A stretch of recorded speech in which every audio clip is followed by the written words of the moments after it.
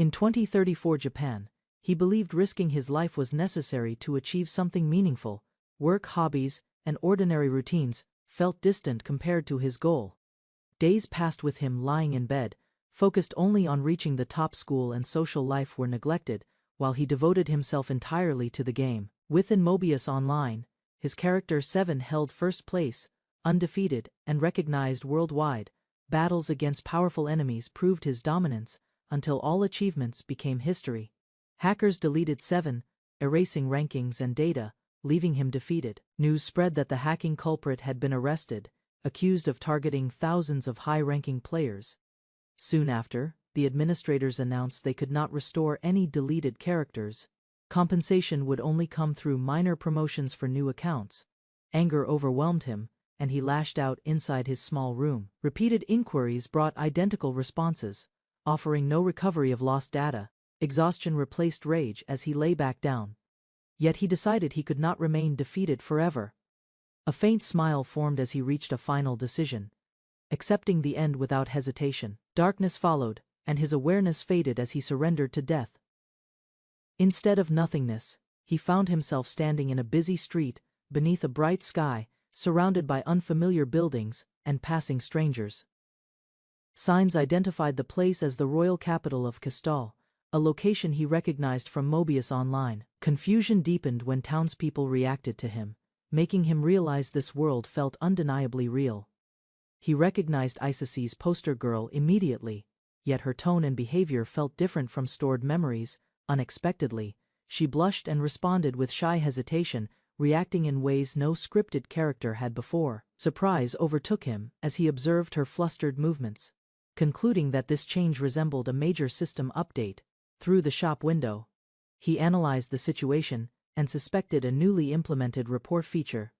Calmly reassessing himself, he realized he was no longer 7, but instead controlling his secondary character. He examined his current body and confirmed it was his untrained alternate character, created alongside 7, but never developed. Standing on the main street, he attempted to log out, believing he could simply abandon everything again. No system window appeared, and no command responded. Gradually, he understood there was no interface because this was no longer a game. The memory of his death resurfaced, forcing him to question why he now existed inside Mobius. After steady reflection, he concluded this world had become his afterlife, shaped by his final wish. Pain struck his cheek, yet excitement rose as he considered the possibility that his final wish had truly been granted. Standing in the street, he reviewed the evidence, lifelike reactions, missing system menus, and his inability to log out. Realization overwhelmed him, and he shouted in triumph, convinced he had been reborn inside the world of Mobius. Tears streamed down his face as joy replaced despair, drawing confused stares from nearby pedestrians. Guards quickly restrained him, mistaking his ecstatic outburst for dangerous behavior. At the shopkeeper's request, the guards escorted him to the station of the Third Chivalric Order without resistance. Inside the building, a stern female knight demanded an explanation for his disruptive behavior. Seated across from her, he admitted he had become overly excited and clarified he was not a noble. While observing her composed presence, he realized she was unlike any NPC he remembered from the game. With firm conviction, she declared that law applied equally to all, leaving him silently attentive. During questioning, the knight accused him of concealing noble status and claimed to possess sufficient evidence. When he hesitated, she drew her blade, forcing him to quickly promise cooperation. After demanding his name and occupation, she rejected his claim of being an adventurer and labeled him dishonest. Her suspicion centered on his refined outfit, which appeared too expensive for someone of common rank. Understanding her strong hostility toward nobles, he realized her strict justice and background made the situation increasingly dangerous. As the interrogation intensified, a senior knight entered and observed the scene with calm authority. He reprimanded the female knight for her conduct and took over the questioning in a measured manner. Under composed supervision, the young man clarified his name and status according to this world's standards. He admitted causing a disturbance unintentionally and explained that he had no plan to obstruct business. After confirming the absence of malicious intent, they released him, advising him to behave responsibly within the city. After his release, he reflected on the compensation money and questioned whether society here functioned like the game he remembered. Reviewing his funds and equipment, he calculated his total assets and realized prices might differ from his prior knowledge.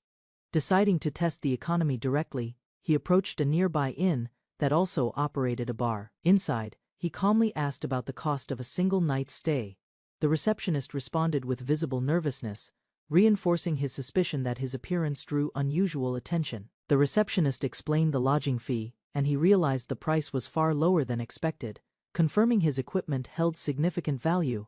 After receiving the key, he sensed an unfamiliar warmth in her shy expression, but chose not to dwell on it. Later, he sat in the inn's dining area, quietly observing the relaxed atmosphere around him. Several patrons glanced in his direction, their attention lingering on his refined clothing and composed posture. While drinking, he concluded that his attire made him stand out far more than intended. He concluded that his carefully designed avatar was the cause of the unusual attention he kept receiving. Gradually, he accepted that this body was no longer data within a game, but his actual existence in a living world. Under the open sky, he reaffirmed that nothing lay beyond this reality, and that his actions here would carry true consequences. Memories of criticism and doubt from his former life resurfaced, yet they felt distant and powerless now. Overcome with relief and excitement, he laughed openly, embracing this world as his genuine beginning. Once more, he vowed to rise to the top and claim the title of number one in this world. Second wakes with a heavy head, recalling reckless celebration after reincarnating into a parallel world. Bare feet touch the floor as he steadies himself, confirming this place is real. Sitting upright, he organizes priorities and decides to obtain every necessary skill available. Remembering Mobius' online system, he concludes experience points determine growth and ability. Resolute, Second hunts monsters and completes quests, steadily building strength in this new reality. Second reviews the skill structure, noting ranks, titles, and the experience required for advancement. A status screen confirms that growth depends on the type chosen during character creation. His character profile reveals an all-rounder type, matching the balanced setup he once selected. The explanation shows equal stat growth without specialization, offering stability but limiting dominance. While eating quietly, Second evaluates this balanced path, recognizing its steady potential for long-term survival. Second calmly assessed his growth path, understanding that his initial development would be harsher yet far stronger than other methods available. After reaching the town's potion specialty store, he resolved to proceed with a decisive plan, despite the heavy cost it would demand. Inside, the black-haired youth requested every detoxify, dispel, recovery, and high potion bottle available without hesitation. The elderly shopkeeper calculated the stock, revealing hundreds in inventory, which would require an extraordinary amount of money. Without wavering, Second chose to purchase all remaining potions. Second paid an enormous sum for hundreds of strengthened high potions. With the high-class bottles secured, he carefully considered the exact purpose behind acquiring such an excessive quantity.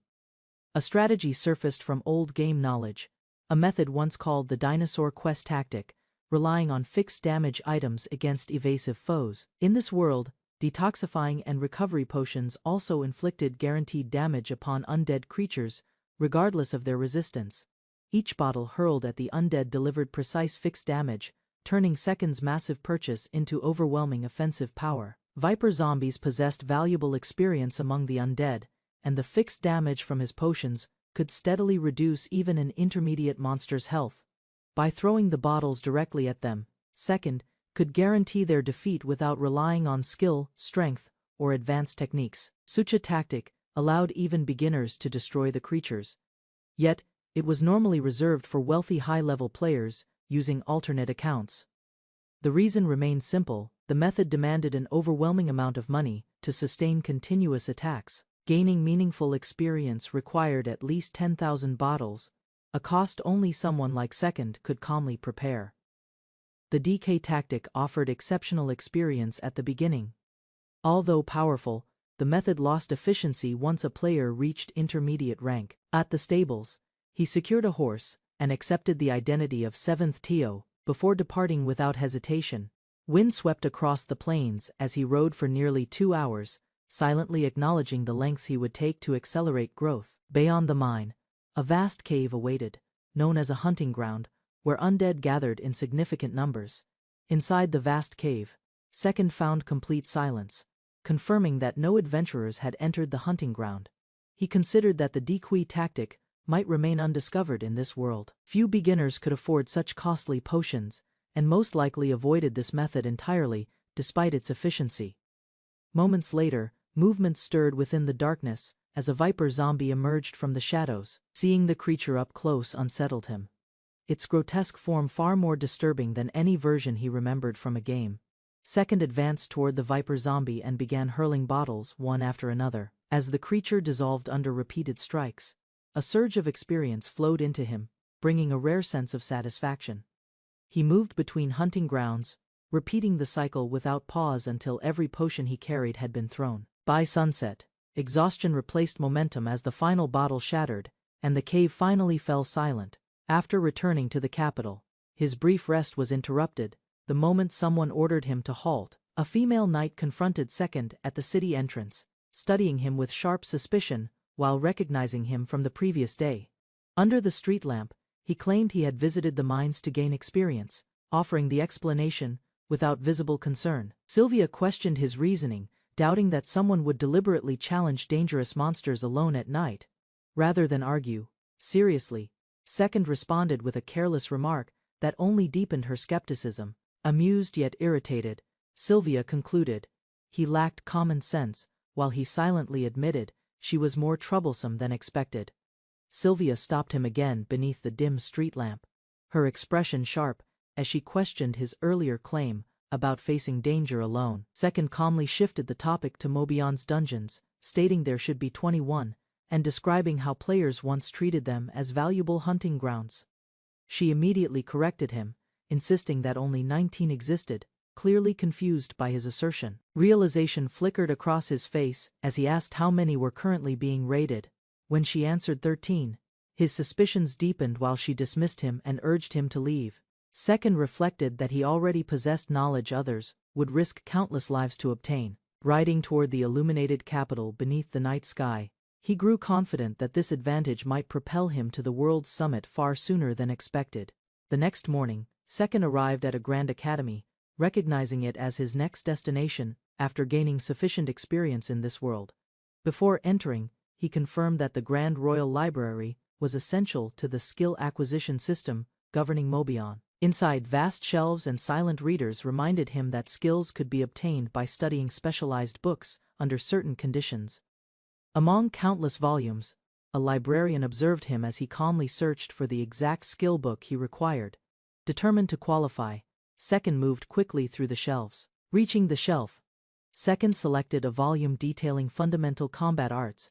Charts inside explained major combat skills and their related minor branches, outlining structured paths such as pawn, spear, knight, and higher ranks. After reviewing the classifications, he decided to acquire pawn and spear techniques from both swordsmanship and archery disciplines. Having secured those abilities without difficulty, his attention shifted toward the next objective, the study of sorcery. Diagrams described 4 core elements: fire, water, wind, and earth, each divided into progressive forms he intended to master. Standing between tall shelves, Second confirmed that the grimoires matched those he remembered from Mobion. After completing every fundamental skill book available, he smoothly acquired the Oppo elemental forms without encountering any obstacles.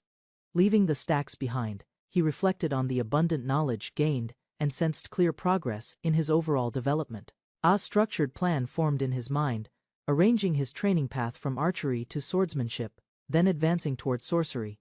To begin, he chose archery for safe experience gains before reinforcing his strength through practical and efficient swordsmanship techniques. Advancing to the third stage, Second prepared for conjuration, intending to secure powerful options for difficult battles through advanced sorcery. Recalling a limited festival event from the past, he remembered acquiring a premium spirit ticket when he created this avatar. Using that resource would greatly increase his chances of summoning a rare spirit. Even so, he recognized that conjuration functioned best as support, requiring sufficient development in archery, swordsmanship, and sorcery beforehand. With the plan finalized, Second resolved to distribute his experience points carefully, and raise each chosen skill methodically, opening his status screen. Second carefully allocated his remaining experience, strengthening pawn swordsmanship for security, and raising elemental sorcery to reduce casting time. Soon his experience points were exhausted, leaving him temporarily satisfied with the balanced foundation he had constructed. Next he turned his attention to mastering advanced archery paths beyond pawn and spear classifications. Techniques such as bishop, silver general, and castle archery demonstrated powerful strikes suited for various tactical situations. From studying these disciplines, he realized knight, gold general, and castle archery would significantly expand his battlefield options. Considering Mobion's acquisition rules, Second requested a longbow, knowing advanced archery differed from basic pawn and spear techniques. Unlocking those paths required completing specific skill quests rather than merely studying books in the library. He cleared strict combat conditions, defeating monsters consecutively to obtain silver general, knight, and gold general archery. Harder challenges followed, including simultaneous distant kills, eventually granting him bishop archery after meeting multiple requirements. Finally, he set his sights on mastering the most demanding yet powerful discipline, castle archery. Castle archery demonstrated overwhelming power, reaching extraordinary damage when raised to higher grades. Despite its strength, its acquisition conditions were infamous, ranking among the most tedious requirements within advanced skill paths. Zone condition demanded eliminating 1,000 monsters with silver general archery while securing numerous critical hits. Another required consecutive precision kills under strict distance and health limitations using combined archery techniques. Even before beginning, Second felt exhausted imagining the relentless effort needed to complete every condition. The brutal requirements felt unbearable, especially knowing a single mistake would reset all progress from the beginning. In a game he could have asked others for assistance, but this world offered no safe cooperation. Facing life-threatening conditions where his health must drop dangerously low, he realized relying on chance would be reckless. Though frustrated, he accepted the burden. Understanding castle archery was indispensable for his long-term strength. Resolving to hunt 1,000 monsters and secure hundreds of critical hits, he waited for the right opportunity, which soon arrived unexpectedly. A week after his reincarnation, Second observed the distant castle city, reflecting on the steady progress he had achieved. Taking advantage of a calculated tactic, he raised multiple skill ranks efficiently and prepared to focus on swordsmanship next. While traveling through the forest, sudden cries and the clash of weapons interrupted his thoughts. Ahead, towering scarlet mantises overwhelmed armored soldiers, their blades striking with lethal precision. Witnessing fallen bodies and hearing desperate screams, Second grasped the brutal reality of combat unfolding before him. A fallen soldier lay motionless, a sight far removed from the harmless battles he once knew in Mobius Online. 5 bodies already covered the ground, while another group struggled in formation against the relentless scarlet mantises, watching from concealment. Second realized this chaos might satisfy the brutal conditions required for castle archery. For a moment, he considered waiting until the fighters were weakened enough to ensure precise finishing blows. Then the reality struck him clearly. These were not players, but living people dying before his eyes. Seeing the fallen reminded Second of his own past, realizing those risking their lives here were no different from him. Unable to ignore the scene, he drew his weapon and resolved to intervene, despite the danger. Rushing forward, he shouted for the surviving soldiers to get down, as despair thickened the battlefield air. Positioning himself between the mantises and the wounded, he prepared a decisive counterattack. With spear archery unleashed at 5th grade, his strike pierced through the monsters and shattered their advance. The mantises collapsed after his strike, their bodies burning as the battlefield fell briefly silent. Lowering his weapon, Second assessed the surroundings, while the surviving soldiers stared at him in stunned relief. The knight surveyed the forest, sensing danger approaching, while his allies braced for battle. Second emerged from the mist, charging forward with enthusiasm and determination, surprising everyone around him. The knight's initial assessment of Second was harsh, doubting his abilities and maturity in combat. Despite reservations, the knight couldn't ignore Second's unwavering spirit and burgeoning competency in battle. Second showcased extraordinary skill, annihilating foes with arrows, earning the knight's reluctant admiration and respect. The young girl practiced tirelessly with her wooden sword, dreaming of knightly glory and bravery. Despite hardships, she faced ridicule from family, struggling with feelings of inadequacy and doubt. Joining the chivalric order offered her little respect, as her talents remained unnoticed and unappreciated. Frustration grew within her, seeing corruption and injustice among higher-ranking knights overpowering her idealism. Overwhelmed by disappointment, she contemplated her journey, feeling she had already lost her way. A conversation began outside the Grand Adventurers Guild, discussing whether to join its ranks. Second reflected on his recent exploits, recalling how he hoped for gratitude, not suspicion. Despite his achievements, others viewed him with skepticism. Unsure of his adventuring path or ambitions, he pondered the guild's notorious reputation, aware of its corrupt dealings overshadowing any potential benefits. Politely declining the joining offer, Second embraced independence, choosing his own path away from constraints. Second and the knight laughed lightly, sharing a moment of camaraderie amid serious discussions about guilds. The knight expressed how the chivalric order eagerly sought Second for his impressive skill, demonstrated recently. Second listened attentively, his suspicion rising about their true intentions and motivations in recruiting him. He mused over the guild's reputation, feeling wary of becoming entangled in their politics or obligations.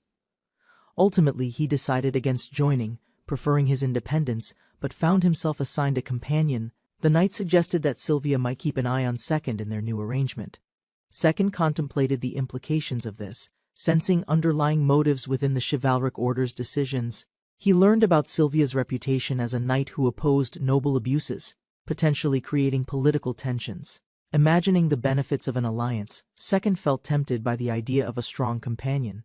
As the discussion progressed, a decision was made to assign Sylvia as his escort, surprising Second. Surprised by her new role, Sylvia understood this assignment likely meant a form of demotion. The knight discussed the implications, suggesting that the chivalric order viewed her negatively due to her actions. Second listened, realizing that using Sylvia's talents was a strategic move for the order's interests. Determined not to waste this opportunity, Second calculated that 2 years could help him advance. With a reluctant acceptance of his new companion, he prepared for the challenges ahead. Sylvia reflected on her past failures in the Virginia family, feeling inadequate as a knight. Desiring a fresh start, she approached Second with a proposal to form a deal. Misunderstanding the situation, Second jumped to conclusions, suggesting Sylvia was tasked with seducing him. Despite the confusion, Sylvia remained open to the conversation, ready to hear what he offered. As they discussed their goals, Second expressed his desire to help her regain her knightly pride. Sylvia savored her mead, reflecting on her feelings, realizing an attraction to Second was growing. Inviting him for a conversation, she nervously proposed they make a deal regarding their struggles. Taken off guard by her sudden suggestion, Second misinterpreted her intent as romantic, causing confusion. Sylvia, flustered by his reaction, clarified that it was merely a pact they needed.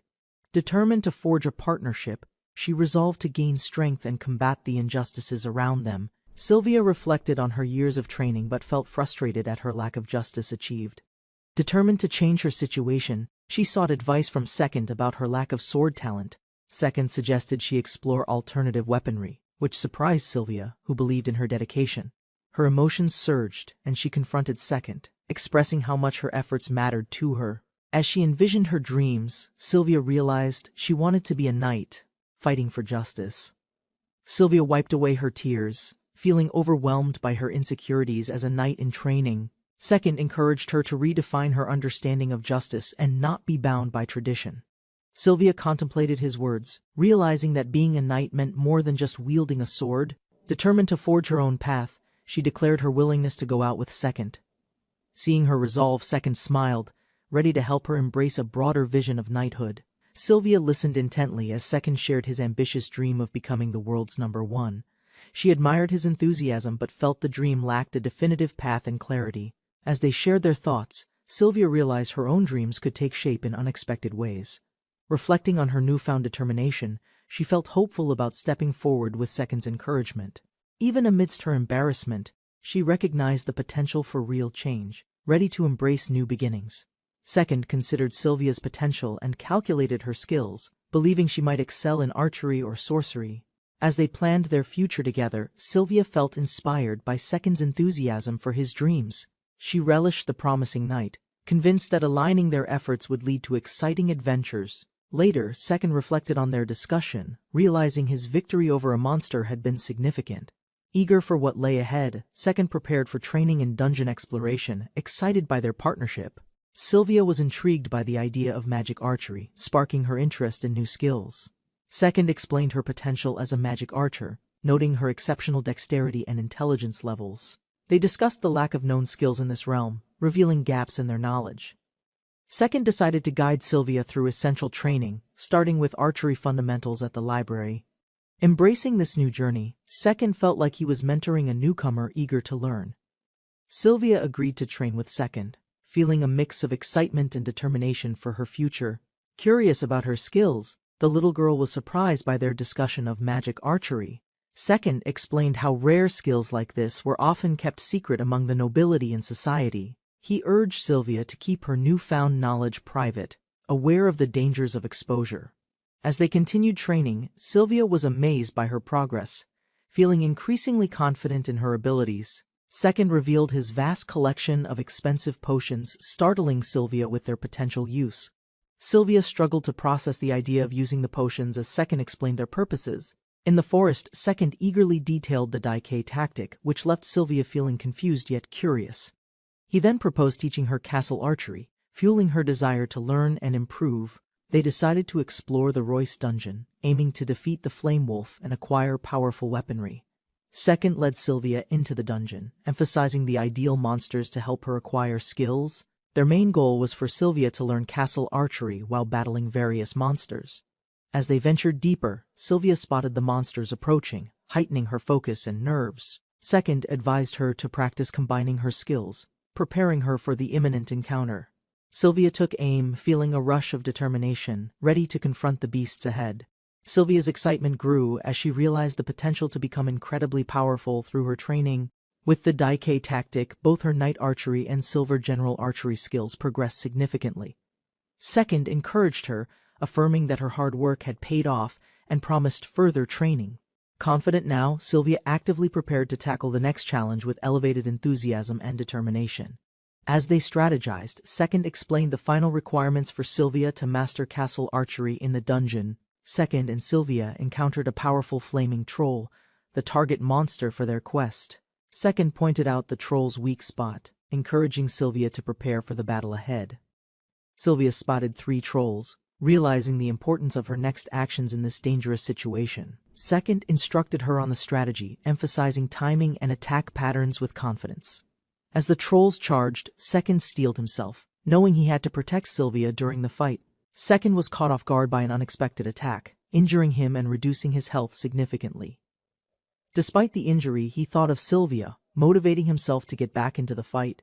As he prepared his plan, the massive flaming trolls charged forward, presenting a daunting challenge. Second resolved to confront the trolls, determined to prove his status as the world's #1. With blood on his face, he confidently declared his strength, ready to defend his title. The flaming troll swung its massive weapon, sending Second flying through the air, crashing hard. Struggling with his injuries, Second assessed his health, realizing he was down to critical levels. While he recuperated, Sylvia prepared herself, determined not to let Second down during the battle.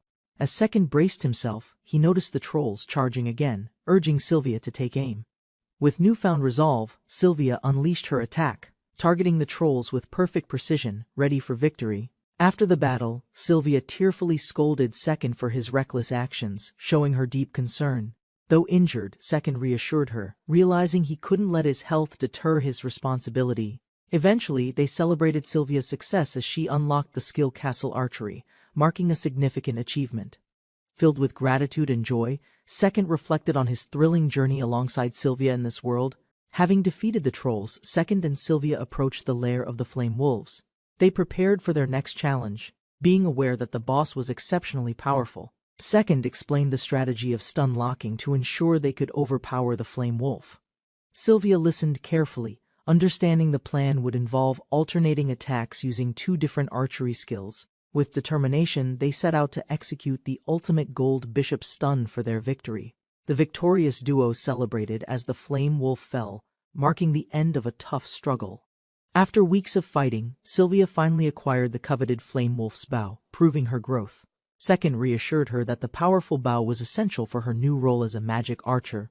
Despite her initial apprehension, Sylvia accepted the bow, eager to harness its power in battle. As they discussed future plans, Second revealed his shift to sorcery, bringing new challenges ahead. Sylvia expressed excitement about potential connections to the Royal Academy of Magic for her progress. Riding together through the forest, Second reminded her of her family ties to powerful knights. They discussed the importance of acquiring a grimoire from the academy to advance their skills. Sylvia considered infiltrating the academy since entry was restricted to students and faculty only. Reflecting on her past, Sylvia felt unworthy of such opportunities, haunted by her father's abandonment. Sylvia hesitated to showcase her skills to her strict father, worried about his expectations. Second considered deceiving Sylvia's father as the only way to gain his support for her. He devised a plan to create a distraction while presenting himself as a foreign aristocrat. The next day, Second approached Sylvia's father, using his deception tactic to obtain referrals. Surprised by the unexpected tension, Second questioned how the situation escalated beyond his original plan. Second realized he had unintentionally misled Sylvia's father into thinking he was foreign royalty. Understanding the misunderstanding, he felt compelled to clarify the situation to prevent further issues. Despite his initial intentions, Second decided to maintain the act for the time being. Convinced he needed to focus on his goal, he prepared to confront Sylvia's father. As they met, Second requested two important favors, including a referral to the Royal Academy. Second devised a strategy to secure Sylvia's father's approval while maintaining his noble act. He requested a 2-week referral letter for the Royal Academy to explore its resources. In the meeting, Second revealed that he admired Sylvia's skills and sought her partnership.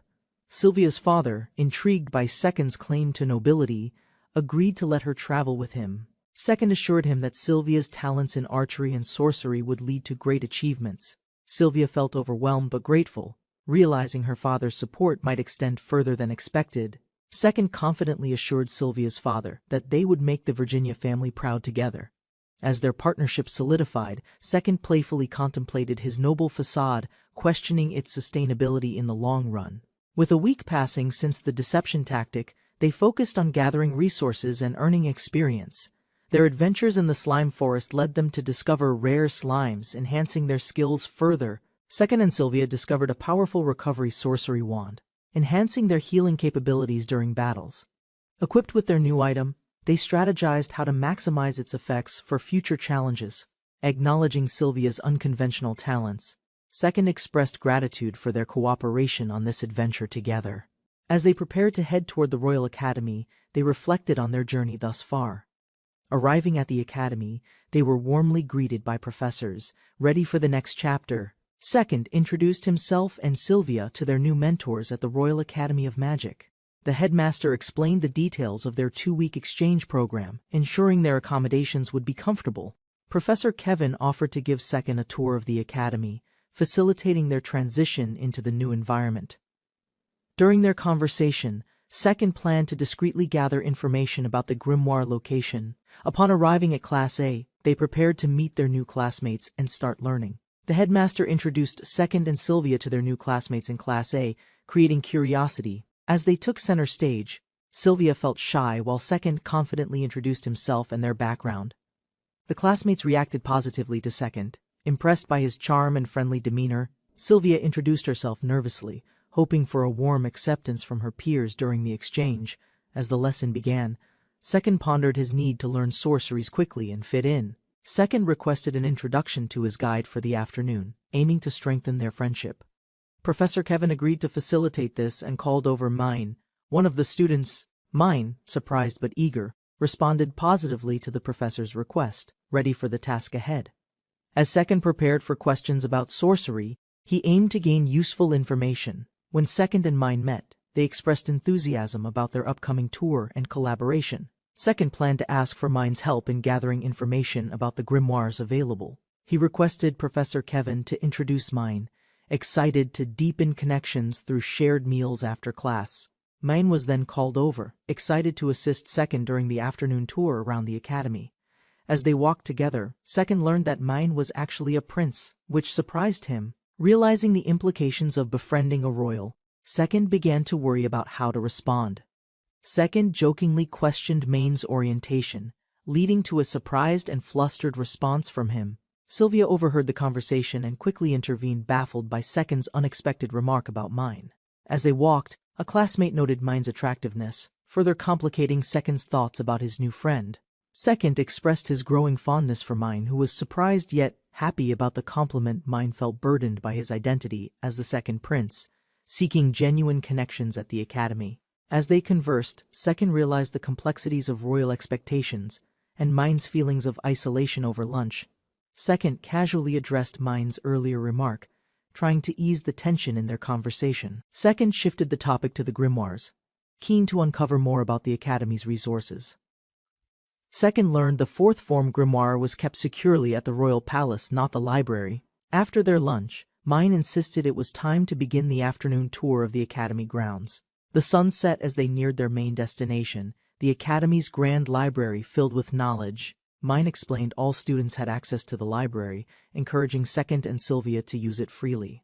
Second informed Sylvia she must study fire magic extensively, essential for mastering advanced techniques like magic archery. Two students gossip about the exchange students, suspicious of their connection to Prince Mine. They mock the prince's attitude, envious and resentful of his privileged status and demeanor. Second reflects on the harsh judgment Mine faces, and decides to befriend him despite criticism. The boys continue mocking, urging each other to shun the exchange students as unwanted outsiders. Sylvia confronts the gossipers boldly, surprising Second, and asserting her defense of their new friends. Sylvia confronts the students, accusing them of bestial discrimination towards the exchange students boldly. The students nervously explain their insults were misunderstandings and defend their behavior with weak excuses. Second considers the bullying against Mine and the exchange students, thinking about how to respond. The bullies are physically reprimanded by Sylvia, who fiercely defends her friends against the slurs. Second reflects on the name Beast Loser Eco Leaflet, deciding it's important to remember well. Second requests to read the Raptor form grimoires, starting his focused study in the academy library. He quickly reads and acquires the Raptor form fire grimoire for further training. Sylvia expresses surprise at how quickly Second finishes, observing his impressive ability to absorb knowledge. Second casually flips through the remaining books, mentally covering material before passing them to Sylvia. Second recalls the constant demands for tips and tricks from others during his past life's training. Sylvia asks Second for training tips to learn quickly, showing thoughtful concern about her progress. Second appreciates Sylvia's reliance on him, recognizing their study session as an intimate exchange. He surprises Sylvia by offering to personally teach her instead of separate studying. Sylvia feels both remorseful and happy as she learns directly from Second, appreciating the closeness. Second studies the grimoires seriously and finds them complex, realizing practical study is more beneficial. Second explains complex magical concepts to Sylvia, focusing on practical understanding over memorization of terms. He reflects on his past life, realizing his extensive knowledge now makes him uniquely prepared here. Despite the difficulties, Second continues studying, determined to master the material to aid his companions. As they prepare to leave, Second remains committed, while Sylvia shows curiosity and determination to learn. Suddenly, Mine enthusiastically greets Second, praising him, surprising both Second and Sylvia with his excitement. Second recognizes Eco Leaflet from rumors and prepares to understand their true nature and role. Eco Leaflet introduces herself warmly to Second and Sylvia, breaking initial tension with friendliness. Second expresses concern for Eco's well-being, suspecting she might be hiding troubles beneath her smile. Eco reassures Second she's fine, and Second offers help if ever needed.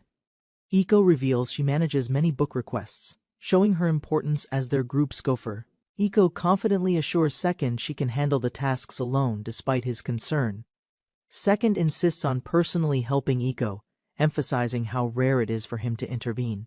Eco politely declines assistance, choosing to prove her worth by handling challenges independently. Second silently urges Eco to stop, sensing deeper struggles beneath her cheerful facade.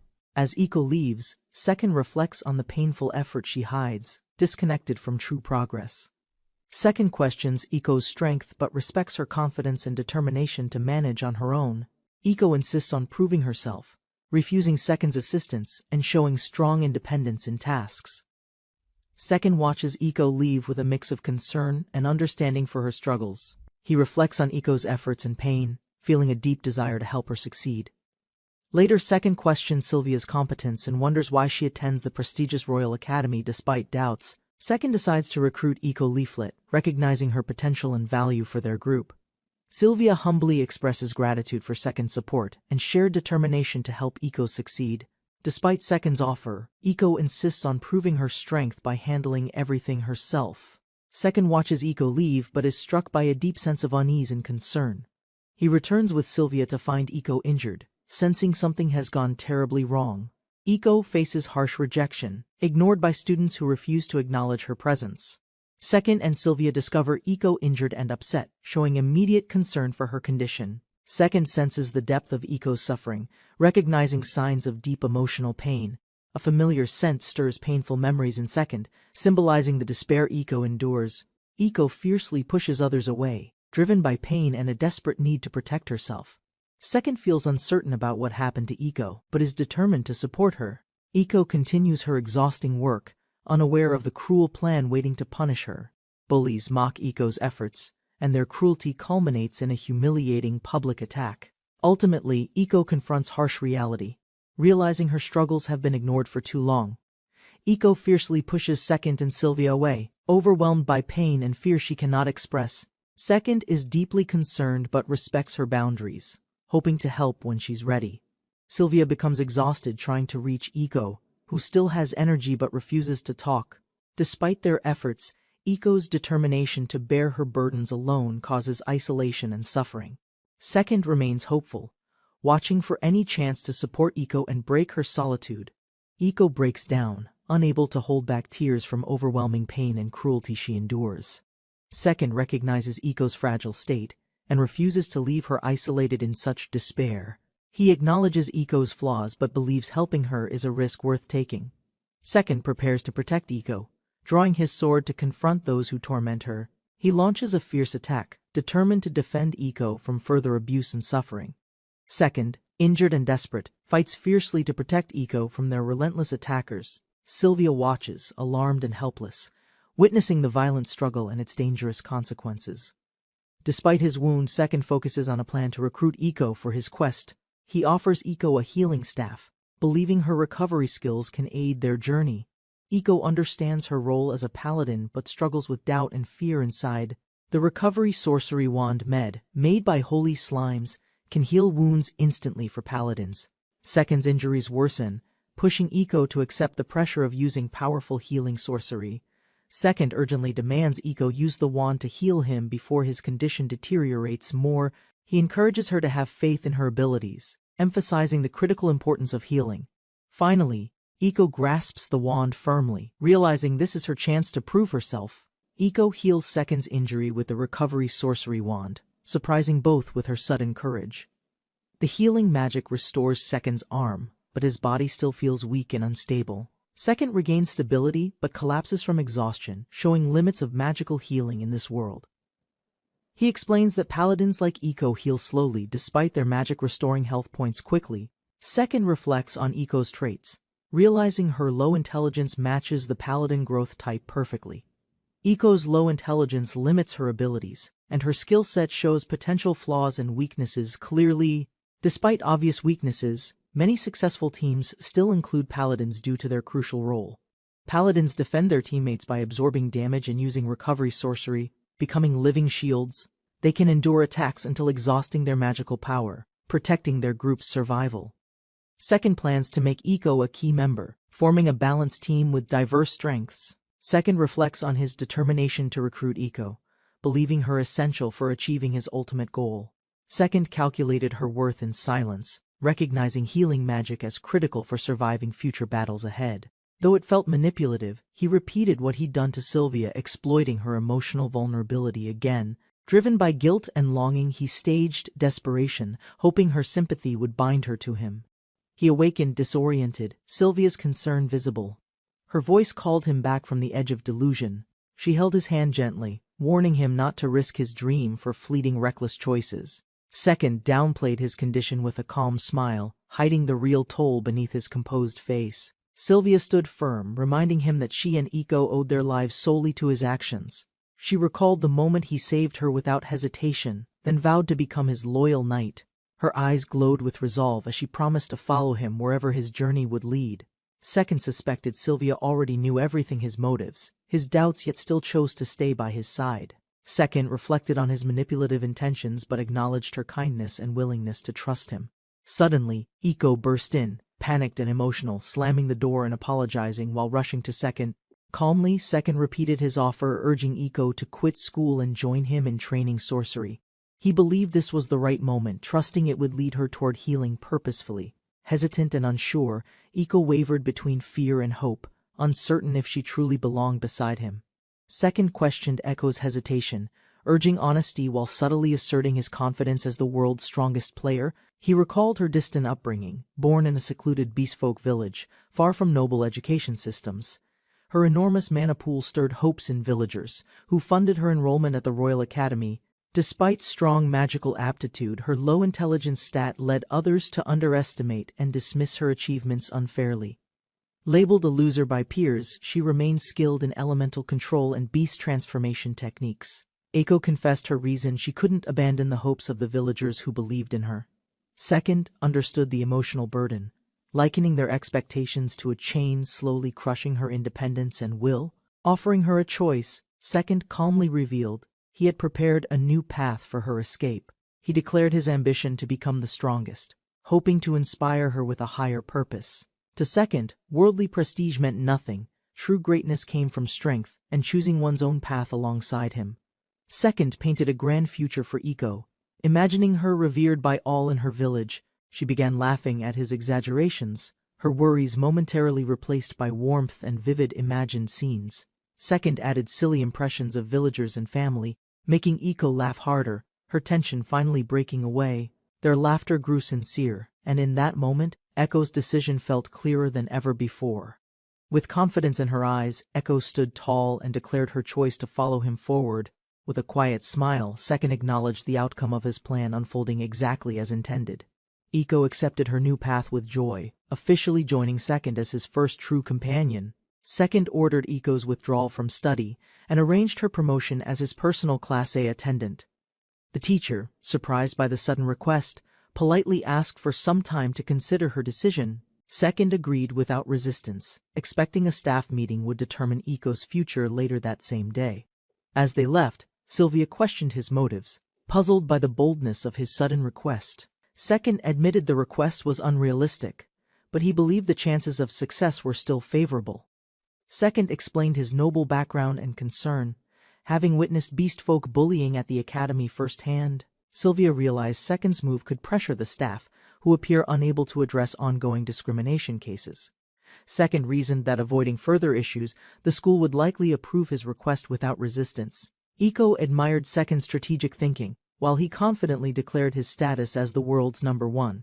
Another student approached, already informed about Iko's new role, proving rumors had spread unusually fast throughout campus. His expression froze at the blunt confession. The noble's praise caught Second off guard completely. Sylvia suddenly punched Second's stomach, misunderstanding the moment Iko and the other boys stared in shock. Everyone panicked as Second collapsed dramatically.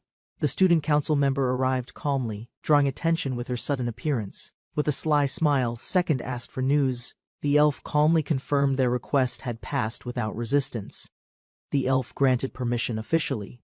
Iko would now join Second in Class A as his personal attendant. Second noticed the elf supervisor's silence meant more than approval. It was careful political avoidance, not ignorance. As Sylvia asked directly, Second recalled his true reason, masking it behind a casual, vague explanation. He once considered punishing those who hurt Iko, but revenge wasn't something she ever wanted herself. Iko never asked for protection, only to stay beside Second. That quiet request changed everything inside him. Second affirmed her place beside him not out of duty, but because she was family. Sylvia sat quietly in the library, aware that her study time was running out. She surprised everyone by mastering fire element sorcery in 3 days, far exceeding all expectations. Eager to improve further, Sylvia decided to tackle every element of choral form available. Obsessed with learning, she locked herself into books, studying endlessly with eyes spinning from exhaustion. With Sylvia fully trained, Second took a break outside, confident she'd mastered everything she needed. They played under the sunlight, enjoying peace. Their bond grew stronger through shared laughter and carefree moments. Those quiet days brought comfort. But Second had a hidden goal behind his calm demeanor. His real aim was clear Mine's favor. That was the key to the fourth form's knowledge. He planned to enter Algin Dungeon, but lacked power. Building trust with Main became his strategy. Before revealing plans, Iko found a paper. Curiously, she asked Second about its strange contents.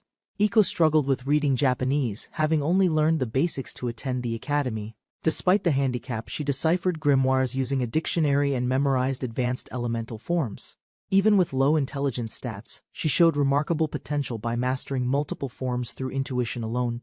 Second grew curious and asked to see what Iko had found while sitting beside her. The flyer revealed a sorcery competition, with a rare prize called the Chase Ring for Champions. Second noticed the prize chase ring and immediately realized it held more value than expected. With a confident smile, he declared their next step was the Sorcery Convention Challenge. A mysterious ring called Chase Ring grants a rare power and extra attack through sorcery. Second tested the ring's effect himself, unleashing swift double strikes after each magical incantation. Despite mockery at the market, Second recognized its potential, ignoring doubts from clueless shoppers nearby. He learned the ring could be upgraded thrice by trusted blacksmiths, unlocking monstrous combat potential. Though once priced at 1.5 billion CL, its value now remained uncertain in this world. Second studied the paper silently, determined to obtain the target by any means necessary. He noted the sorcery convention's timing and planned to act boldly before the exchange program ended. His intent remained hidden, even when asked casually if he'd attend the approaching magical convention at school. Amid discussion, others confirmed their attendance. Second remained quiet, observing reactions and listening without revealing much himself. With a calm tone, Second confirmed his presence, surprising classmates who never expected his sudden participation. Mine revealed his concern to Second, and Sylvia, his brother, would appear at the sorcery convention. Reluctantly, Mine admitted his discomfort stemmed from his older brother, a powerful swordsman and relentless elitist. Mine believed his brother viewed him as a threat in a silent battle for royal succession. Second quietly analyzed the situation, learning the first prince commanded the chivalric order and wielded real authority. Sylvia remained silent, troubled by Main's pain, unsure how to comfort him or ease his anxiety. Second realized the first prince led the order that once tormented Sylvia. His anger quietly stirred. Mine imagined his brother's harsh ridicule if he skipped the event, despite knowing the consequences. Sylvia approached Second calmly, shifting the mood and revealing her recent achievement. She mastered the choral form. The morning of the sorcery convention arrived. Participants and students gathered, tension growing beneath the open sky. Backstage, competitors discussed the prize ring's mystery, unaware of its true value hidden beneath tradition. Second questioned the crowd's ignorance, surprised they underestimated the upgraded chase ring's hidden combat value. Nearby students discussed the prince's tension, unaware of the full story behind Mine and Klaus's rivalry. Second realized the academy itself promoted the image of conflict, exaggerating the prince's roles in contrast. He suspected Klaus was spreading rumors to damage Mine's reputation, possibly using others to manipulate perception. Later, Second revealed he'd begin in the semi-finals. His strength had earned him a seeded position. Mine smiled at the bracket placement. Reaching the finals would take him one clean victory. Second, however, realized he never actually understood the sorcery convention's rules or how it functioned. He guessed violently, thinking it involved lethal magical duels, which left Mine completely horrified and exasperated. Still confused, Second asked if it involved physical fighting, prompting Mine's desperate cry for clarification. Mine explained the competition crown a PvP tool ensuring safety, making the matches non-lethal and rule-bound. All actions inside the competition crown are virtual. Players take no actual damage or risk. Unlike the duel crown, where battles are fatal, competition crowns guarantee zero death upon defeat. Losing in competition only ends the match. Players return unharmed, making it risk-free. Rules led gamers to create unique variations. Now, only sorcery-based attacks are allowed. The third match begins as Second faces Dean in a regulated sorcery-only virtual competition arena. Second stood in silence as the crowd called his name and the crown's activation began. The arena formed a 50-meter circle where stepping out meant loss, and tension rose sharply. With a confident smirk, Second raised his hand, signaling his readiness as the judge announced the match start. Wind surged forward as the duel began. Second stood firm, calmly observing his opponent's predictable opening spell. He instantly recognized the raptor form of wind. Second sighed, already knowing how it ends. While Dean prepared his incantation, Second recalled each form's cast order and relative combat practicality under pressure. The spell's long cast time exposed its flaws. In duels, that delay often leads to failure. Mocked and underestimated, Second grinned coldly. This arrogant fool dared to challenge the former world's strongest strategist. Second swiftly cast Oppo form of wind, intercepting the attack with precise timing and stance. Dean followed with raptor form of wind, unaware both sorceries would soon cancel each other explosively.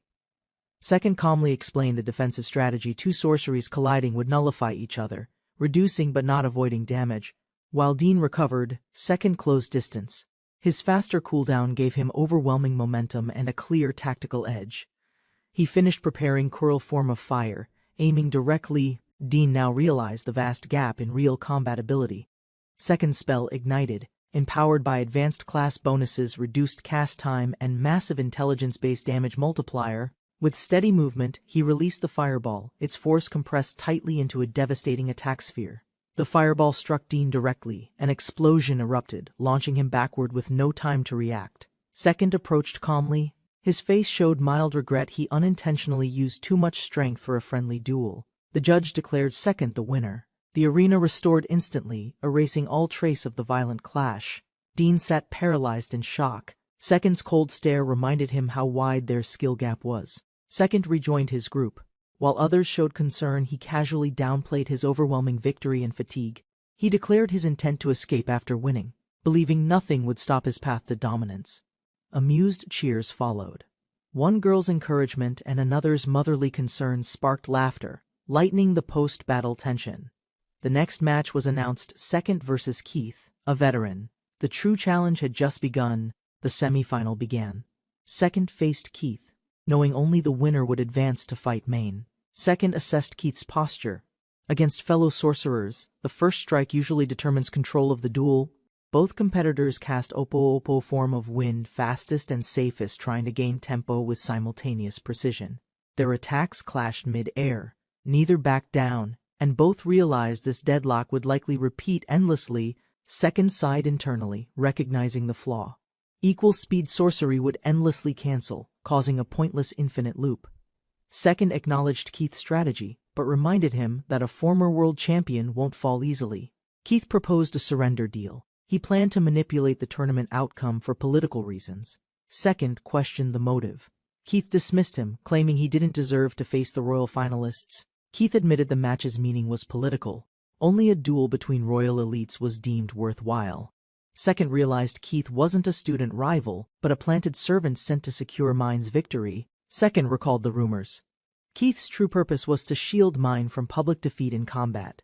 His frustration grew not from the draw, but Keith's attempt to bribe him during battle. Both launched spells again, but Second refused to play along. The match would not end quietly. Their fire spells clashed once more. Second acknowledged Keith's skill in maintaining this frustrating balance of power. Determined to end it, Second prepared something new. He would now reveal his true strength.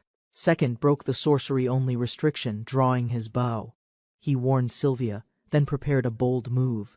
With flawless precision, Second unleashed a fiery arrow, combining magic and technique to break the deadlock. Second raised his hand, channeling sorcery into the bow. No arrows, just raw magical force released. The enemy failed to dodge. Second's magic shot landed, hurling Keith backward with intense, precise impact. Second stepped forward calmly while Keith staggered. Another challenger appeared in haste, clearly worried by the outcome. Second analyzed everything quickly: Keith's failure, the first prince's plan, and Klaus's technique hidden behind feigned limitations. Klaus mastered magic swordsmanship. His trump card guaranteed dominance as long as sorcery remained the rule. Second's eyes narrowed, condemning Keith's trick. He prepared to retaliate with precision and magical authority. Channeling focus, Second combined 3 advanced archery skills, reinforcing them with elemental strength to maximize destructive output. As Keith fled, Second unleashed the strike mid-air, fast, calculated, and impossible to escape from. The impact landed cleanly. Keith's defenses collapsed. The blast sent him flying without any chance to resist. Crushed by the final blow, Keith fell unconscious. The judge announced Second as the undeniable victor. The crowd erupted with cheers as Second stood silently, his victory earning admiration from every direction. Prince Klaus accepted the apology with indifference, hiding his thoughts behind a calm and composed expression. Observing from afar, another prince recognized Second's value and quietly adjusted his hidden long-term strategy. Despite Keith's concerns, Klaus dismissed doubt, believing his authority and strength could easily draw Second to him. Meanwhile, Second's achievement gained attention praised by classmates, acknowledged by staff as he advanced into the tournament finals. Second requested access to rare texts. Mine agreed, flustered but willing to meet conditions directly. Their duel began with equal footing. Both invoked the same spell, summoning wind form sorcery simultaneously. Second intentionally avoided advanced magic, deciding to fight fairly since Mine used only basic sorcery techniques. Mine abruptly interrupted casting and cancelled the match's flow, surprising Second with unexpected control and timing. With sudden momentum, Mine charged in, disrupting the rhythm by distorting his own cast timing. Second reflected on casting mechanics mid-fight, realizing timing advantages when attacked during chant initiation. Both Second and Mine launched Choral Form of Wind, causing a powerful shockwave between them. Despite casting later, Second's higher skill rank let him match Mine's timing and neutralize the spells. Mine's reaction revealed it was his strongest move. Second admitted underestimating Mine's capability and commitment. Seeing Mine's determination, Second accepted it seriously, preparing to respond with equal focus and full effort. Second invoked the highest-tier sorcery, determined to demonstrate his unmatched precision gained from countless ranked victories. Mine countered with wind magic, but Second launched fire form sorcery, amplifying pressure with an overwhelming cast. The fire attack surged forward but intentionally fell short. It was a distraction, not the offense. The blast spread smoke across the arena, stunning Mane. Second had already begun casting another move. Mane panicked as Second swiftly transitioned into his next spell, wasting no time between offensive phases. Second remained hidden in the smoke. Mine panicked, unable to locate any visible magic circle. He used the smoke to conceal casting. Raptor Form of Earth was prepared under heavy focus. Second invoked the massive spell. Rocks launched and struck the field, shocking Mane with their force. The ground erupted upward. A towering wall of stone was raised, restricting Mine's movement immediately. With Mine cornered, Second formed water magic. This setup was intentional. His finisher was now ready. He leapt onto the stone wall, using its height to prepare a decisive final strike. The boy panicked and fell. The victor approached, offering his hand without saying a word. Accepting defeat with a smile, the boy admitted loss as the crowd celebrated Second's overwhelming win. Second's expression darkened immediately, angered by the smile, confusing the boy who had meant no offense. Second admitted underestimating Mine, noting that stronger magic could have reversed the outcome of their duel. Mine questioned Second's true strength, unsure if his opponent was actually powerful or just overwhelmingly skilled. Second demanded honesty, challenging Mine's lack of anger after losing to someone who had looked down. Mane hesitated, but Second insisted holding in frustration would stop growth and trap him in permanent mediocrity. From afar, Klaus observed and praised Second's insight, calling out his younger brother's long-standing lack of resolve. Klaus offered Second a high honor, inviting him to study leadership directly under his command. Serving under Klaus promised status within the First Chivalric Order, an elite position few could even approach. Second understood the offer's gravity. Once Klaus became king, his followers would gain unmatched influence. Refusing the offer would mean publicly opposing Klaus, branding Second an enemy to the royal bloodline. Everyone expected acceptance. To refuse was unthinkable for anyone else. But Second wasn't a normal person. He responded with a direct refusal, expression cold, silencing the atmosphere around the arena instantly. The unexpected rejection left the audience and Klaus stunned, each reacting with disbelief and rising tension. Despite the prince's shocked glare, he calmly smiled and repeated his decision without any hesitation. He had predicted Klaus's move, knowing refusal would protect Mine and disrupt Klaus's expected authority. Klaus's face twisted with frustration, unable to act, as the boy exposed his true motives. He stood firmly and stated the truth. He had promised to follow Mane after the duel. His declaration implied allegiance to the second prince, witnessed by both Mine and the official referee. Klaus demanded confirmation, his anger barely restrained. The referee nervously affirmed the truth under pressure. Klaus's anger turned cold as he accepted the facts, acknowledging the valid contract already formed. Soliciting someone under contract, even as first prince, was a public breach of royal conduct. The first prince gave up, hiding disappointment behind stern words as he accepted the boy's decision. Min's eyes sparkled with admiration, completely forgetting the lesson just moments before the confrontation. Second faced him again calmly, suggesting they resume their training as if nothing intense had happened. While Min spoke emotionally, Second pointed out his weakness bluntly, trying to build his confidence through tough love. Then, with a smile and a fist bump, Second clarified the reason behind his efforts: friendship. Min's eyes filled with tears, overwhelmed by emotion as Second extended his hand toward him. He smiled brightly, wiping his tears away, finally accepting Second's friendship with heartfelt gratitude. Elsewhere, Klaus stormed through the academy halls, furious and determined to uncover information on Second. Paula calmly faced Klaus's rage as he barged into the headmaster's office, shouting for answers. Klaus demanded all records about Second, driven by jealousy and suspicion toward Min's new bond. The document he demanded described only school records, offering no useful detail about Second's origins. Frustrated, Klaus crumpled the paper. Paula calmly noted Second's birthplace, Zipang, remained completely undocumented and mysterious. Klaus stormed out angrily. Paula collected the fallen pages, quietly confirming Klaus's impulsive nature matched previous rumors. Gazing from the window, Paula decided to investigate Second personally, curious about the boy behind the enigma.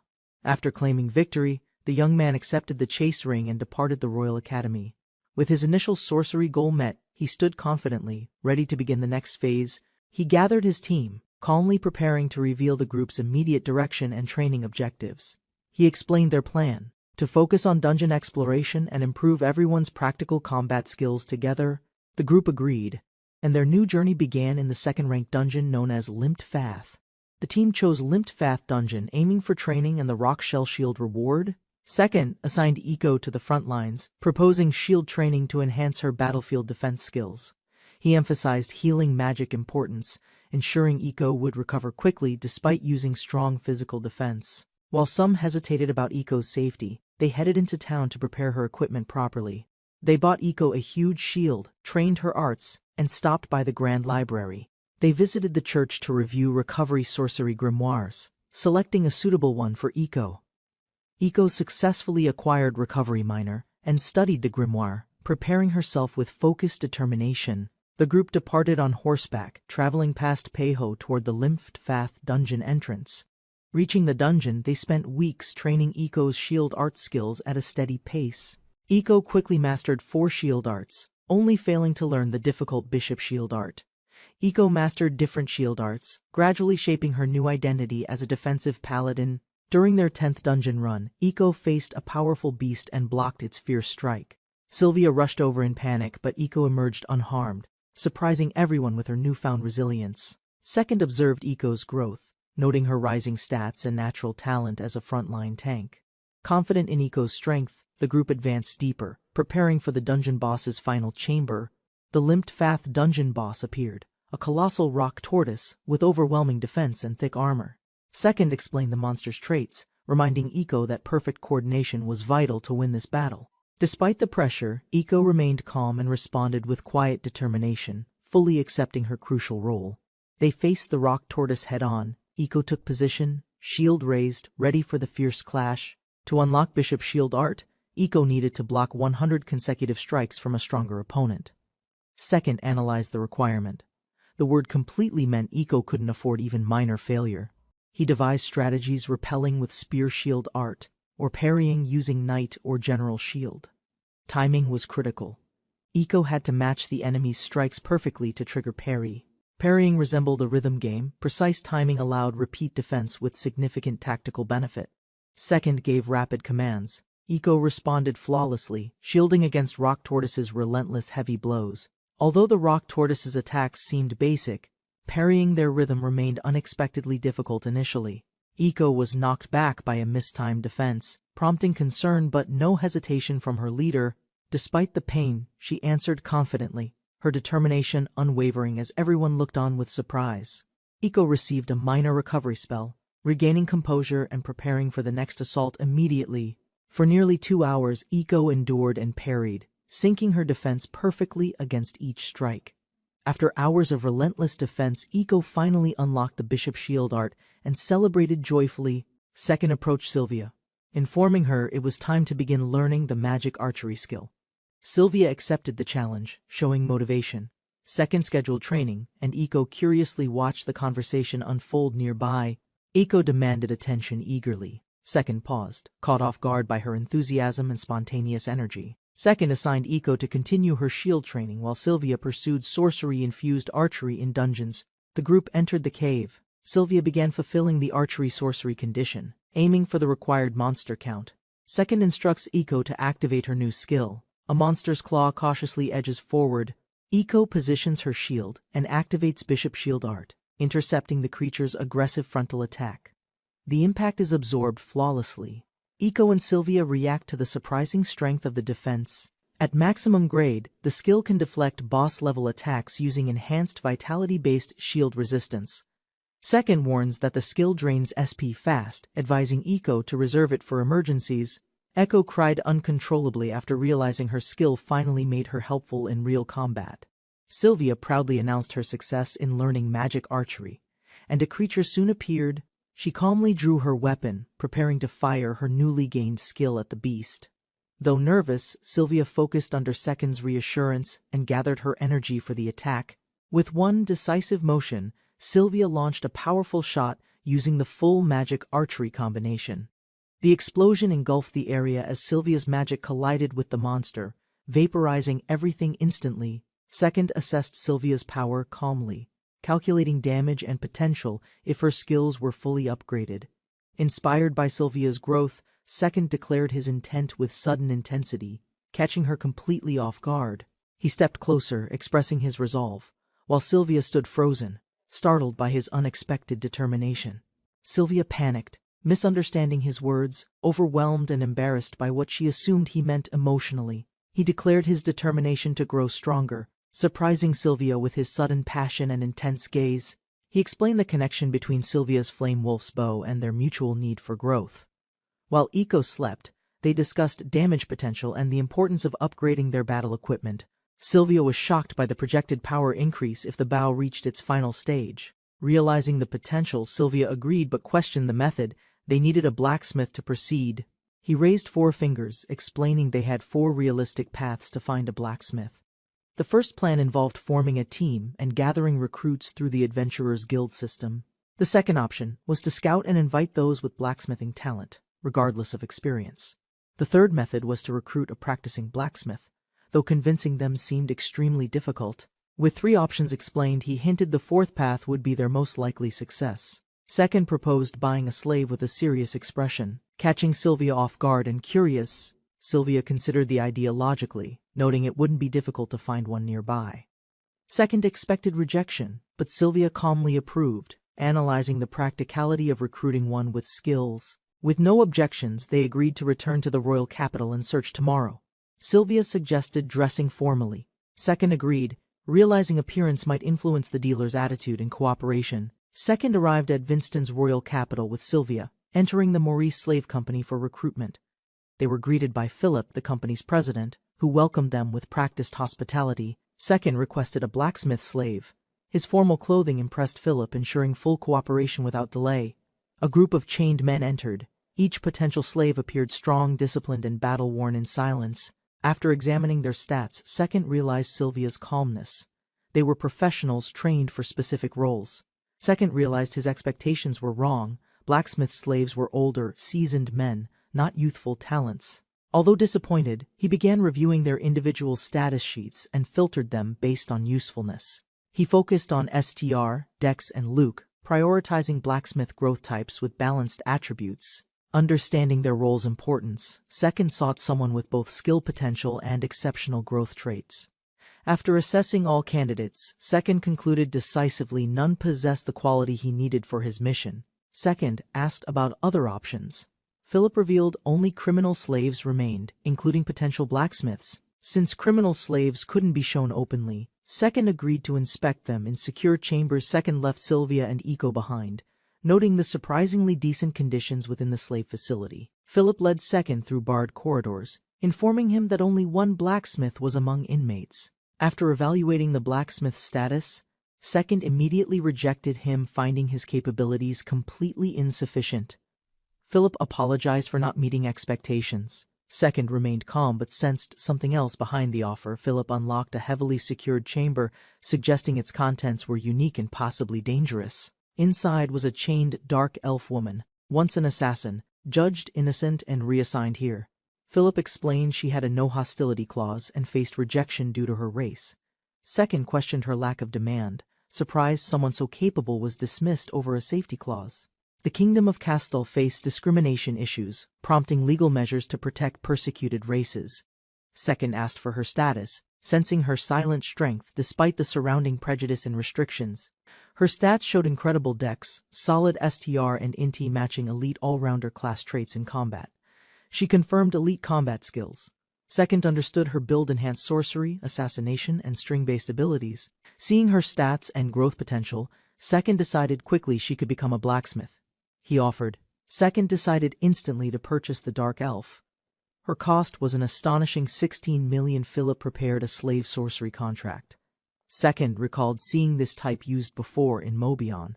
Despite strong magical enforcement, Second hadn't read the terms and wondered about possible loopholes. The contract required humane treatment, while obligating obedience terms Second found unexpectedly fair and standard. However, one final clause alarmed him: she could not attack any human under any circumstance. The boy confirms the slave contract, complying with national orders despite clear personal hesitation. He signs the document. A magic ritual activates, completing the slave contract with the Dark Elf. She follows silently. When asked her name, she reveals she doesn't have one at all. He realizes she misunderstood. Despite her past, she remains composed and unwilling to show weakness. He offers to give her a name, reflecting on the hard life she endured alone. He examined her features, pondering deeply to choose a fitting name for the Dark Elf. After thoughtful silence, he suggested the name Yukari, inspired by her color and presence. Accepting the name, the elf bowed respectfully and formally introduced herself as Yukari, his servant. He finally introduced himself as Second, promising Yukari that she would meet his allies soon. Yukari quietly followed Second up the stairs, marking the beginning of her new life. The group welcomed Second with curiosity, surprised by the new elf girl beside him. Second introduced Yukari as a new blacksmith apprentice, catching the group off guard completely. Sylvia was shocked by Yukari's figure, not expecting a female blacksmith with such presence. Iko greeted Yukari cheerfully, while Yukari responded calmly, maintaining her composed demeanor throughout introductions. Second explained Sylvia's true strength as a magic archer, while Yukari quietly observed in thought. They prepared to return to Peiho, aiming to regroup and plan their next step carefully. On the journey, Second tried talking with Yukari, hoping to grow closer and build trust.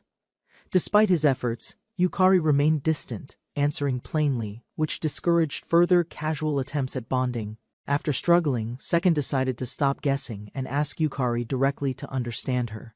Reaching Peiho, Second gathered courage and calmly asked Yukari to share details about her past. He invited Yukari to speak about her past, offering the freedom to decline completely. Yukari declined calmly, showing restraint, while he unexpectedly found value in her reactions and hidden expressions. Her quiet demeanor concealed emotional tension, revealing she feared her history and exposure of painful memories. He realized her silence wasn't indifference, but deliberate concealment shaped by pain and mistrust. Thinking back to his peak, he remembered someone's question that once made him reconsider everything. He remembered lying about his job, hiding his truth to protect a delicate new bond. His fear of judgment made him avoid others, despite once being praised as the strongest. Yukari's guarded nature mirrored his own, prompting him to think of her reasons deeply. He decided she needed trust, not pressure, to believe her past wouldn't change their view. With resolve to support her, he shifted focus and cheerfully called everyone for dinner instead. In a lively tavern, a cheerful man proposes forming a new team for quests. The group gathers at a table, surprised and eager to hear their shared objective. He declares his dream to become the world's #1, asking Yukari to join. Yukari doubts his ambition, offering conditional help while inwardly questioning his outlandish-sounding goal. Sylvia calmly asks how he plans to achieve such a dream, seeking real answers. He answered Sylvia's question confidently, explaining that becoming #1 required every skill title. Using archery as an example, he described 7 ranks, each symbolizing mastery within that discipline's system. To earn a title, one must first raise all secondary skills to the 9th grade. Next, competitors must win title fights in PvP tournaments, held twice yearly, to qualify. Only one person can hold each title, owning all confirmed supreme dominance in every skill discipline. The protagonist explains that conquering all titles qualifies for ranking, but not true recognition. He clarifies Mobion's rankings consider many factors, yet title domination is the initial objective. Despite Sylvia's disbelief, he reaffirms his intent to win every skill title without exception. Yukari confronts his claim, insisting it's impossible for anyone to gain such overwhelming strength. With a stern look, she advises restraint, doubting anyone could ever reach such ambition. She pressed her belief, but he challenged her with logic, demanding a real reason for doubt. Cornered by the question, Yukari's mask cracked, revealing emotion she had long buried within herself. Before revealing the truth, she retreated, masking her pain with politeness and asking to be excused. As she walked away, he reflected on her past, sensing the weight of her silence. Her assassin upbringing, marked by cruelty and strength, made her instinctively reject naive dreams of power. She asked if Yukari was dangerous. Second admitted it. Yukari was mentally unstable, emotionally unpredictable, unstable. Sylvia remembered Yukari's origins. Once enslaved, locked away, she showed restraint but seemed to hold something back. Sylvia and Second realized Yukari was hiding a secret. She feared being known, not rejection but exposure. Sylvia softened, assuring Second it wasn't mockery. She believed Yukari's heart was simply full of conflict. As Sylvia carried Iko, Second admired her calm strength for the first time, seeing her differently. Second watched Sylvia walk away confidently, but a napkin stuck behind her changed everything instantly. A crumbling dungeon entrance stood before them. Asiasparn, a third-class zone rarely visited anymore. Second led the group forward, explaining their purpose: to form a proper team through combat trial. To qualify, they must clear this dungeon within 2 hours, working together as a united front. Second recalled how easy these quests once felt, but this specific dungeon stirred faint unease. What he had forgotten then was crucial: the buried danger he once narrowly escaped long ago. Second remembered too late the dungeon's reputation. Asiasparn, known by veterans as the Blowaway Dungeon. From the shadows, armed goblins emerged, hostile and organized, quickly surrounding Second and his forming team. One goblin charged wildly, but the girl countered fast. Magic-infused arrows tore through the enemy's exposed flank. Using advanced fire techniques, she launched a decisive strike, overwhelming the group with explosive force and precision. Sylvia acknowledged the effort. Second stayed silent. The girl cheered. It felt easy, but danger still lingered.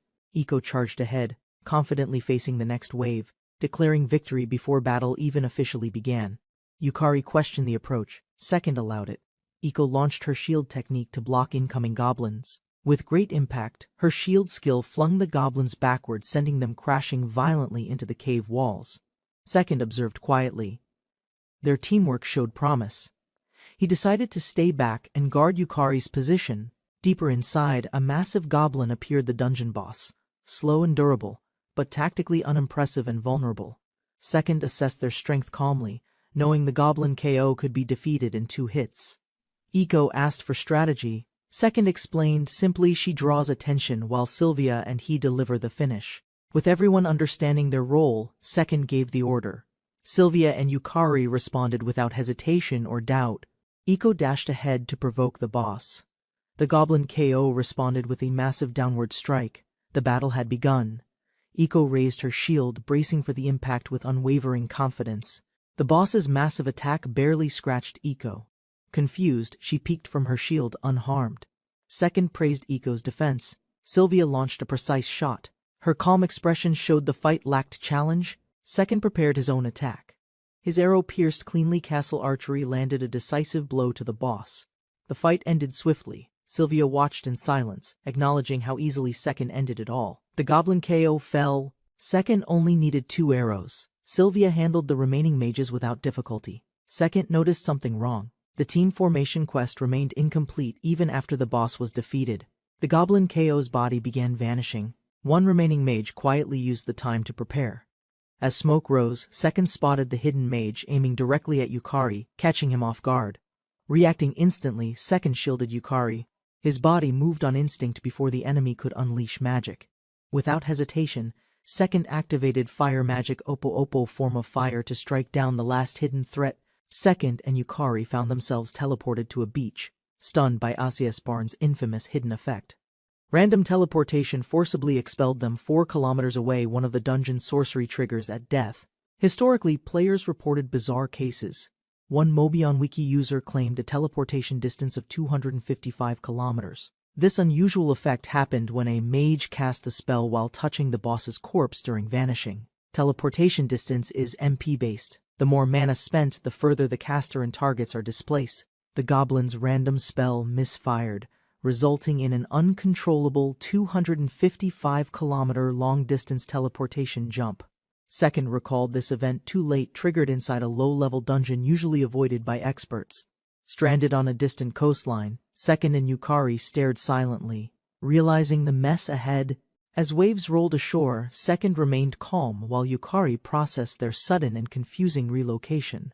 Realizing their destination was the great ocean plain, Yukari's voice cracked with confusion and disbelief. Second calmly explained the goblin's random magic had forcefully teleported them far from the dungeon. They estimated the distance 255 kilometers far outside familiar zones, but their team status unexpectedly activated again. Meanwhile, the goblin mage failed, yet team messaging allowed distant communication between party members. Second called out using team chat. Sylvia, alarmed, demanded answers about their sudden disappearance. Second explained their accidental displacement. Sylvia urged them to return quickly and wait in Peiho. Despite Echo's surprise, Second confirmed it would take nearly a week to walk back. Realizing he'd be alone with Yukari, Second considered using the time to grow closer. By checking the map, Second confirmed their location and plotted a return route through Kula. Second questioned Yukari's reaction, sensing she wasn't surprised. Yukari hesitated, dodging the topic softly. Her distant attitude irritated Second. Frustrated, he decided to push her until she opened up. Second confronted her directly, accusing her of hiding behind a shell since they first met. Yukari admitted everyone hides things. Second pushed further, demanding whether she'd continue hiding even from him. Second caught her slip and realized she had just admitted to faking her behavior outwardly. Second teased Yukari's reaction. Though she denied it, her twitching smile betrayed rising emotion within. Second noted her emotional shift. His plan to draw out Yukari's feelings was succeeding quietly. He pressed her again, pointing out her emotional distance. Yukari quietly struggled with his words. Through earlier research, Second had learned about Isekai'd, connecting it to Yukari's mysterious past. Yukari finally spoke up, revealing her silence wasn't for herself, but to protect someone else. Yukari defended Lucia's memory. Second responded bluntly, believing Yukari's actions were driven by pride. Yukari turned away, emotionally shaken. His words struck a nerve she wasn't prepared to reveal. Second acknowledged her reaction, reflecting that pushing her emotionally had been risky but ultimately necessary. Yukari viewed Second as foolish. His dream of being the best didn't earn her respect. She judged his leadership harshly, seeing him as unreliable for relying too heavily on others. Yukari suspected deception. She feared Second had orchestrated everything to isolate and take advantage. Yet recalling Lucia's gift of life, Yukari rejected the idea of ending it herself. The night passed. Second didn't approach her. Instead, he stayed up guarding their campsite silently. Despite exhaustion, Yukari endured. She assumed Second was simply waiting until she collapsed from fatigue. Her doubts grew conflicted. Their roles blurred, arguments continued, and exhaustion clouded her thoughts and judgment. Second analyzed Yukari's erratic behavior, suspecting extreme caution and fatigue were disrupting her reasoning entirely. He became certain Yukari had been brainwashed to distrust her master under any condition. The source was Isekai'd, an NPC known in Mobion as the Brainwashing Granny. According to Mobion's lore, brainwashing lifted only through overwhelming emotions triggered in life-threatening situations. Second decided to awaken Yukari's true self by forcing an emotional crisis through calculated danger. Second struggled with the plan. He knew provoking true emotions might risk Yukari's safety entirely. Before deciding anything, Second was suddenly stabbed from behind by an unknown enemy in ambush. Yukari was captured by a group of bandits who ignored Second and restrained her immediately. The bandits mocked her, discussing profits, leaving Second's body unattended by the fire behind them. Barely conscious, Second realized their only target was Yukari. She was worth more than any loot. They believed he was dead, pierced through the heart, and left him for dead. Thanks to his high HP build, he survived, and saw this as a chance. Yukari stared at the fallen warrior's corpse, realizing his strength had failed at the worst moment. She sat motionless in silence, knowing her fate would mirror countless broken lives before her. Even hopelessness couldn't quiet her heart's resistance. She began to yearn for another way, any escape. Her body trembled, overwhelmed by injustice. She screamed inside, unwilling to accept a future built from misery. Then warmth touched her skin. Her eyes widened as forgotten memories returned, awakening something deep within her soul. Yukari was trained to obey, kneeling before Lucia-sama, the woman who claimed her shadow. Though strict, Lucia's hand offered warmth, leaving Yukari torn between pain, discipline, and a strange attachment. Lucia made it clear usefulness was survival, and Yukari chose obedience to avoid being discarded. Years passed, and Yukari became a skilled assassin, Lucia-sama's blade, born only for silent execution. On their final day, Lucia's request echoed coldly, hiding truth behind one last cryptic command. Lucia gave Yukari a final blessing, smiling gently before everything faded and she collapsed unconscious. Yukari awoke in chains. Lucia was executed. Her comrades were killed. She alone was spared. She remembered Lucia's warmth, respect, and command, but doubt grew in the silence left by her absence. Realizing the truth, Yukari saw everything differently.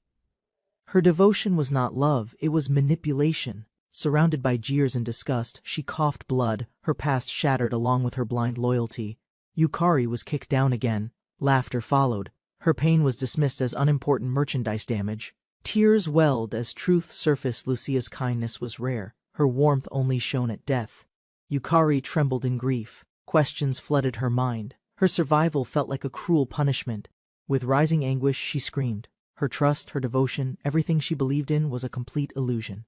The men mocked her breakdown. She cried, realizing no one had ever truly loved her. Yukari lay silent as the men discussed restraining her. She felt hopeless, unable to resist. Outside the cabin, darkness hid the cruelty within. Guards stood unaware of what approached through shadows. Second observed the cabin carefully. 5 enemies, 1 chance. Yukari's life depended on his swift judgment. Without hesitation, Second released a deadly arrow. His technique was precise, ending the sentries instantly. He emerged from the woods, sword drawn, standing over fallen enemies. The rescue had begun. Second acknowledged the weight of killing, but there was no time to hesitate or reflect. Hearing footsteps, he stepped aside. 2 enemies exited, unaware of the trap, waiting in silence. Second struck first. His sword moved quickly. Surprise flashed in their eyes before falling under his blade. Inside, Second advanced. Noise behind the door confirmed his instinct. Yukari had to be close by. Without warning, he burst through the wall, startling the men guarding the innermost room. Second unleashed gold general swordsmanship, his omnidirectional strike clearing enemies with force and overwhelming technique. Inside the final room, the remaining captors recognized Second. Yukari remained unconscious beside them, vulnerable. With bishop swordsmanship, Second pierced through their defense, swift and direct, showing no room for hesitation. Only one man remained. Fear overtook him as he questioned if Second was human at all. Yukari stirred. Her hostile gaze faded. Second realized the brainwashing had broken. Her mind was finally free. The last man used Yukari as a hostage, threatening to kill her immediately. Second dropped his sword slowly, acting calm. He hid any sign of resistance or aggression on purpose. While attention stayed on the sword, a magic circle activated underfoot, engulfing the man in flames. As the captor screamed and staggered, Second lunged forward with a clean, decisive, and merciless finishing strike. The enemy fell backward, burning and defeated. The battle was over, and Yukari was safe. Second finished the job with silver general swordsmanship, drowning the last foe using water magic. He untied Yukari gently. Though exhausted, she looked up, tears forming, finally free from control. Yukari's voice returned. She reached for his hand, asking silently to leave the place together. They sat quietly, holding hands, the moment soft and still after the chaos had ended. As morning light broke outside, they left the building behind. The mission finally complete. Second bowed his head in regret, feeling responsible for placing Yukari in danger during battle. Yukari listened quietly, slowly admitting her strange behavior had a hidden reason she couldn't understand before. Second explained Duchess Lucia's sorcery, revealing the brainwashing magic that manipulated Yukari's thoughts and loyalty.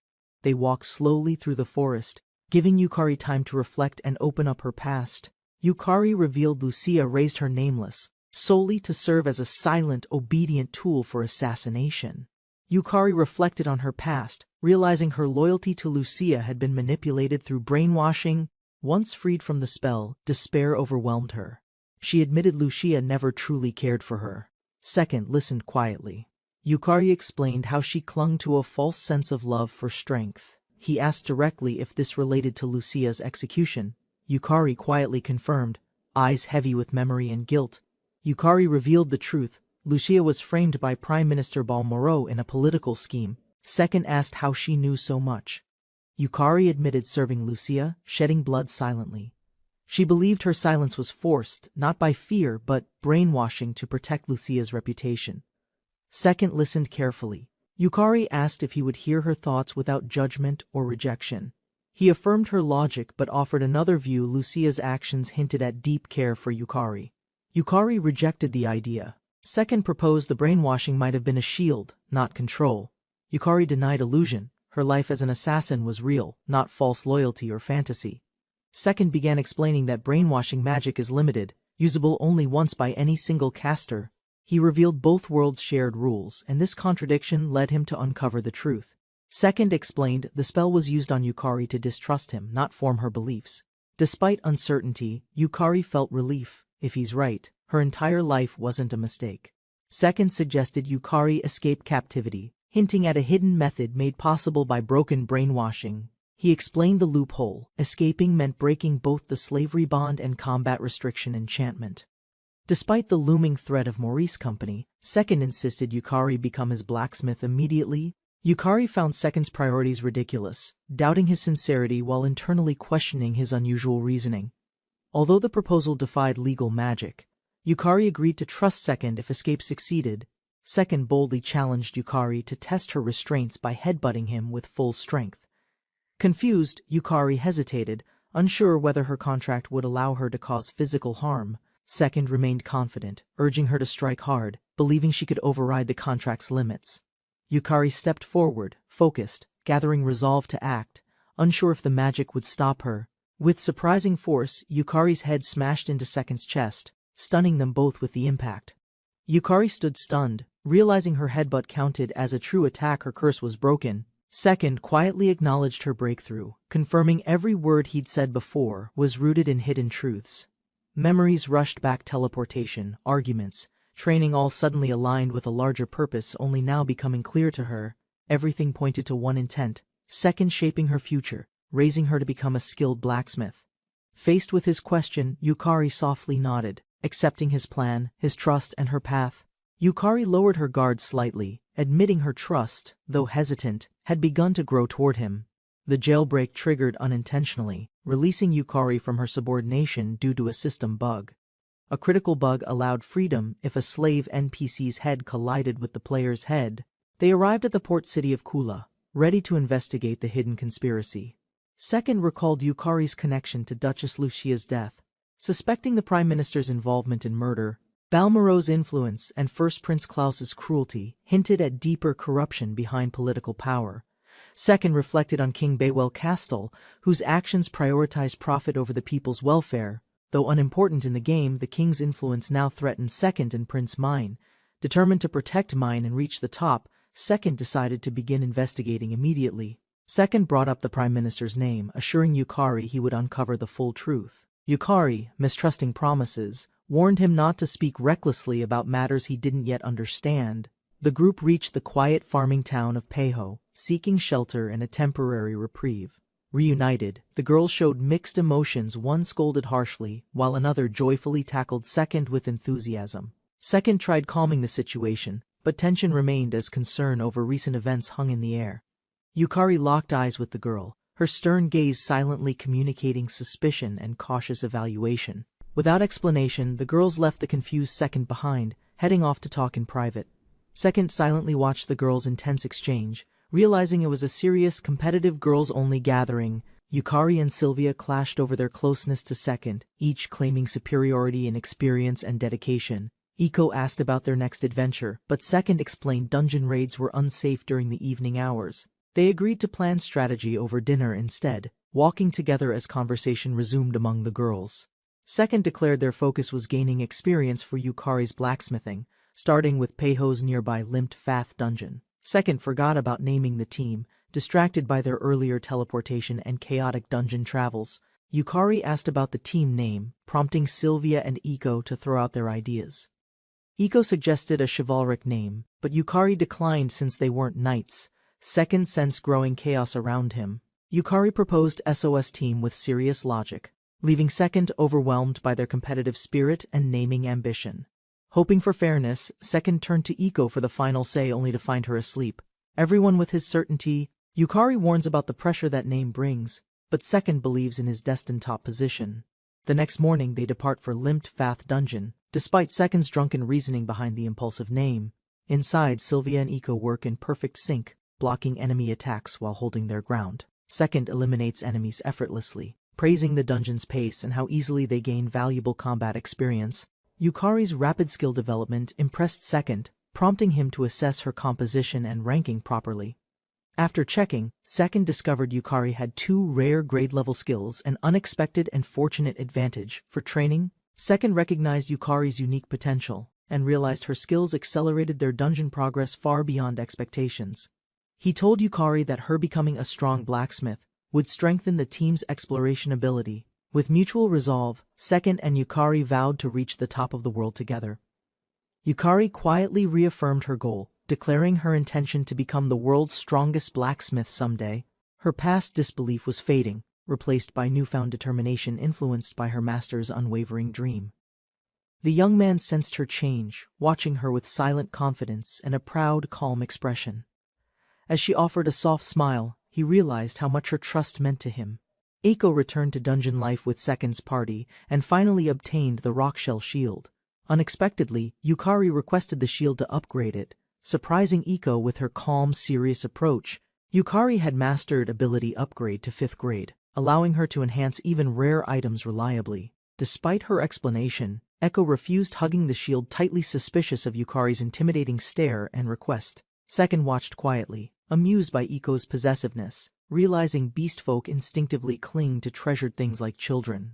Iko quietly apologized, realizing she had overreacted and misunderstood Yukari's intent with the shield upgrade. Second understood Iko's reaction, acknowledging her instincts as beastfolk, and calmly requested Yukari to proceed with the enhancement.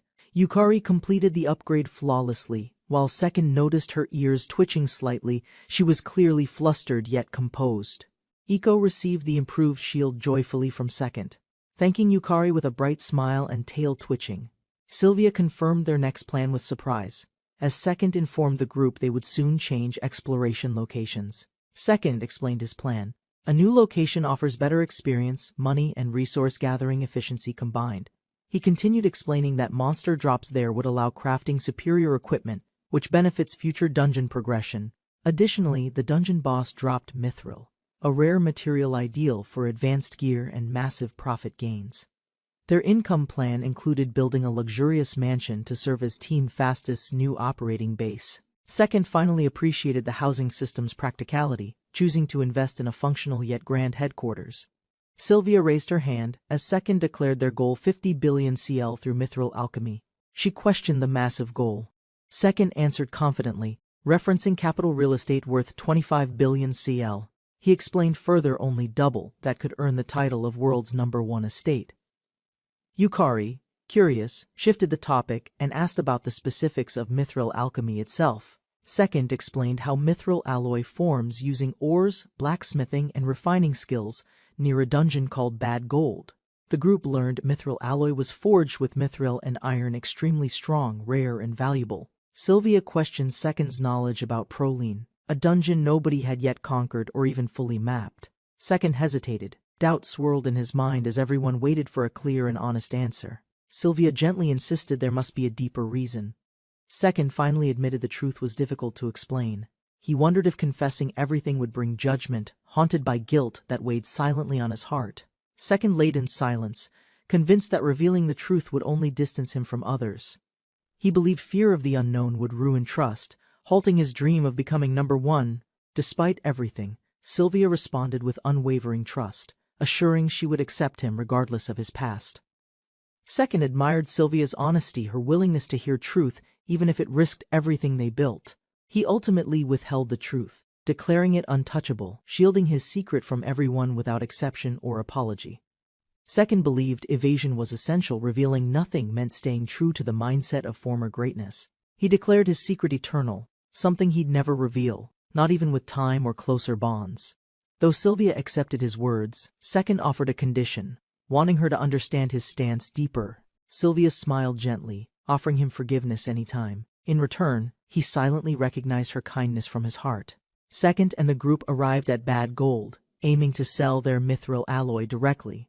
Despite interest, buyers quickly rejected the offer, claiming mithril alloy supplies were unreliable and untrustworthy. Though they found potential clients, none accepted. Second faced the harsh reality of merchant skepticism. Yukari acknowledged the failure. The group reflected on rejection and discussed their lack of proven credibility. She advised they build trust by raiding Proline Dungeon, demonstrating skill first before selling to blacksmithing guilds. Second disliked the Adventurer Guild, recalling only negative experiences from his past life in that system. He asked for alternatives, but neither Sylvia nor Iko offered any helpful ideas or solid plans. Yukari warned that raiding unregistered risked retaliation, including interference, threats, or even being hunted by assassins. Understanding the danger, Second agreed to register despite hesitation, accepting the Mobion Guild's influence and history of violence. The party arrived at the guild. Second stepped forward confidently to begin their formal registration as adventurers. The group received their guild cards, marking official status as registered adventurers within the system. Second noted both personal and team ranks were F, the lowest possible, undeserved for his capabilities. Frustrated by his situation, Second silently resented the rank, guild rules, and repeated rejection of his alloy. A loud thug mocked Second's status, assuming weakness, and preparing to assert dominance through public humiliation. Second, visibly annoyed, recognized these troublemakers as the exact reason he always avoided guild involvement before. Second saw through the thug's motives, extorting weak newcomers who travel with standout companions like Sylvia. He called out the guild's negligence, placing blame on their tolerance for such abusive veterans. The thug grew louder, but Second remained calm, daring him to attack without claiming self-defense. Provoked, the thug shouted furiously, his face twisted with rage and uncontrolled anger in front of everyone. With a roar, he lunged forward, fist raised high, attempting to strike Second without hesitation or reason. Second analyzed the thug's stance, already certain he could defeat him instantly. Before he could act, the small girl leapt in, stopping the thug's rushing attack. Instead of hurting her, the thug clutched his injured hand, screaming in unexpected pain. The thug's companions charged angrily, shouting in rage after seeing their leader suddenly fall back. Before they reached him, the elf calmly restrained them, rendering them motionless with invisible binding magic. Sylvia calmly declared she had no part, then raised her bow with quiet confidence. The group stepped outside the guild hall, ready to begin their day's next mission. While walking, Second noticed his hands trembling. The earlier confrontation had left an unusual impact. He realized the shaking came not from fear of others, but fear of himself. Second understood his power. If unleashed in anger, it would turn battle into senseless slaughter. After returning to his room, Second laid quietly, reflecting on the earlier intense confrontation. Staring at the ceiling, Second realized becoming the strongest in this world wouldn't be simple. At breakfast, Second announced they would head to Proline, catching the group's attention with determination. Yukari expressed concern about violating Blacksmith Guild rules, hinting political tensions tied to dungeon raids. Second learned dungeon raids required official approval and large teams, making solo conquest claims unbelievable. Yukari explained mithril wasn't exclusive to the dungeon boss, but could drop from common monsters. Second proposed gathering mithril for weeks, hoping to bypass mass raids through constant independent collection. Sylvia suggested joining the raid directly, but Second doubted if F-rank teams were even permitted. Second felt cornered. Raiding alone would invite disbelief and hostility from both kingdom and guild forces. Yukari insisted supporting the guild builds trust, but Second lacked motivation, still viewing everything like a game. Second realized a higher rank meant mass raid access, triggering a sudden and strategic new idea. Yukari confirmed his theory cautiously, but Second recalled a neglected method that once seemed completely useless. Remembering Mobion, Second smirked. What failed before might now lead him straight to a rank recognition. He announced Skyrocket Bomber, urging Yukari and others to join him at Proline Dungeon immediately. Second revealed the Skyrocket Bomber, a fast-track method to raise adventurer rank using dungeon resources. The plan involved collecting regenerating mana crystals, which the guild accepted as rank-boosting contributions. By gathering 83 crystals daily, they could achieve a rank within 6 days of effort. Crystals appeared in intervals, limiting collection speed. Reaching 80% daily was considered the realistic maximum. Second identified secret rooms within dungeons as key areas packed with hidden mana crystals for harvesting. To reach hidden rooms, Second devised explosive jump, the core behind the skyrocket bomber technique. Iko was unfamiliar with the concept, but curious about the strange technique Second had introduced. Second explained the coordinated magic sequence, involving Sylvia and Iko, to launch her into the air. Iko accepted the plan enthusiastically, knowing the technique could propel her as high as 20 meters. Although Sylvia had concerns, the team agreed to practice the jump in a nearby safe area. Second gave the command. Iko braced herself, ready to execute the first test jump attempt. As Iko leapt upward, Second activated Coral Wind magic to enhance her initial launch forcefully. Iko used Bishop Shield Art midair, while Sylvia provided fire-based support using night archery techniques. Second followed up with more precision spells. Iko defended, and their timing kept her perfectly stable. With a strong push, Iko soared higher, her shield still active as she ascended with momentum. Iko soared joyfully through the air, completely thrilled by the success of her first launch. Second realized too late no one had planned how Iko would land from the sudden height. Everyone rushed over nervously, but Iko emerged safely and excitedly asked to try it again. Relieved by her enthusiasm, Second approved another jump as the team prepared for a real attempt. Echo returned triumphantly from above, arms full of mana crystals she had collected in one go. Camellia inspected the crystals Iko brought in and froze, shocked by their rarity and purity. The team visited the guild desk, where Camellia confirmed the crystals were genuine mana crystals. Second confirmed their C-rank promotion, requesting rank updates and depositing their funds into the guild. Second thanked Camellia with a wink, leaving a strong impression while confirming tomorrow's follow-up delivery. Internally, Second cringed at his act, but acknowledged the benefit of winning Camelia's favor. Sylvia and Yukari reacted sternly after witnessing Second's strategic charm toward the guild receptionist. Second laid out a 5-day plan: gather crystals, train, and prepare for Pro-Line Dungeon.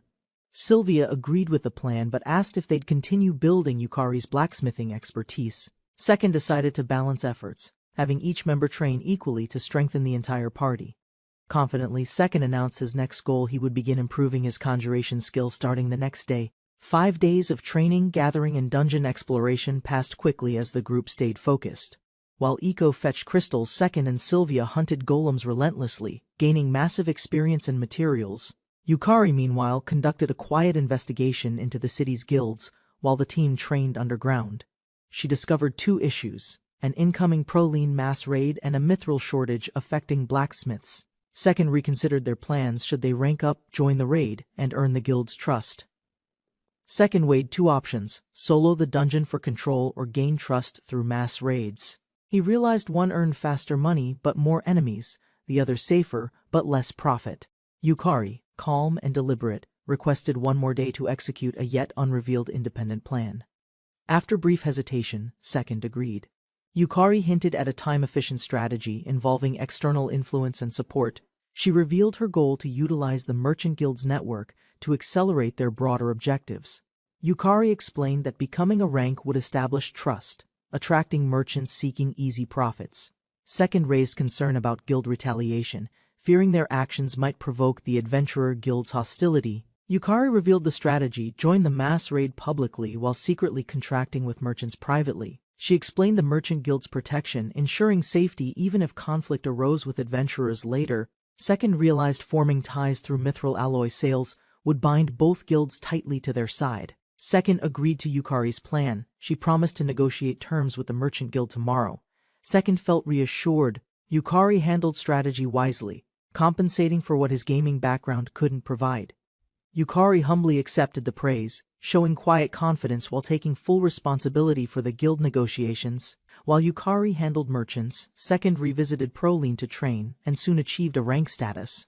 Thanks to constant experience gain, Second's conjuration skill advanced.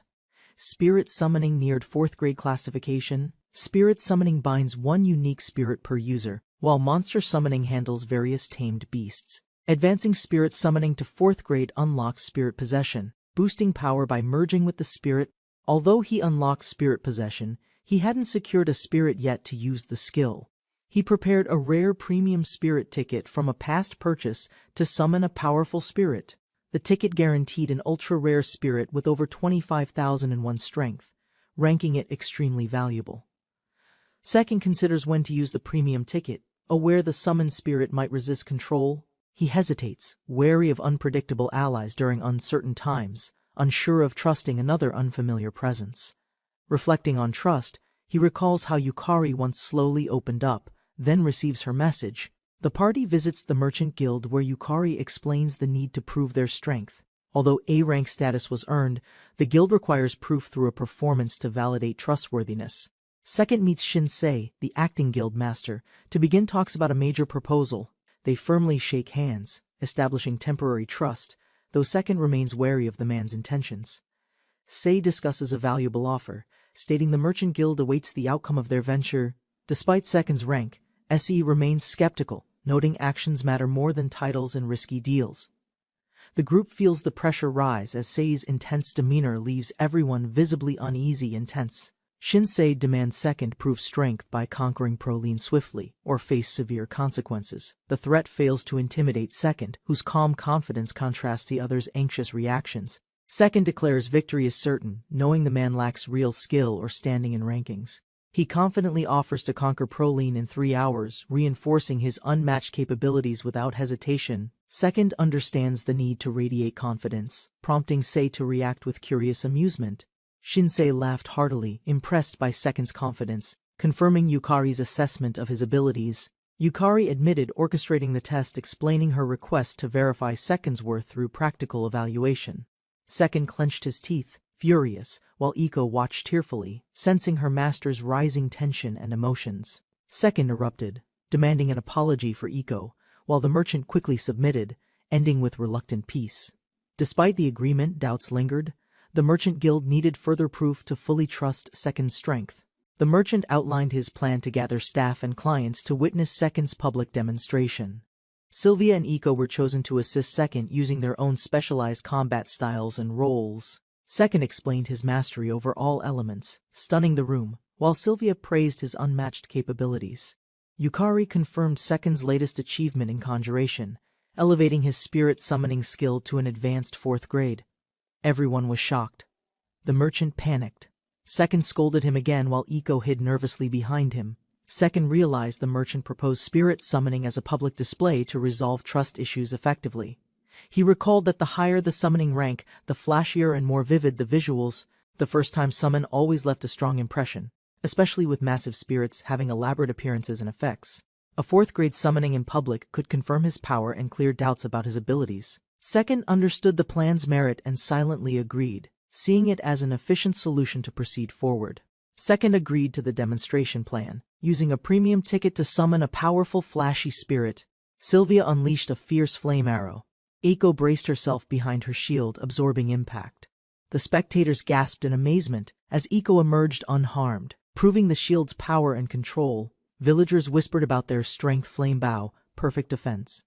The official announced Second's final demonstration next. Second raised a shimmering premium ticket. The crowd quieted, sensing something unusual was about to happen. Light engulfed the ground. A massive magic circle appeared beneath Second, radiating with summoning energy. As the light expanded, villagers looked up. Panic grew. Something unnatural stirred above the cliffs. Dark clouds gathered. Lightning cracked through the sky. An ominous pressure fell across the arena. Second stood firm while murmurs rose. The crowd suspected he was altering the very atmosphere. He suddenly remembered. This wasn't ordinary summoning. It matched a rare in-game event from Mobion Online. In Mobion Online, summoning with over 35,001 spirit strength triggered a unique spirit only 29 ever existed. Among all spirits, one stood unmatched, an initial spirit strength of 41,000. Extremely rare and unmatched. The clouds twisted violently. Villagers watched in fear as a massive presence descended from the heavens. From the swirling clouds, a colossal hand formed, stretching downward, blazing with spiraling summoned energy. The hand slammed down, shaking the ground. Dust erupted. People staggered. Second remained completely unmoved. A massive fruit-like shell emerged before second his spirit's arrival had just begun revealing its form. The summoned spirit introduced himself as enrollment, the supreme ruler of elemental spirits across existence. Second faced enrollment. The spirit's aura surged, surrounding him with elemental energy and silent dominance. Kneeling before second, enrollment humbly acknowledged his new master, fulfilling a long-awaited destiny with reverence. Bystanders panicked. To them, enrollment looked like a demon. His dark presence stirred fear instantly. Second despaired at the timing. Summoning a top-tier spirit now only raised more suspicion everywhere. Second, embarrassed, dismissed enrollment mid-speech, asking him to appear calmly next time instead. Alone again, second sighed heavily, already dreading the aftermath of what just took place. Guilds rejected all ties. Trade vanished. His negotiations collapsed the moment enrollment appeared. He reflected bitterly. Summoning the Supreme Spirit was special but brought nothing but setbacks and misunderstandings. Although no one ever summoned enrollment before, second couldn't feel proud not under these circumstances. Yukari lowered her head and sincerely apologized. Burdened by her role in the situation, she admitted misjudgment, believing her idea helped, but it may have constrained second instead. Reflecting, Yukari realized second's strength made schemes and guild alliances unnecessary. He surpassed them all naturally. They exchanged honest views. Yukari admired second's resolve, while he admitted the chaos was overwhelming. Despite setbacks, second stayed composed, dining, drinking, smiling, believing a true failure wouldn't live with such purpose. Yukari explained her view. Second never believed the incident to be a true failure. Second confirmed her thoughts. His failure wouldn't stop his long-term goal of becoming world number one. Moved, Yukari expressed amazement. She apologized again, admitting her understanding of him wasn't yet complete. She regretted not knowing him better. With deeper insight, she might have created a better plan. Second insisted the blame was his. He made the decision and took full responsibility for it. Second reassured Yukari. He encouraged her to help plan next time without blaming herself. Yukari accepted his trust with relief. She promised to support and work with him fully. Determined, Yukari declared her intent to understand everything about her master to support him properly. She hesitated, gathered courage, then approached second with a blush, preparing to express something personal. Flustered but serious, Yukari tried to invite second for the evening. Her voice trembling softly, second stood still as Yukari leaned closer, her expression serious, eyes locking onto his. Their intense moment was interrupted by a knock on the door, causing Yukari to turn. Yukari narrowed her eyes in silence, sensing something important was about to happen between them. An elderly man entered slowly, apologizing politely for disturbing them at such a late hour. Confirming second's identity, the guest stood firm, clearly bringing news that required immediate attention tonight. The visitor introduced himself as Forrest, steward of the influential lumberjack family from Regnard. Second deduced Forrest came secretly. Yukari was surprised at his insight but quickly accepted it. Forrest revealed his true reason. He had a business proposal involving second's mithril alloy operations. The Earl wanted exclusive wholesale rights to second's mithril, raising concerns about hidden political motives. Second hesitated, sensing risk. Yukari, though cautious, couldn't deny the tempting appeal of the offer. Second placed full trust in Yukari, sensing her motivation to prove herself through this responsibility. Yukari accepted the task with enthusiasm, immediately beginning discussions with Forrest to clarify expectations. Second transferred all planning authority to Yukari. She confirmed their need to meet the Earl. Yukari quickly organized a tight schedule covering meetings, travel, and a banquet with the Earl. Forrest acknowledged the plan, promised to return the next evening, and prepared to depart respectfully. Second raised concern about a trap, but Yukari analyzed the Earl's intent as sincere. Though uncertain, Second believed Yukari could manage. She confidently reaffirmed her commitment to the mission. Second questioned the burden on her. Yukari appeared confused, uncertain how to express her feelings. Despite the workload, Yukari accepted it. To her, Second's goal was harder than her own. Yukari smiled gently, admitting this new life gave her purpose unlike her former assassin days. Second warned the group about tomorrow's event. Something powerful was scheduled to appear once again. Yukari admitted concern about its nature. Second recalled enrollment, a powerful spirit he might summon. The next morning arrived. Second declared his intent to summon the mysterious spirit without hesitation. The team assembled and confirmed their readiness, each preparing with weapons or magic for support. Within a glowing summoning circle, Second activated the ritual, surrounded by light and arcane power. From the glowing light, the Great Spirit appeared radiant, powerful, and cloaked in ceremonial attire. The spirit shouted, confused and emotional, demanding an explanation for the unusual summoning procedure. Second thanked him for cooperating. The spirit responded earnestly, showing slight frustration but honest obedience. They discussed power and timing. Second clarified he needed support eventually, not immediately. The spirit relented. The spirit complained about being treated casually, despite claiming to be above all others in rank. Second boldly declared his superiority, reminding the spirit who truly held the highest authority now. Flattered by Second's confidence, the spirit quickly submitted, prompting Second to ask personal curiosity-driven questions. The spirit, named enrollment, claimed no fixed gender or age, accepting any name Second preferred. Second agreed to the name and decided to introduce enrollment to the rest carefully. Second pointed out his companions Sylvia, Yukari, and Iko, each standing alert, ready to observe the new spirit.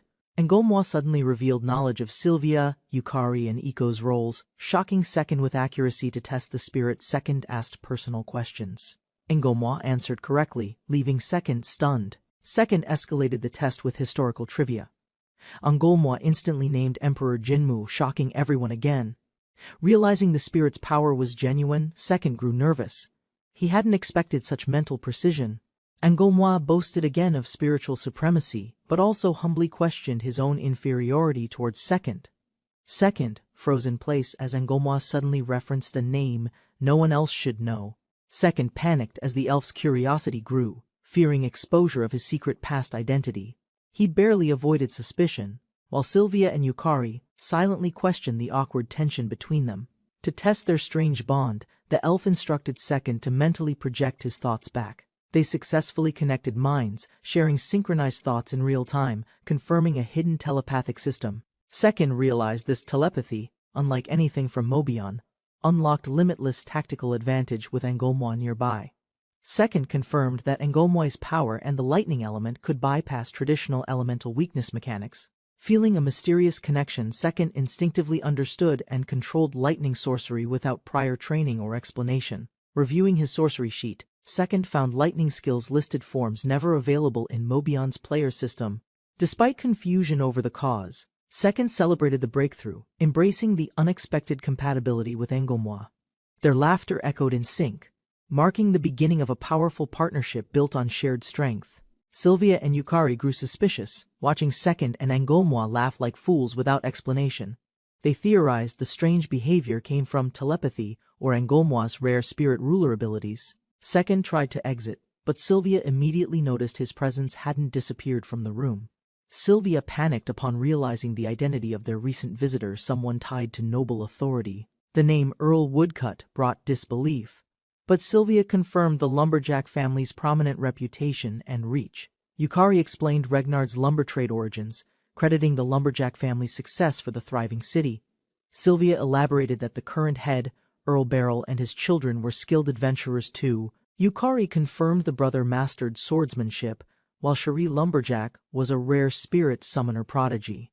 Cherie earned A rank at 16, impressing Second, though he sensed arrogance behind the title. Sylvia asked everyone's age, revealing hers at 19. Iko was 16, and Yukari was 17. Eko and Sylvia teased Yukari for being the oldest, triggering her cold, wordless reaction instantly. Yukari defended herself, claiming she was only 16 in dark elf terms, though clearly older. Second summoned enrollment again, apologizing for earlier and explaining Iko's fear needed to be addressed. Enrollment forgave the reason for summoning, then began recounting a rebellious spirit he once defeated. Second sympathized with spirit politics, but enrollment revealed the conflict stemmed from a cracked teacup. Enrollment described how he vaporized Gnome in retaliation and appointed Gnome's daughter as successor. A butler arrived to escort Second's group, announcing Earl Beryl was ready to meet them. Second dismissed enrollment, then headed to the appointed venue. Welcomed by a luxurious meal setting, the party gathered at the table, where the Earl graciously invited everyone to enjoy freely. Second observed Earl Beryl, a sharp and refined veteran warrior with a commanding yet calm presence. Second sensed the dinner was staged. The Earl's hospitality masked his desperation for mithril alloy. The stew served was from Regnard. and the Earl highlighted their age-aligned adventuring team connection. After a courteous handshake, the Earl ended the meal proposing they meet again tomorrow. Second felt puzzled. A powerful man like the Earl showed excessive humility to secure cooperation. Curious, Second directly asked Earl Beryl why he valued this negotiation so highly and intensely. The Earl outlined his belief: national strength begins with empowered citizens and thriving local economies. He insisted the new mithril industry be founded in Regnard, Castal's vital trade hub. Second questioned his motives, but the Earl affirmed alignment with citizens, soldiers, and kingdom equally. Second acknowledged the Earl's logic, realizing it included adventurers, and showed respect for the strong. They agreed to meet again. The team later departed, traveling quietly through mountains toward the Earl's territory. Second asked Yukari about her plan. She proposed short-term contracts for controlled mithril alloy distribution. They discussed mithril harvest rates and potential profit, calculating logistics based on daily Proline dungeon expeditions. Yukari estimated 20 days to earn 30 billion, surprising even herself with the overwhelming income projection. Analyzing rarity, Second noted low drop rates and unexploited zones justified mithril's high market value. They reflected on sustainability, agreeing to rest cycles and market impact risk before continuing toward their destination. Second finalized the plan, entrusting Yukari with logistics while they balanced work and rest cycles. Their carriage reached the city outskirts. Second awoke as Yukari confirmed their arrival at Regnard. Second arrived at Regnard, a lively town where political alliances and business deals took shape. He entered the meeting hall with Yukari, facing powerful merchants waiting for negotiation and trust. As the meeting began, Yukari took the lead while Second quietly observed, pretending to understand everything. Though he appeared confident, Second didn't grasp the discussion, hiding his confusion behind a serious face. Thanks to Yukari's handling, the contract succeeded 30 billion CL secured, even without Second following anything. Second praised Yukari with a bright smile, acknowledging her efforts after the successful business deal. Yukari reminded him that final approval was pending, then prepared for the evening's formal banquet. At the Grand Hall, nobles, merchants, and envoys gathered in elegant attire for political mingling. Second was surrounded by praise and laughter, yet he quietly looked for a chance to escape. While nobles greeted Sylvia warmly, Second drifted aside, silently wondering about his absent teammates' whereabouts. Second noticed Sylvia making connections, while Yukari prepared to extract knowledge from influential guests nearby. Left alone, Second observed Iko happily eating while being doted on by smiling friendly maids. Feeling isolated, Second considered joining Iko, but a sudden voice from behind interrupted his quiet thoughts. The Earl's daughter, Cherie Lumberjack, introduced herself firmly, expecting proper acknowledgement from her chosen guest. With confident airs, Cherie summoned Second directly, leaving him confused yet unable to refuse her.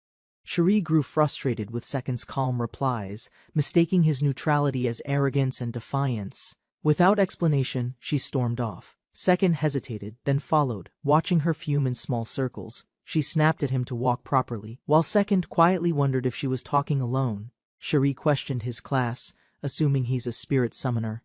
Second corrected her with a composed response. She became flustered by his vague explanation, while he realized he might have teased her too much.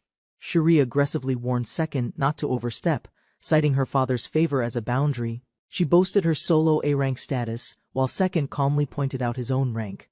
Second suggested talking rationally, but Cherie, irritated by his calm, lashed out with a sudden slap.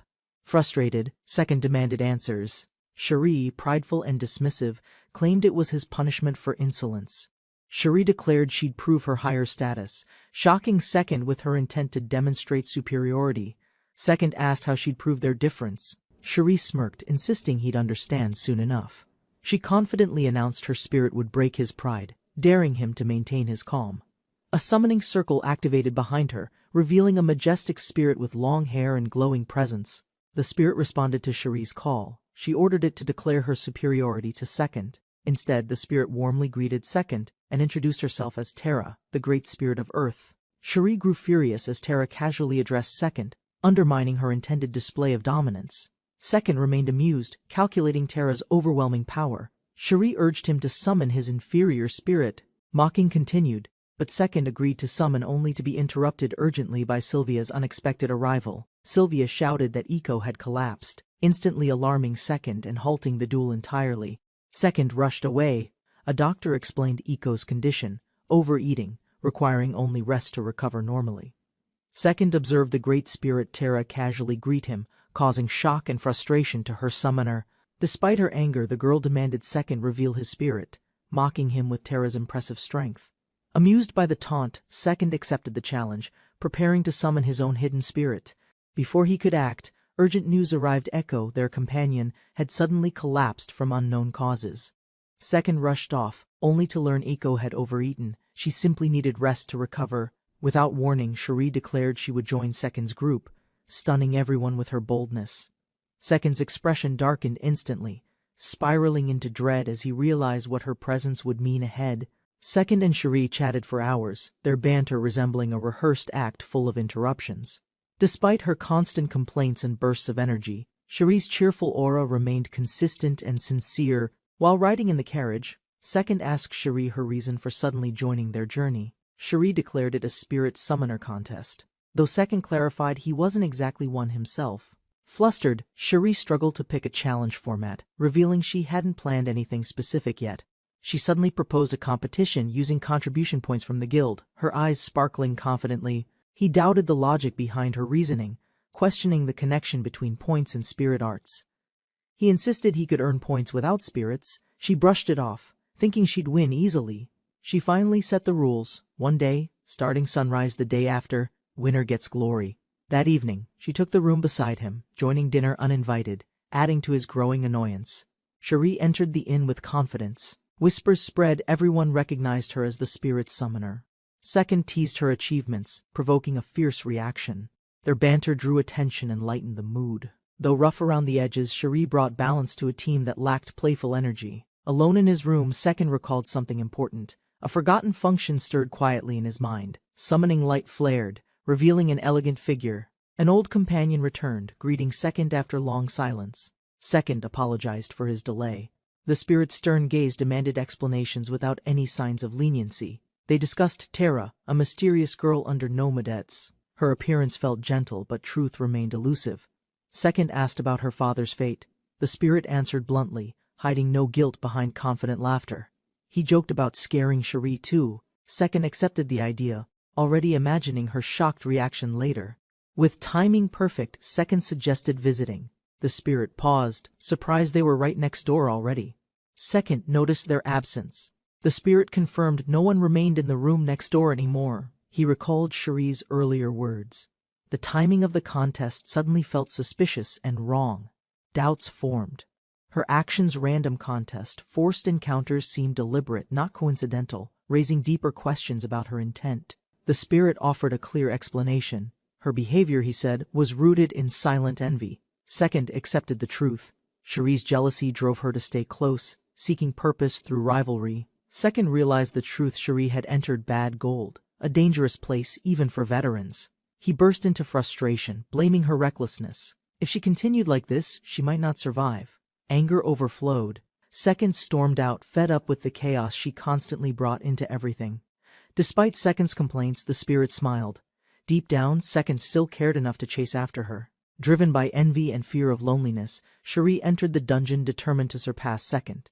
As they advanced through the dungeon, Cherie prepared herself to ask Second to accept her. She asked her companion to deliver her words if she couldn't speak them directly. Meanwhile, Second approached on horseback, wondering if Cherie had reached the dangerous boss already. The dungeon boss, Mithril Golem, was infamous, stronger, deadlier, and nearly impossible on a first encounter. Most adventurers underestimated it.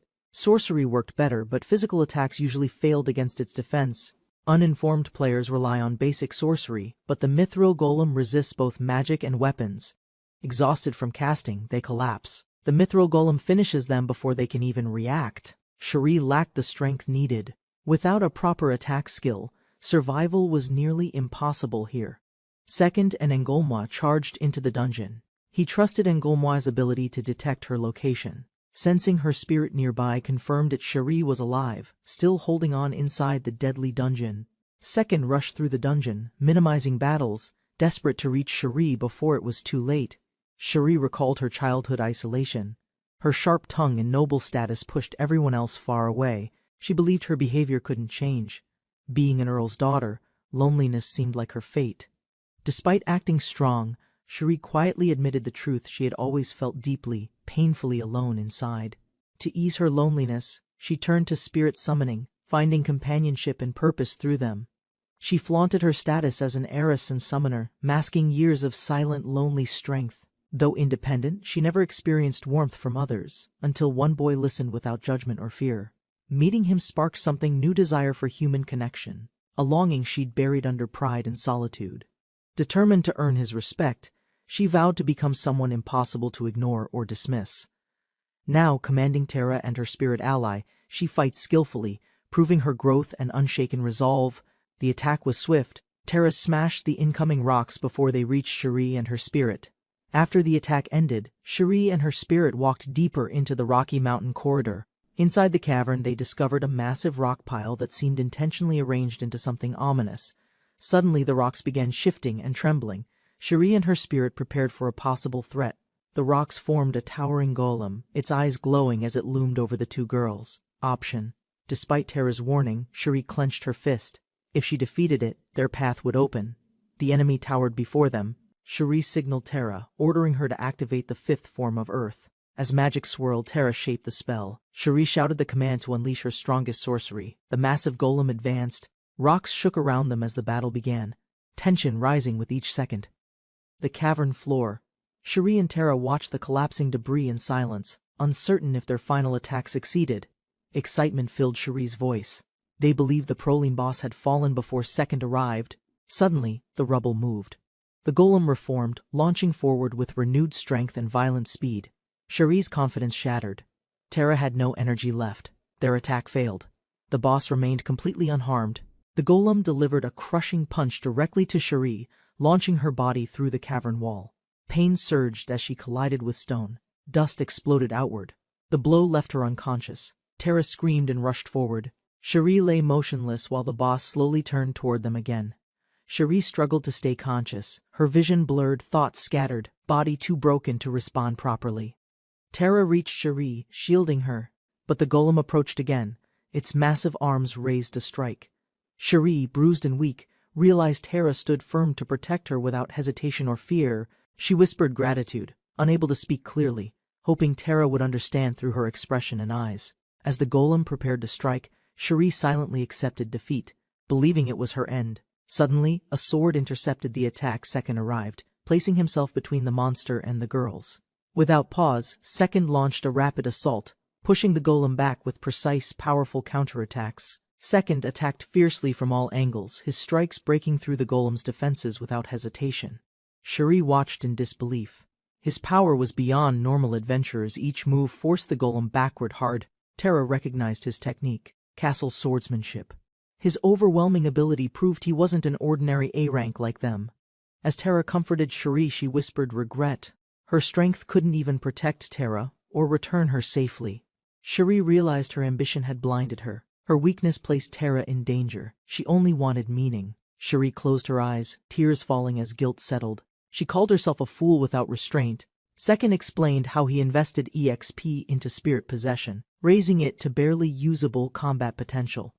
Realizing Cherie was dying, he quickly declared his intent to activate spirit possession without hesitation. A radiant aura burst around him, power surged. Second's expression remained calm as the spell activated. With stats boosted 2.5 times, Second dashed forward, knowing he had just 2 minutes to act. As the golem raised its fist toward Cherie and Terra, Second prepared to intercept with perfect timing.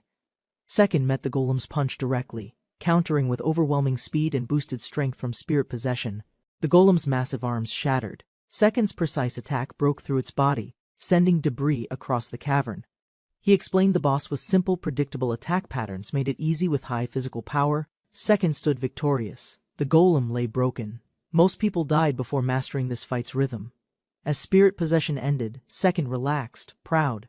He laughed, satisfied with the result, enjoying the powerful rush.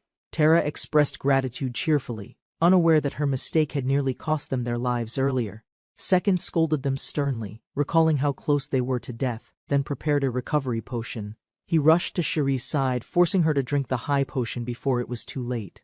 Cherie collapsed quietly. Second checked her condition while Terra reassured him of her better side. Second admitted Cherie's flaws but understood her pain, already knowing she wasn't truly a bad person. Tara calmly explained Cherie's isolation, revealing she likely developed feelings toward Second through dependency. Second appeared confused and frustrated, unable to grasp how affection could manifest through reckless and dangerous behavior. Tara elaborated gently, suggesting Cherie also acted out to gain her parents' approval and recognition. Second lost patience, yelling at Tara for neglect.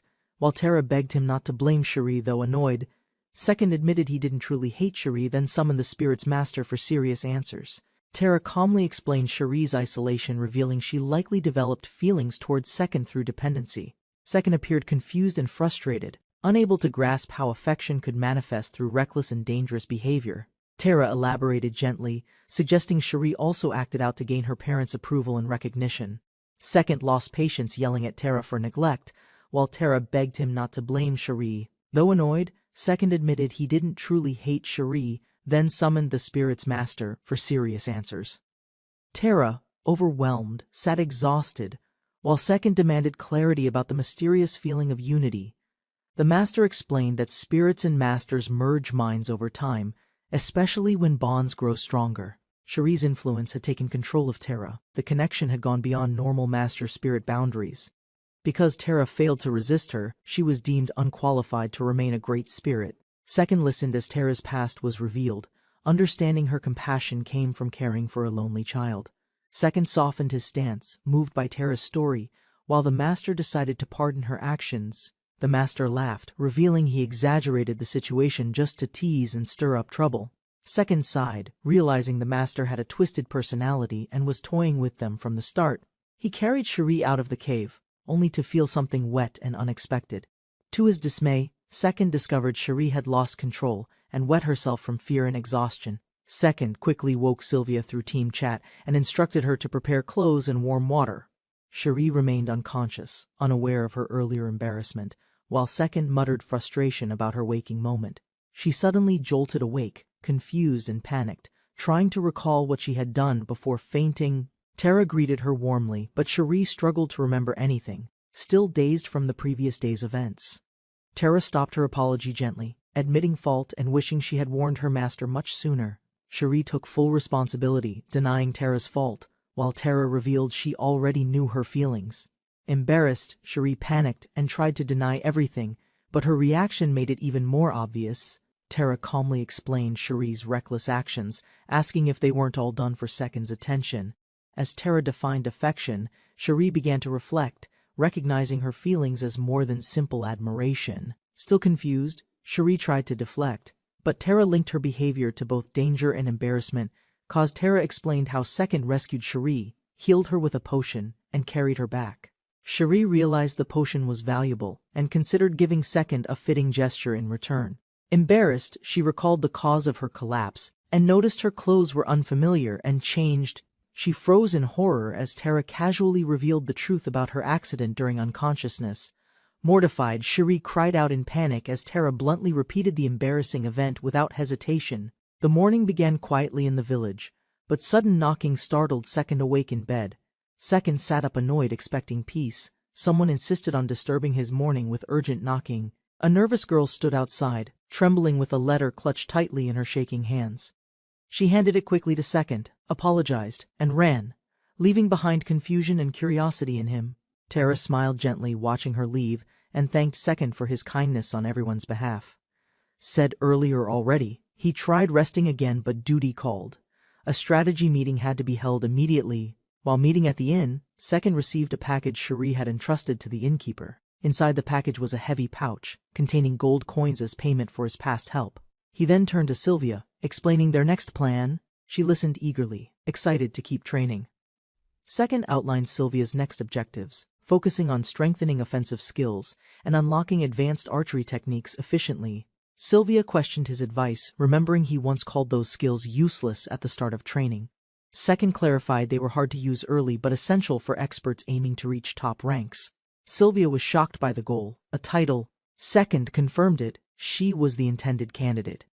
He revealed the ultimate goal, earning the prestigious archery title known as Demon Piercer. Second assigned Iko to learn promoted rook shieldsmanship first, though he secretly wanted it too. He instructed Iko to focus on mastering shield skills and eventually aim for a prestigious title. Next came Yukari's turn. Second explained her blacksmithing path while she stood loyally behind him.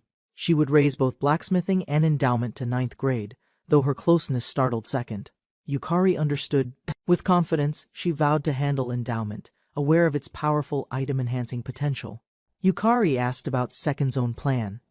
He explained his goals, starting with dual sword skills. Second listed several steps: learning transformation, collecting forms, earning titles, all leading toward powerful multidiscipline mastery and versatility. He revealed transformation was a temporary buff skill, critical for confronting a specific high-level target ahead.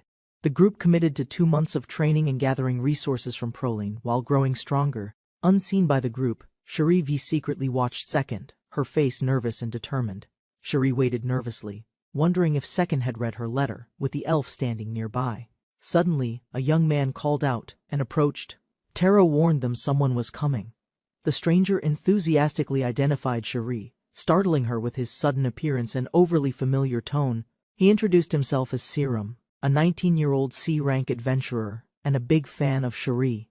Cherie, already frustrated, lost patience as Serum praised her spirit, ignoring her clear signs of irritation. Nymph, a quiet wind spirit, appeared and humbly introduced herself to Terra and the others. She revealed she met the Great Ruler, shocking everyone with her unexpected spiritual encounter.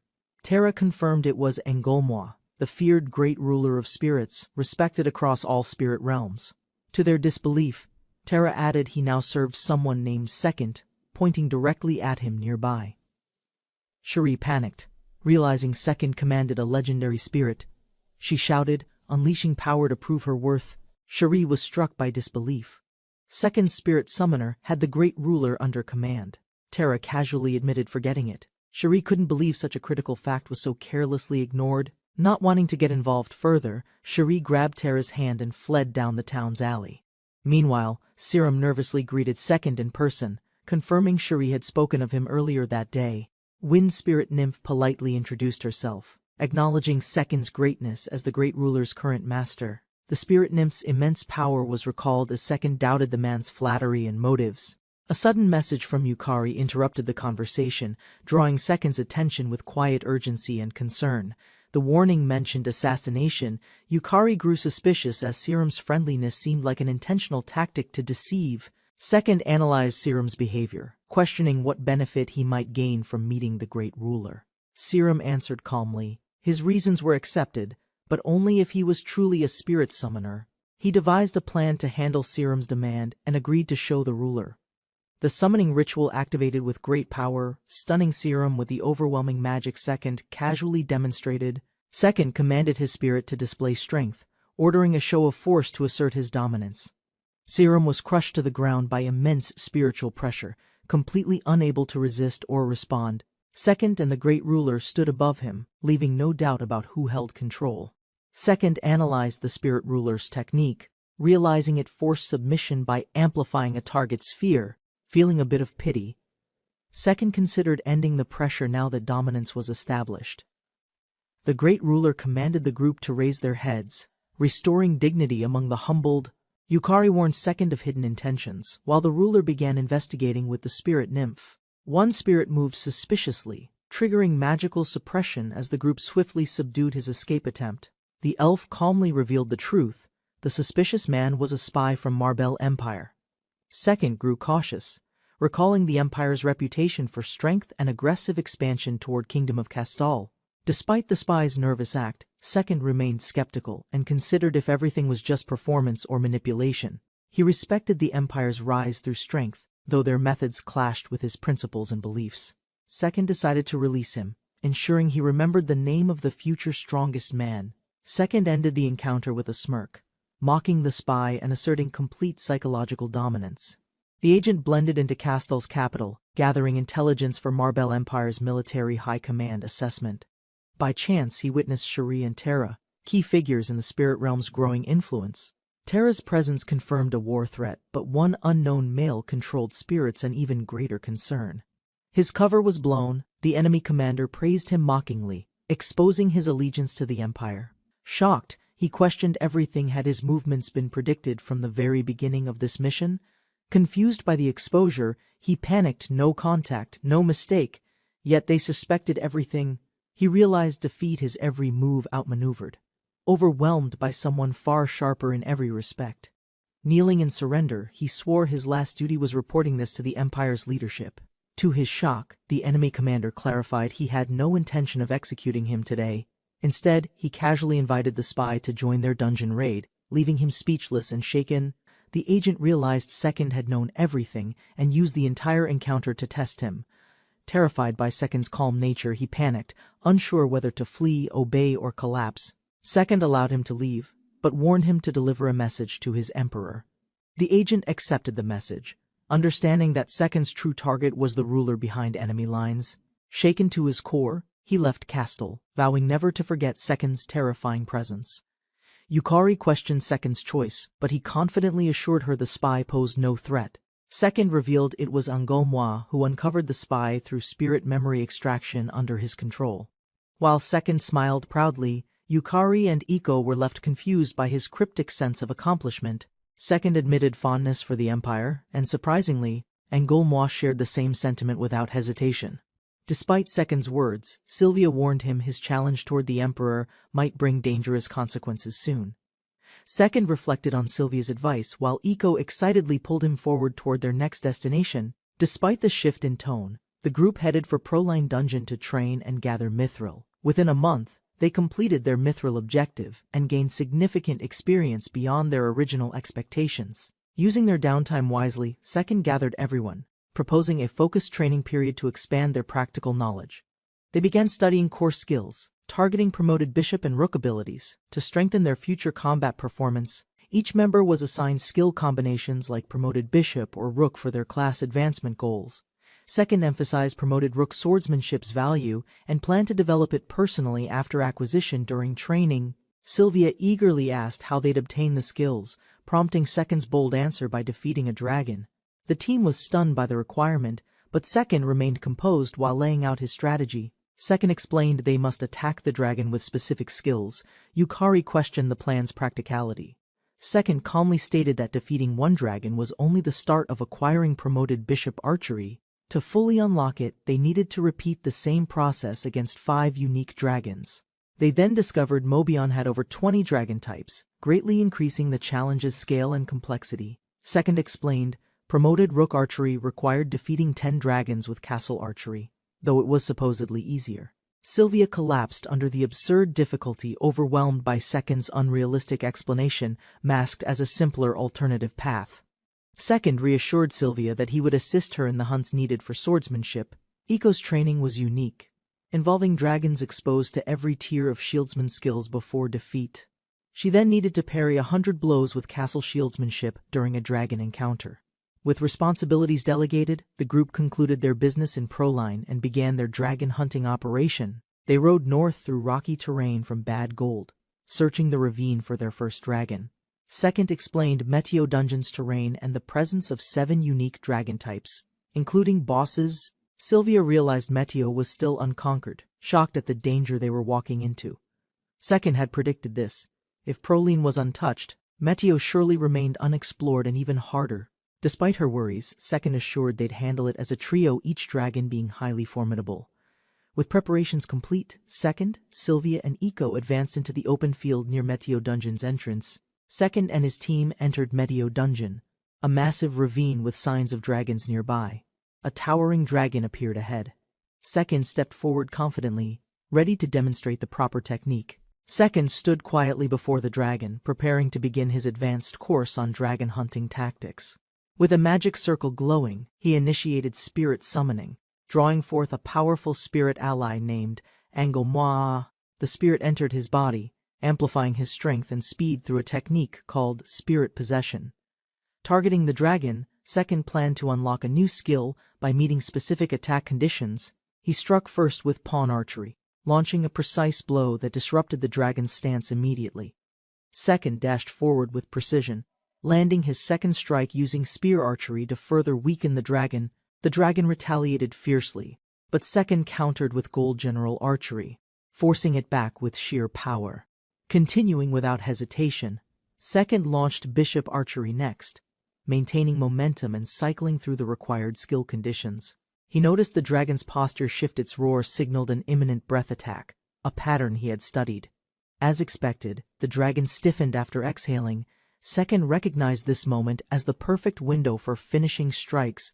The dragon staggered backward as Second unleashed 3 rapid strikes: Silver General, Castle, and Knight Archery.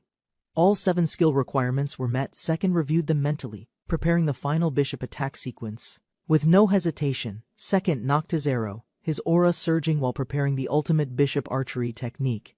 A series of explosive hits. Bishop Rush struck the dragon precisely during its weakened moment, disrupting all defense. The dragon collapsed, body torn and smoking, completely defeated by Second's calculated skill sequence tactical execution. Second approached Sylvia and Iko, casually summarizing the intense battle they had just witnessed. Iko and Sylvia stood frozen, astonished by Second's skill and calmness after the confrontation ended. Second explained calmly future dragons would be tackled as a team, detailing key combat tactics clearly. Iko asked timidly if Second felt fear. Sylvia reminded him he did something extraordinary alone. Second clarified the misunderstanding, assuring them confidently that fear had no place in his resolve. Second confidently outlined simple tactics, assuring that even a white dragon's critical blows wouldn't defeat them. He reminded the team of their shared goal: becoming the world's strongest, unshaken by terrifying foes. Only afterward did Second realize he forgot to explain why his strategy guaranteed their survival. Echo and Sylvia protested, embarrassed. Second apologized, and their dragon hunt began with clear coordination and trust. In Metheo Dungeon, 7 dragon types awaited, with the rainbow dragon looming as the final massive threat. The dragon strength chart displayed each type's power, revealing the terrifying might of the rainbow dragon. Second analyzed the difficulty gap. While red dragons were manageable, gold dragons posed serious danger. Despite his own capabilities, Second understood Sylvia and Iko weren't ready for battles of that scale. He decided to focus on skill acquisition, specifically promoted Bishop and Rook rather than full dungeon conquest. To earn promotions, each member must meet specific conditions by defeating dragons using advanced tactical skills. Second reminded the team not to engage the deadly gold and rainbow dragons under any circumstance. Red dragons, twice as strong as white, were now the team's greatest acceptable challenge target. After exhausting battles and endless tension, Sylvia and Iko collapsed into deep sleep from sheer fatigue. With multiple white dragons defeated, the team mastered new promoted skills and planned tomorrow's final objectives. Second warned Sylvia the next enemies were stronger, hinting at something vital she must remember. Second firmly warns against provoking gold and rainbow dragons, stressing their overwhelming and unnecessary threat level. He explains the red dragons are twice as strong as whites, currently their highest priority target. After an exhausting day of battle and training, Sylvia and Iko collapse from mental fatigue. Despite their exhaustion, they gained new skills, and the team plans to face 4 more tomorrow. Sylvia questions the danger, but Second prepares to explain something more critical before they face stronger foes.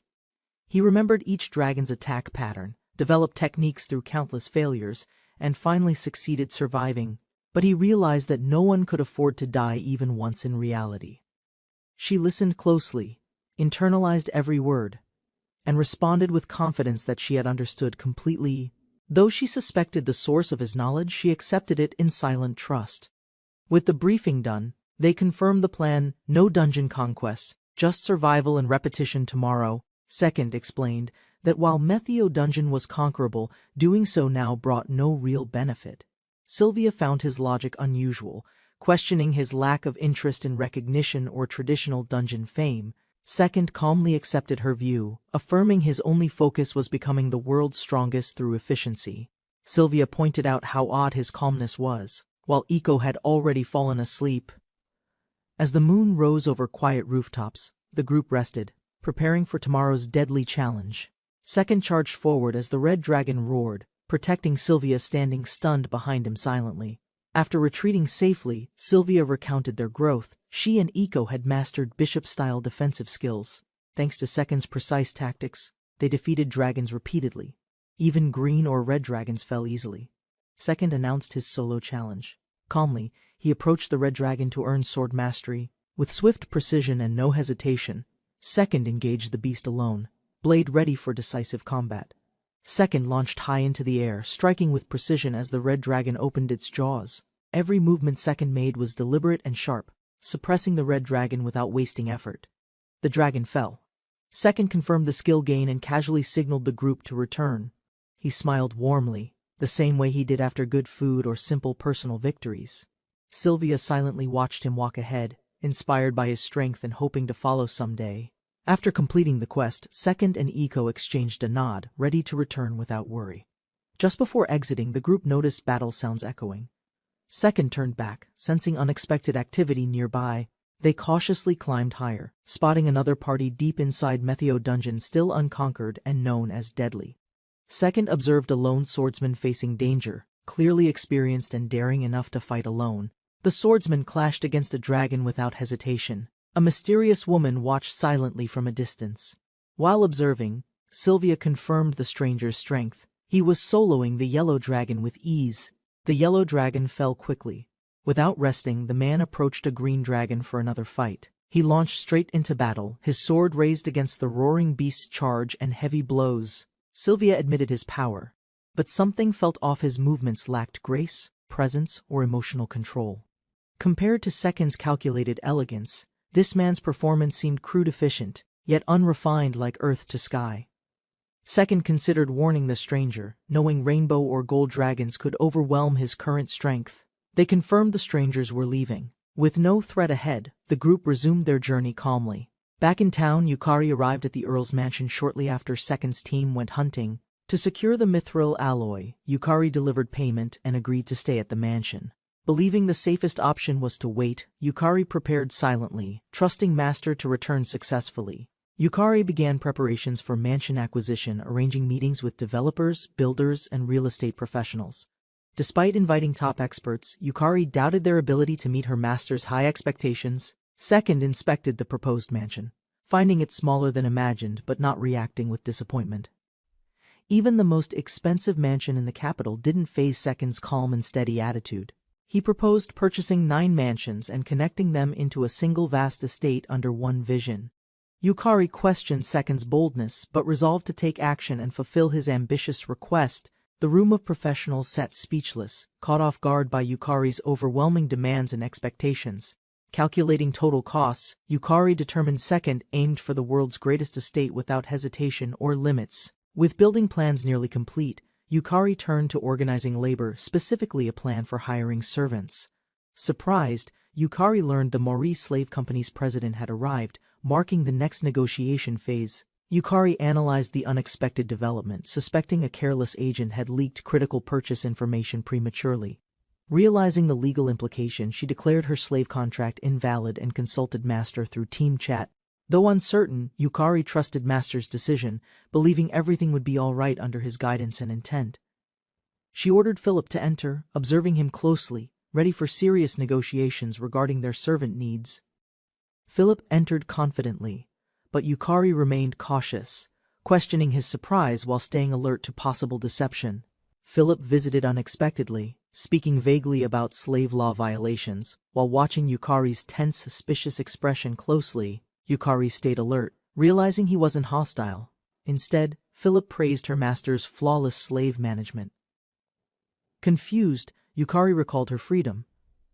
Yet Philip spoke of a delivery from her former master. Yukari was stunned by the letter. It came from Duchess Lucia, her past guardian and trainer.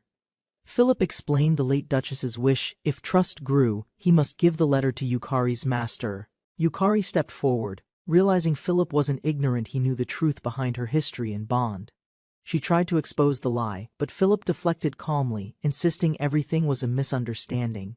Yukari's thoughts raced. Duchess Lucia, the slave company, the pardon, all events linked by hidden intention. Holding the letter tightly, Yukari understood it now represented the culmination of everything she'd experienced. She questioned whether the letter's delivery to her master had always been Lucia's final objective. Yukari introduced the mansion to the group, revealing their future home in the Eastern District. Echo bounced with excitement, exploring every room wildly, overjoyed that they would live here together. Sylvia and Second questioned the logic. Even Second admitted the house felt too extravagant and excessive. Yukari raised financial concerns, but Second proposed rotating mansions by season, treating this one as summer. While Yukari stayed silent, Second laughed confidently and suggested inspecting more properties just in case. The group arrived at the Southeast Mansion, another property Second claimed as a temporary base. Everyone was confused when Second revealed all 9 upcoming mansions were already under his ownership. Second declared this mansion would house their servants. Yukari offered to manage and train them personally. Though concerned about her workload, Second asked if Yukari was sure. She remained firm and determined. Gratefully bowing, Yukari accepted the role. Second reminded her not to overexert herself in duties. Yukari's planning made the process efficient. All 9 mansions were bought at a fair price. Second recalled his past life. Once a shut-in, he now embraced this new reality fully. To celebrate their move, the group gathered cheerfully.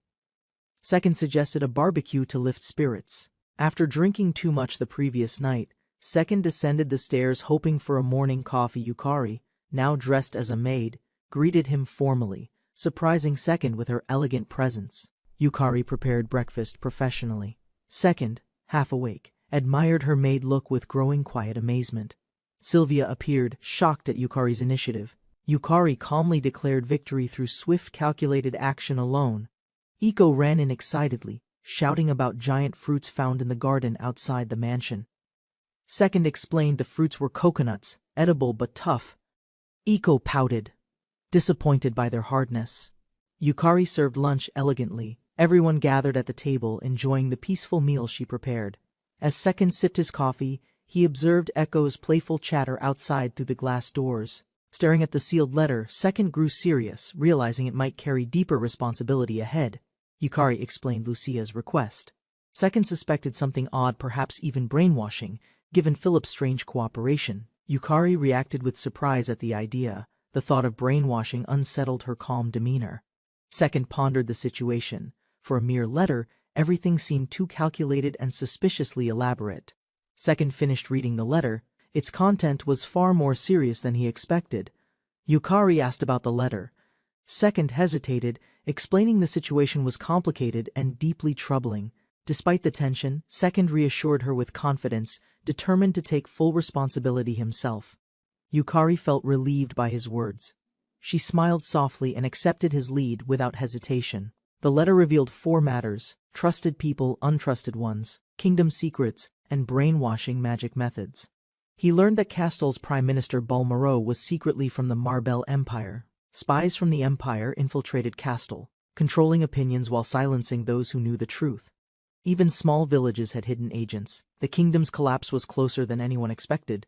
Prince Klaus, led by the reformists, would unknowingly hand the kingdom over to the Empire. Other nations were also absorbed, stripped of resources, bound by false treaties, and left ruined. The people supported Second Prince Mine, but his resources and influence were clearly far too limited. The kingdom's population, unknowingly affected by brainwashing, protested military strength and rejected preparations for war. Duchess Icena documented forbidden magic, hoping someone would save the kingdom where she no longer could.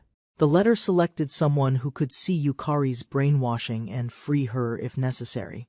Despite his detachment, he considered acting both to fulfill his promise and protect the kingdom's future. Second concluded the best outcome was Mine's rise and total removal of corrupt forces. However, he feared spies would twist the truth, painting him as a villain to eliminate. Despite countless reflections, Second still couldn't reach a definitive conclusion for solving Castel's fragile situation. He decided to delay using brainwashing magic and first prioritize preparations based on past experience. Determined, Second assigned Yukari duties and planned to teach Sylvia and eco-transformation skills next. Second shared duties with Yukari, entrusting the servants to her while planning for new training. Yukari responded with composure, assuring him she was fine and had her own intentions. Second noticed her dedication, wondering if the maid uniform reflected her deeper care for others. Yukari's silence and calm demeanor masked her intent to serve with genuine loyalty and strength. Meanwhile, Second traveled with Sylvia and Iko to Slime Forest to begin transformation training. Second explained the transformation skills requirements, surprising Sylvia who had never heard it before. In Slime Forest, Second began explaining the 4 unique and challenging conditions to acquire transformation. He listed tasks: matching digit damage on monsters. Bosses within a week, then yelled transform. Sylvia confirmed the last step, but Second insisted. All 4 must be completed precisely as stated. Iko eagerly demonstrated the command, while Sylvia realized Second's equipment purchases had been carefully planned. Second explained the plan, recalling the spears bought earlier for low-damage training against slimes. They studied the spearmanship skill, ensuring their attacks dealt weak hits on Slime's high defense bodies. In Slime Forest, the team prepared their weapons, ready to track and record specific damage values. While Eiko showed excitement, Sylvia hesitated, still unsure about using the transform skill seriously in battle. Later that night, Sylvia practiced transformations alone, inventing nightly phrases while secretly enjoying the dramatic flair. The group entered the dense forest, launching their mission to hunt slimes and record matching damage. After 3 days of trials, the group finally succeeded in unlocking the transformation skill. Sylvia embraced her role, activating the transformation while announcing her justice as a proud knight. In her new form, Sylvia began training daily, focused on developing heroic skills with discipline. She chose fire as her element, her armor glowed red, matching her passionate fighting spirit. Meanwhile, he discovered lightning as his element, a rare transformation unknown even in recorded history. His new mask and cloak reflected a power he hadn't known created by the lightning transformation. The world around him was changing, suggesting deeper systems or hidden elements never documented before. Uncertainty loomed, but excitement followed. New game mechanics could emerge any time. Beyond the original framework, Sylvia now trained special attacks, and 2 weeks of constant experience had honed their combat rhythm. With a deep breath, he confirmed everything was in place for the next mission ahead. Second upgraded critical skills like transformation and taming, laying the foundation for his upcoming strategic preparations. Weakened monsters become tameable below 20% health, though success rate varies with strength and type. Second's target was the Darkness Wolf, a fierce magician requiring advanced planning and skill mastery. The Darkness Wolf was a rare evolution of the Blackfire Wolf, born from endless dungeon darkness. Taming that beast once made Second the top player. Now, he aimed to repeat history. The Darkness Wolf was classified as untamable, like all bosses overwhelmingly strong and universally feared. Yet, unlike true bosses, the Darkness Wolf evolved independently and was technically classified as tameable. Second planned to reduce its health below the limit, repeating the process with precise effort. Despite thousands of failures, he refused to surrender, believing the Darkness Wolf wasn't a boss. Through relentless grinding and sacrifice, Second hunted daily without pause until finally, the critical moment arrived. After 4,600 attempts, Second finally succeeded. He tamed the Darkness Wolf against all odds. Rumors spread quickly, and many players tried to copy him, but none ever succeeded afterward. Online debates exploded with disbelief, but Second calmly prepared himself to prove them all wrong. He knew Mobius strategies, but this new world carried death's finality and no second chances. Despite all safeguards, Second still felt fear. True danger returned, reminding him this world was real. Though fear lingered, Second accepted the risk of death. It was the price of resolve. With unwavering determination, he swore to never retreat, no matter how impossible it seemed. War loomed across kingdoms. Second realized this might be his final opportunity to act. To prepare, he commissioned Yukari for custom mithril gear, maximizing offense and defense enhancements. Yukari crafted vital upgrades tirelessly. Second grew dependent on her skill, both tactically and emotionally. Second allowed Yukari to rest, but Sylvia and Eiko were assigned immediate training instead. He planned a strategy briefing. Once Yukari's equipment was ready, important decisions awaited the team. In case of death, Second laid out survival instructions for Sylvia, Yukari, and Eiko. He made them promise to report daily. After much discussion, they reluctantly accepted the plan. Sylvia and Eiko were tasked with dungeon training, alternating combat roles to sharpen survival coordination. Second predicted Sylvia would struggle most. Eiko's limited offense meant slow progress through enemy encounters. He hoped their training would sharpen teamwork. Meanwhile, Yukari was assigned one special solo task. After giving final instructions, Second said goodbye, entrusting the team to grow in his absence. Unexpectedly, Second noticed multiple unfamiliar maids. He quietly wondered how the household had expanded so suddenly. With the plan set, Second departed, traveling from Peiho to Kula, then toward the Isarois dungeon. Second stopped briefly in Peiho, planning to visit Asiasparn dungeon and summon a new ally. He summoned the spirit Engelmois, instructing it to enter mana mode for compact, discreet travel. Now invisible and formless, the spirit could communicate telepathically while traveling unnoticed beside Second's horse. Second warned the spirit of the upcoming threat, preparing to share critical tactical information immediately. He revealed the enemy was the Darkness Wolf, an absurdly strong foe he intended to tame. Second explained his repetitive taming strategy, lower its health, fail, and restart until success. At Asiasparn Dungeon, Second sought a Goblin Mage's Horn to complete his secret strategy. After battling through enemies in Peho, Second successfully secured the Goblin Mage Horn item. He bought high potions in bulk, preparing for rapid healing during the intense battle ahead. While traveling to Port City Kula, Second shared tactical knowledge with Enrollment to improve coordination. Second mentally accessed Darkness Wolf's core data, asking Enrollment to read it simultaneously through Link. They learned the creature's teleportation and shape-shifting abilities depended on shadows and time transformation delays. Offensive capabilities varied by form, summoning in human form, long-range roar as a wolf. They noted defensive mechanics: wolf form blocks physical attacks, human form blocks magical, plus a barrier. Second calmly finished the summary, shocking Enrollment with how invulnerable the enemy could temporarily become. He continued explaining the Darkness Wolf's fearsome sorcery, which drained stamina instantly in wide-range bursts. To survive those attacks, he had stockpiled potions, preparing for the wolf's follow-up barrage strategy. However, he warned against healing too soon. Reckless recovery could trigger another devastating wave of damage. He explained the sorcery's pattern after casting. The wolf might summon or unleash a barrage using staffmanship. As the knowledge transferred, the mysterious staffmanship and ultimate modes were revealed, each deadlier than expected. Movements nearly impossible during combat. While riding across the plains, the knight confirmed the wolf's abilities, realizing its monstrous potential and danger. Even the great spirit ruler feared the Darkness Wolf, whose power was absolute and terror beyond reckoning. The Darkness Wolf's legend grew, feared not for strength, but for relentless, irritating combat tactics. Second remembered its brutal style from the game, and now desired to tame it here. Preparing ahead, Second used potions mid-battle to avoid losing the Darkness Wolf after failed attempts. Since taming only activates below 20% HP, Second restored it repeatedly to restart the process efficiently, rather than risking permanent loss by killing it. Second chose potion cycles until they arrived nearby. Second arrived at the Port City Kula, preparing to cross toward the dungeon fortress Isekai'd. Standing before Isekai'd, Second assessed the ruins' towering walls and braced for what awaited inside. Though the dungeon boss resided above, Second aimed for the hidden library buried beneath the fortress. Armored guardians blocked the path ahead, enforcing the fortress's defense with brute strength and heavy presence. Undeterred, Second issued his command and pressed forward, determined to reach the secrets held below. Second stood calmly as a towering armored enemy lunged, its weapon raised for a downward strike. Reacting swiftly, Second activated transformation, releasing energy to counter the charging enemies with timed precision. His body altered instantly, sharp features and magic surged, marking the beginning of his enhanced combat form.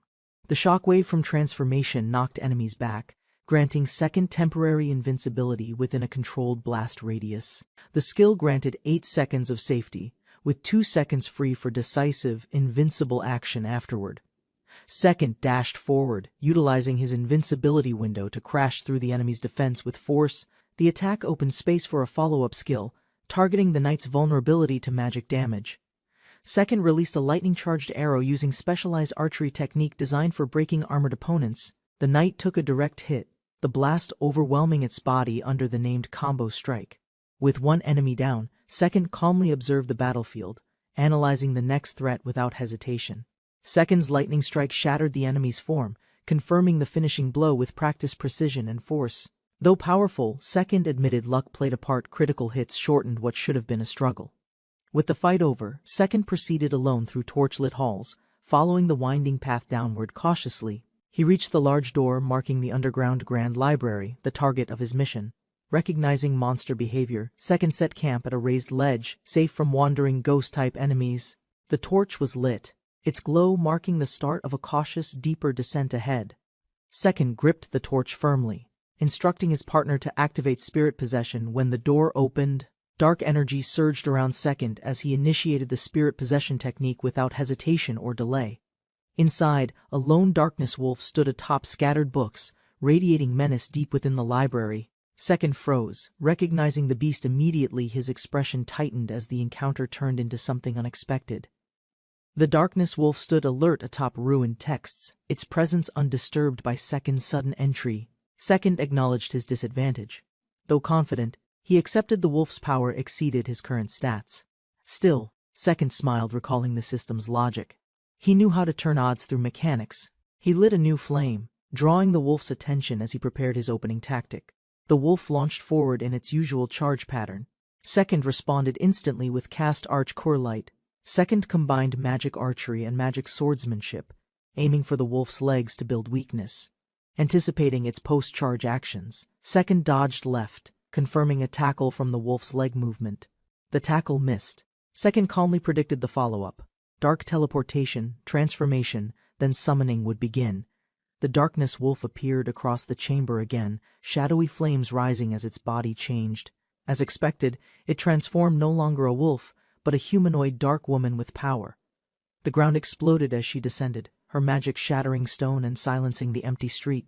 He recognized her instantly, unchanged by time or world, still the girl he once protected closely. Second analyzed her transformation calmly, preparing promoted rook swordsmanship before the summoning ritual began. He calculated the precise moment, watching the flames fade, ready to counter with practiced precision. Fully aware of the risk, Second initiated the technique, becoming defenseless during its long charge. He struck as she landed, unleashing the skill with perfect timing amid shattered debris and force. His gamble succeeded. She collapsed from the impact, stunned before her dark magic could activate. Second knew stunning wasn't enough. He needed 2 critical hits or risk losing the advantage. Timing was tight. If he missed, he'd need extra shots before she could recover. His arrows flew fast. Both struck cleanly. Critical hits confirmed. She fell into down state. Still in dark summoning, she would reset to wolf form and begin the cycle again. As she rushed again, Second intercepted with core light, watching her form shift into attack stance. Second evaded her bite, knowing dark roar followed. He sprinted hard, avoiding the danger window. She unleashed dark roar, then shifted back into her humanoid form, choosing transformation over direct attack. He confirmed her shadow remained, signaling vulnerability. Without hesitation, he prepared promoted rook swordsmanship again. Second stunned her once more, but this time landed only 1 critical with castle archery. Failing the down, he watched her recover. With dark summoning ready, she would now retaliate. Second observed her next form. With a serious gaze, she drew her shadow staff calmly. She switched into staffmanship mode. Second grinned. Weapon type didn't matter if timing and control prevailed. He used mixed archery styles, weakening her balance enough to secure a down with precision. As expected, her wolf form reappeared. Second prepared Castarch Corlight, reading her next charge instantly. Despite the loop of combat, Second couldn't hide his joy. This relentless duel thrilled him. Second, eccentric and fearless, challenged the darkness wolf, an impossible enemy created by his own hand. Observers watched in disbelief. He avoided every attack and responded with flawless, repeated counter techniques. He charged forward relentlessly, not overthinking anything. Pure instinct drove his momentum through every exchange. Second wasn't strategizing. He simply embraced the thrill, immersed in each passing moment of battle. Somewhere beyond the battlefield, a silent truth remained: he would reclaim his rightful place, the throne. Second risked everything in battle, determined to reclaim his title as the world's #1. Enrollment watched in awe, moved by Second's relentless strength, resolve, and lonely fight for greatness. Inspired deeply, Enrollment admired Second's will to sacrifice all just to surpass every other warrior. He declared loyalty, ready to join Second's path. His excitement made him laugh out loud. Second, irritated by the dramatic inner monologue, snapped back at the voice echoing in annoyance. Second stood before the darkness wolf, calculating her HP drop with precise memory from his past life. As flames engulfed her form, her power surged wildly, marking the start of berserk mode. He raised his hand, using tame with exact timing just before she lunged toward him. The attempt failed. Second remained calm, already knowing the consequence and readying for what came next. He hurled explosive potions, neutralizing her rage. Moments later, the beast shimmered calm, accepting his command. Second calmly explained the tactic. Though doubted, he believed this method would subdue the darkness wolf eventually. Time passed slowly. The battle dragged on far longer than it had in his past life. Exhausted, Second yawned with a wide mouth, drained by the repetitive efforts and mental calculations involved. He returned to his camp, defeated by fatigue, having failed all 9 taming attempts so far. Despite setbacks, the wolf remained confined. An ally reminded him how long he'd endured without rest. Second committed to training daily, convinced the Darkness Wolf's behavior could be managed with routine effort. He admitted his advantage came from her inability to activate Empty Shadow during transformation this time. He explained how her transformation path limited spellcasting, giving him a safe window to interrupt her. If attacked while in shadow state, stunning her would fail and lead to dangerous spell execution chances. However, if she summoned the Blackfire Spear, her strongest mode, everything could escalate beyond control instantly. Second stood determined. With all else failing, he prepared to activate his last and hidden technique. His companion sensed something serious. Meanwhile, ancient texts scattered records tied to what came before them both. Deep within, the Darkness Wolf's true self wondered why she remained trapped in endless silence and books. She questioned time itself. How long had she existed here, forgotten, watching ages pass without meaning? She tried to communicate, but her beast form blocked every attempt, leaving only growls to humans. Driven by ancient bloodlust, her body moved with instinct, executing another life without hesitation or remorse. She stood atop bones, her thirst deepening over time, an eternal hunger sharpened by solitude. Waiting in madness, she longed for another soul, wondering how they'd die and what they carried. Second finally arrived. Her senses surged. Though familiar, her body reflexively gave the command to kill, yet for the first time in centuries, something stirred, an unknown reaction sparked within her core. Second's strike landed directly. The Darkness Wolf was shocked to be wounded by a mere human. Wounded and in disbelief, she screamed. For the first time, she felt real danger and fear. Her body weakened. Limbs wouldn't regenerate. Second stood firm while she trembled, confused by her failing strength. Pain flooded her senses. She had never screamed before. It was all foreign and overwhelming to endure. Yet through that pain, she laughed. For once, she truly felt alive in every sense. Overwhelmed by the pain, she realized her centuries of darkness led her to this encounter. Despite agony, she craved more. The sensation awakened emotions she never experienced throughout her immortal existence. Her strength faded, yet she felt fulfillment. She hoped to perish by his hand someday. Instead, her wounds closed. Second had healed her. Confused, she stared at her glowing, restored form. Tears formed. She called him her destined master, the one her soul had. Unknowingly, she watched him closely, heart full, realizing she had finally met her destined master. Though he turned away, her belief remained. His eyes promised he would never abandon her. She smiled softly, confident he would return again. She trusted in his silent, gentle vow. Torn between love and longing for death, she prayed for both to live and fall. In her final thoughts, she wished to learn his name and receive one for herself. She closed her eyes, surrendering completely, trusting his hands to decide her final moment. 2 months after Second's departure, Sylvia, Iko, and Yukari met weekly to exchange intel. With closed eyes, they silently reviewed their findings, each preparing to report updates with seriousness. Information was filtered, organized, and sent through team chat to Second as concise weekly briefings.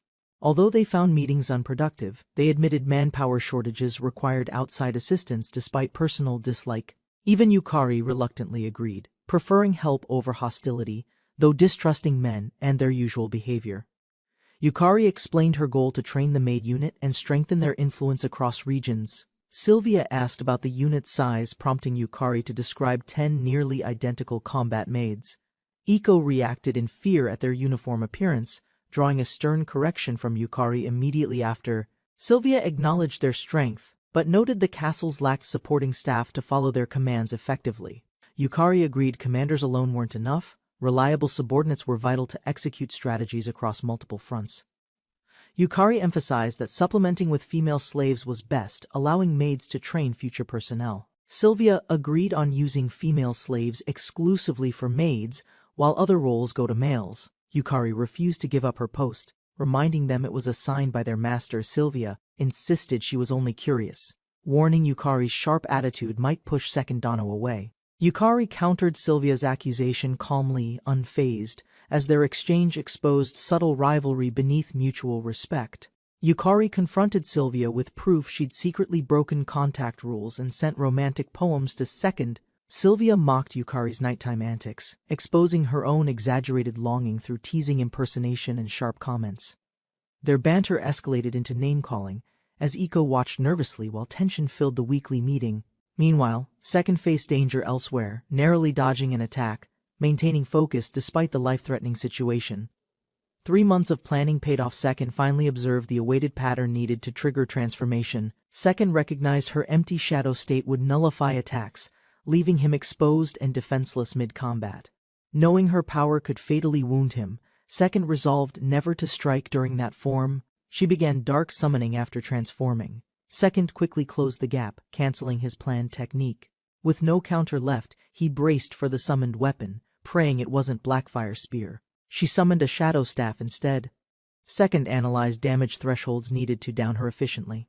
She unleashed Dark Sorcery, a massive area attack reducing any target's HP to just 1. According to the strategy wiki, surviving this spell relied heavily on luck more than skill. Second dismissed online advice, knowing amateurs exaggerated. True tactics came from first-hand, real battle understanding. Firing Castle Archery, he landed a clean critical hit, disrupting her before full casting finished. He confirmed the hit landed, but evasion seemed pointless against such a wide-scale spell. Second triggered his transformation ability, igniting a blinding surge of power and preparing his next assault. With invincibility active for 8 seconds, he broke the second barrier and planned his strike. He fired another Castle Archery shot through the smoke, but this time it wasn't critical. Despite no critical hit, her weakened posture revealed she only needed one more precise shot. Confident now, Second readied his final shot as invincibility faded, determined to end the fight. Second endured the dark magic's cost. With 1 horsepower left, he successfully downed his opponent. Holding a potion, he began healing. The enemy's defeat gave him time to recover safely. He returned to work, anticipating her revival and their usual routine of battle and healing. After over 2,000 attempts, he finally mastered taming through consistent, disciplined daily effort and repetition. As things settled, his companion reminded him it was time to return from their training. He observed his friend urging return, pretending everything was fine despite rising signs of unrest. He recalled recent reports, hiding the truth. Concerns had indeed grown, but he chose silence. The capital's reformist shift accelerated, his remaining time shortened, and concern grew for Sylvia and Iko. Even Yukari's progress and unfinished mansions burdened him. Everything demanded attention. Yet still he lingered behind. He needed a reason to return, an undeniable push, not just obligation, but a deeper inner motive. He recognized his obsession, admitting the taming addiction blurred reason and pushed him toward reckless persistence. The temptation to tame a darkness wolf overwhelmed him, even knowing the risk was absolute failure. Despite the danger, he believed salvation existed only through continuing the taming. Nothing else mattered anymore. He shut his eyes in silence, hoping the overwhelming cycle of obsession would finally end soon. After 2,168 simulations, his worst-case prediction came true. Anko triggered ultimate mode under unstable conditions. Her health fell below 25%, initiating berserk mode. Now, control over her was impossible. Without hesitation, Anko gripped her weapon. Her transformation was complete, and the battle could not wait. Power surged through her body. Ultimate mode fused with berserk mode, enhancing every stat beyond known limits. Armed with the Blackfire Spear, her long-range attacks ignited. Each swing tore through the dark hall. With current stats, even 2 seconds near Blackfire would likely kill him without any resistance. Whether he stood his ground or ran, the outcome remained unchanged, certain and immediate death. Knowing retreat was impossible, he prepared his final option, a desperate strategy hidden for emergencies only. Gripping the goblin mage's horn tightly, he activated it as his last means of survival. The horn's power originated from dungeon goblin mages, who used random teleportation to escape death. The goblin horn triggers random teleportation, but only if stabbed directly into a monster. Despite its power, Second knew the horn's conditions were difficult and its risks were high. He smiled bitterly, acknowledging how long the fight had dragged, preparing to act decisively now. As Anko advanced with calm fury, Second readied the horn, hiding fear behind grim resolve. Her strength was overwhelming. Second admitted defeat silently. Escape was his only viable path to live. Second raised the horn with determination, vowing to return as he activated the teleport escape. Anko's fierce expression softened. Her eyes trembled with conflicted emotion, caught between rage and sorrow. Just before using the horn, a voice echoed in his head, pleading for him to stay. Second hesitated, stunned by Anko's subtle change. His grip loosened, his certainty started to waver. He remembered the rule of Mobion. Running meant losing everything. He clenched his fist tighter, Second stomped forward. A voice echoed from within, reminding him that retreat meant losing everything. He remembered his title. Being the top meant pushing forward. There was no turning back. Second shouted, invoking transformation. His hesitation vanished as determination overtook fear and doubt in an instant. With 8 seconds of invincibility, Second dashed forward. His chance depended on the final 2. Laughing wildly, Second embraced the pressure. His spirit reignited, facing the impossible with reckless resolve. Second charged forward with no hesitation. Anko remained still, eyes closed, as if expecting him. He praised her strength mid-battle. His words were sincere, her power had truly cornered him. Activating castle archery, he launched a precise shot at full force, aiming without holding back. The arrow struck Anko's head. It was critical, his bold attack landed exactly as planned. With only moments left, he stood firm. Her HP dropped again. He refused to retreat. With no time left, Second extended his hand and activated the skill, Taming Protocol. Second accepted failure, laughing at the odds. But despite it all, he had no regrets. Anko knelt silently before him. Her rage subsided, and the room fell into silence. She looked up with softened eyes and spoke clearly, submitting completely to Second's command. Second froze in disbelief. What he expected to fail had now completely changed everything between them. Anko knelt, overwhelmed by the bond. Second had tamed her amidst impossible odds and chaos. No warrior had survived her ultimate berserk form. Wise ones never dared provoke that transformation intentionally. But Second, through calculation and risk, let her rage ignite and her HP fall too low. With precise timing, he dashed forward during invincibility, landing the tame skill before she struck again. Now kneeling, Anko pledged herself completely, body and soul, entrusting everything to Second, her one true master. Second stood stunned as Anko spoke clearly. Her voice broke a silence he believed permanent. Her sudden words shocked him deeply, matching the disbelief he felt when he successfully tamed her strength. Before this moment, Anko only moved by set patterns, just another mindless, combat-driven monster under programming. But now, something had changed. Second questioned if taming triggered her soul or if Anko always had it. Seeking truth, Second demanded answers. Why would a being with such awareness still choose destructive actions? Anko explained her mind had been bound by divine power, an ancient curse beyond resistance. Second understood her curse restricted free will, explaining why she fought blindly despite awakening consciousness earlier. He also questioned whether her memories were genuine or altered the moment she was forcefully tamed. If memories were implanted, her past may have been fabricated, a manufactured soul inside a cursed monster's body. Second declared her name with pride. Anko responded joyfully, swearing eternal loyalty to the name Second. Anko smiled brightly. After centuries locked away, this would be her first time stepping outside. The library lay in ruins, countless books collapsed, sealing away forgotten knowledge buried under broken stone shelves. Second and Anko walked cautiously. Ahead, something unexpected caught his attention, halting their calm but steady advance. Powerful monsters called black ghosts lurked nearby. They moved in packs, making any frontal battle a dangerous gamble. Second prepared himself. Facing 5 enemies alone was risky, but he judged it a manageable challenge nonetheless. Anko calmly seized the black ghost's head and released a dark curse without hesitation or mercy. Her attack erupted in flames, stunning even Second as the monster's body began violently collapsing under pressure. Second was shocked. Anko's dark spell reduced all nearby enemies' health to a single remaining point. One of the creatures lunged. She shattered its face instantly, crushing its mask with overwhelming force and confidence. Without pause, Anko summoned her weapon, the Shadow Staff, signaling the real battle was only just beginning to unfold. With steady control, Anko gracefully swung the Shadow Staff, its energy coiling around her like armor. Second marveled at her cruelty, now turned to strength. Her deadliest attacks were finally on his side. Anko attacked swiftly. The black ghosts fell one after another, unable to resist her calm precision. The staff's trait triggered any strike on its shadow, inflicted real damage, bypassing even their defenses. As darkness spread, the remaining black ghosts were consumed, their bodies unraveling into nothing without resistance or escape. Second was overwhelmed by Anko's overwhelming power. Her dark sorcery was far beyond what he remembered. He realized this version of Anko differed entirely. This one could access broken-level spells from nowhere. To verify, he decided to inspect her stats, curious about what changed between both worlds' versions.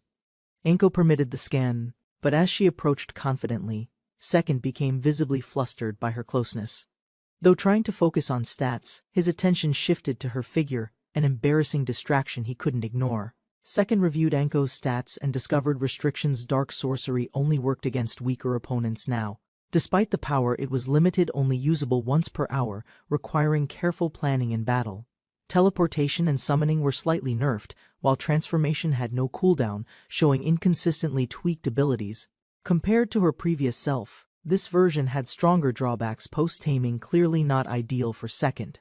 Second concluded these were divine adjustments, crafted deliberately by a higher power to balance Anko's potential. Realizing the overwhelming detail in the skill menu, he understood restrictions were newly implemented. He noted dark sorcery's usage was limited to weaker foes, and once per hour. Other dark abilities like teleportation and summoning now had cooldowns. Transformation had no delay. Compared to his past world, skills were now weaker post-taming, except transformation improved. Seeing the divine balance, he concluded this was no accident. Someone deliberately structured the world. After a peaceful moment, Anko bows deeply, apologizing. A revelation surfaces under the clear sunlight. The young master reacts with wide-eyed shock, realizing something crucial he had completely overlooked until now. As they stepped outside, Anko collapsed. Her body weakened instantly under direct exposure to sunlight. The sunlight's effect became clear. Only in shadows could Anko fight at full potential. Realizing the limitation, the master understood that using dark sorcery required precise environmental conditions to succeed. Despite the harsh sunlight, Anko continued pushing herself, determined to repay her master's dedication. Anko leaned quietly into Second, finding warmth in his presence despite the vast, desolate plains. His concern softened her heart, and through his calm presence, her energy began naturally returning. Anko rested against him, eyes closed, cherishing even the cold shadows Second unintentionally cast over her. Second paused, confused by her bold closeness. Unsure if teasing her might trigger something dangerously familiar, they resumed their journey, Anko content by his side, though longing made her patience wear thin. Despite his doubts, Second departed Isekai'd's island with Anko, unsure if she'd remain safe outside. A hostile spirit emerged, mocking Anko's dependence, scorning her closeness to Second as pathetic weakness. The spirit continued attacking her pride, labeling her useless, but Anko stayed composed beside Second. Second lost patience, yelling back at the arrogant spirit who disrespected both him and Anko. Realizing his mistake, Second regretted summoning both beings, as their clashing egos created chaos on horseback. The spirit protested Second's scolding, blaming Anko while demanding fairness, claiming bias against spiritual beings. It accused Anko of past hostility, insisting punishment was deserved, while Anko remained calmly composed. Anko asserted her loyalty, declaring herself part of Second's soul, swaying Second's view slightly toward trust. Second acknowledged both arguments but remained conflicted. While Anko sarcastically encouraged a dramatic and ridiculous punishment, Second became overwhelmed. Caught between their absurd rivalry, unsure how to deal with either of them, Second pressured the spirit to act, while Anko clung to him, escalating his rising frustration. The spirit suddenly diverted attention, praising autumn leaves to distract and cool the heated situation. Encouraging exploration, it urged Second to dismount and observe the scenery, teasing Anko's constant closeness. Anko, seeing through the ploy, accused the spirit of trying to distance her from Second. Tension peaked as both prepared for battle, threats exchanged, and Anko willingly accepted the coming clash. Second rode quietly, deep in thought, realizing he must never summon those two together again. That evening in Peho, he relaxed with food, a warm bath, and uninterrupted rest. A knock woke him early. He groggily answered, unsure who would disturb him so soon. A serious young man stood politely, offering unexpected apologies with a solemn and formal expression. Introducing himself as Kubelo, he explained his role as the newly appointed butler for Second. Second sensed Kubelo wasn't ordinary.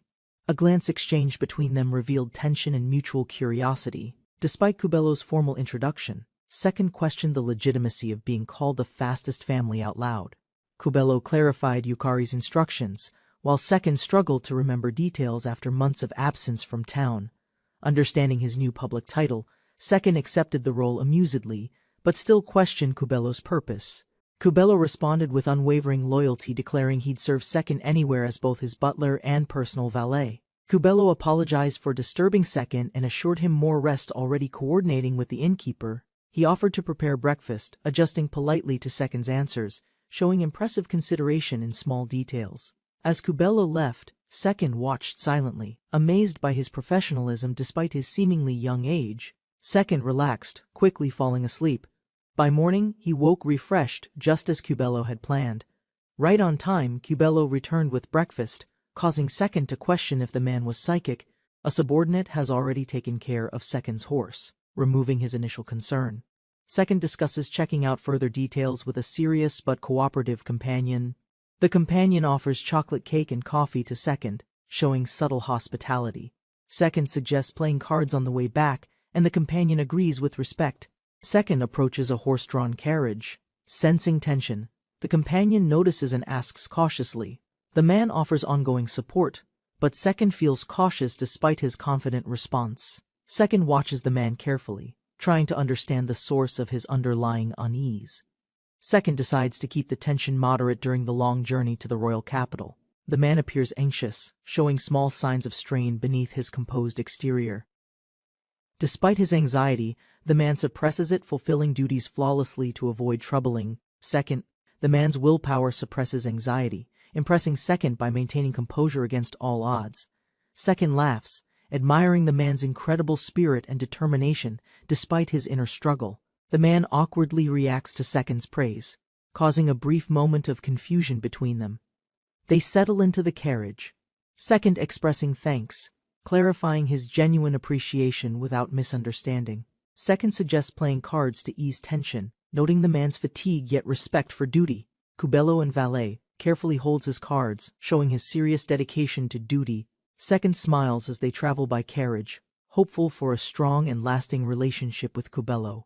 Second speaks to Kubelo, offering support and urging him to seek help if troubled. He promises to help Kubelo with his past, assuring him of assistance when needed.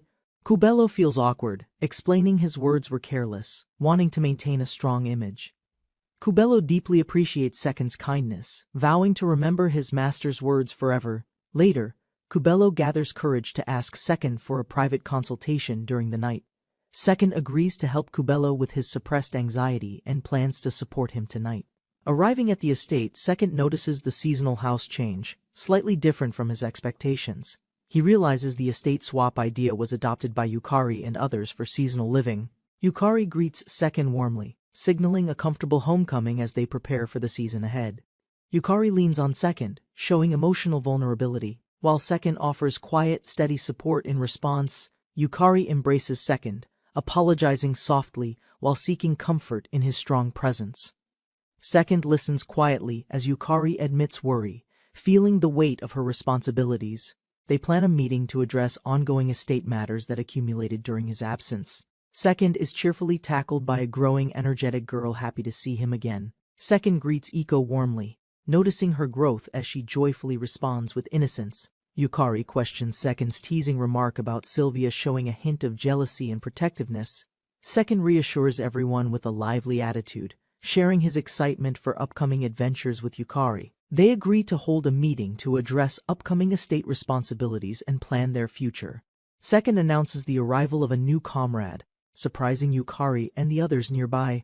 Yukari and the others react with curiosity and apprehension, preparing to meet the new member. The peaceful atmosphere shifts as Yukari and another maid confront Second about his behavior. Second hurriedly agrees to summon the mysterious woman as requested by Yukari and the maid. Anko, a dark-haired woman, appears gracefully, announcing her presence and readiness to serve.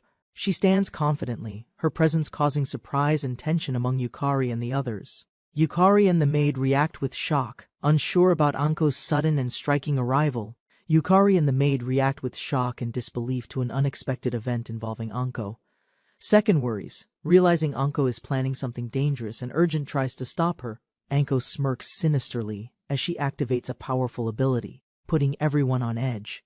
She suddenly attacks, catching everyone off guard and driving the group into chaos. After the attack, Anko apologizes reluctantly, shocked by her own violent impulses and actions. Anko sincerely apologizes, promising to obey Second and never act without permission again. Second reflects on Anko's dangerous nature, acknowledging her struggle with violent urges. Anko's solitary past in the underground library shaped her uncontrollable killing instincts. Second struggles to find the right way to guide and correct Anko's behavior. He firmly orders Anko to seek permission before any action, hoping to protect her.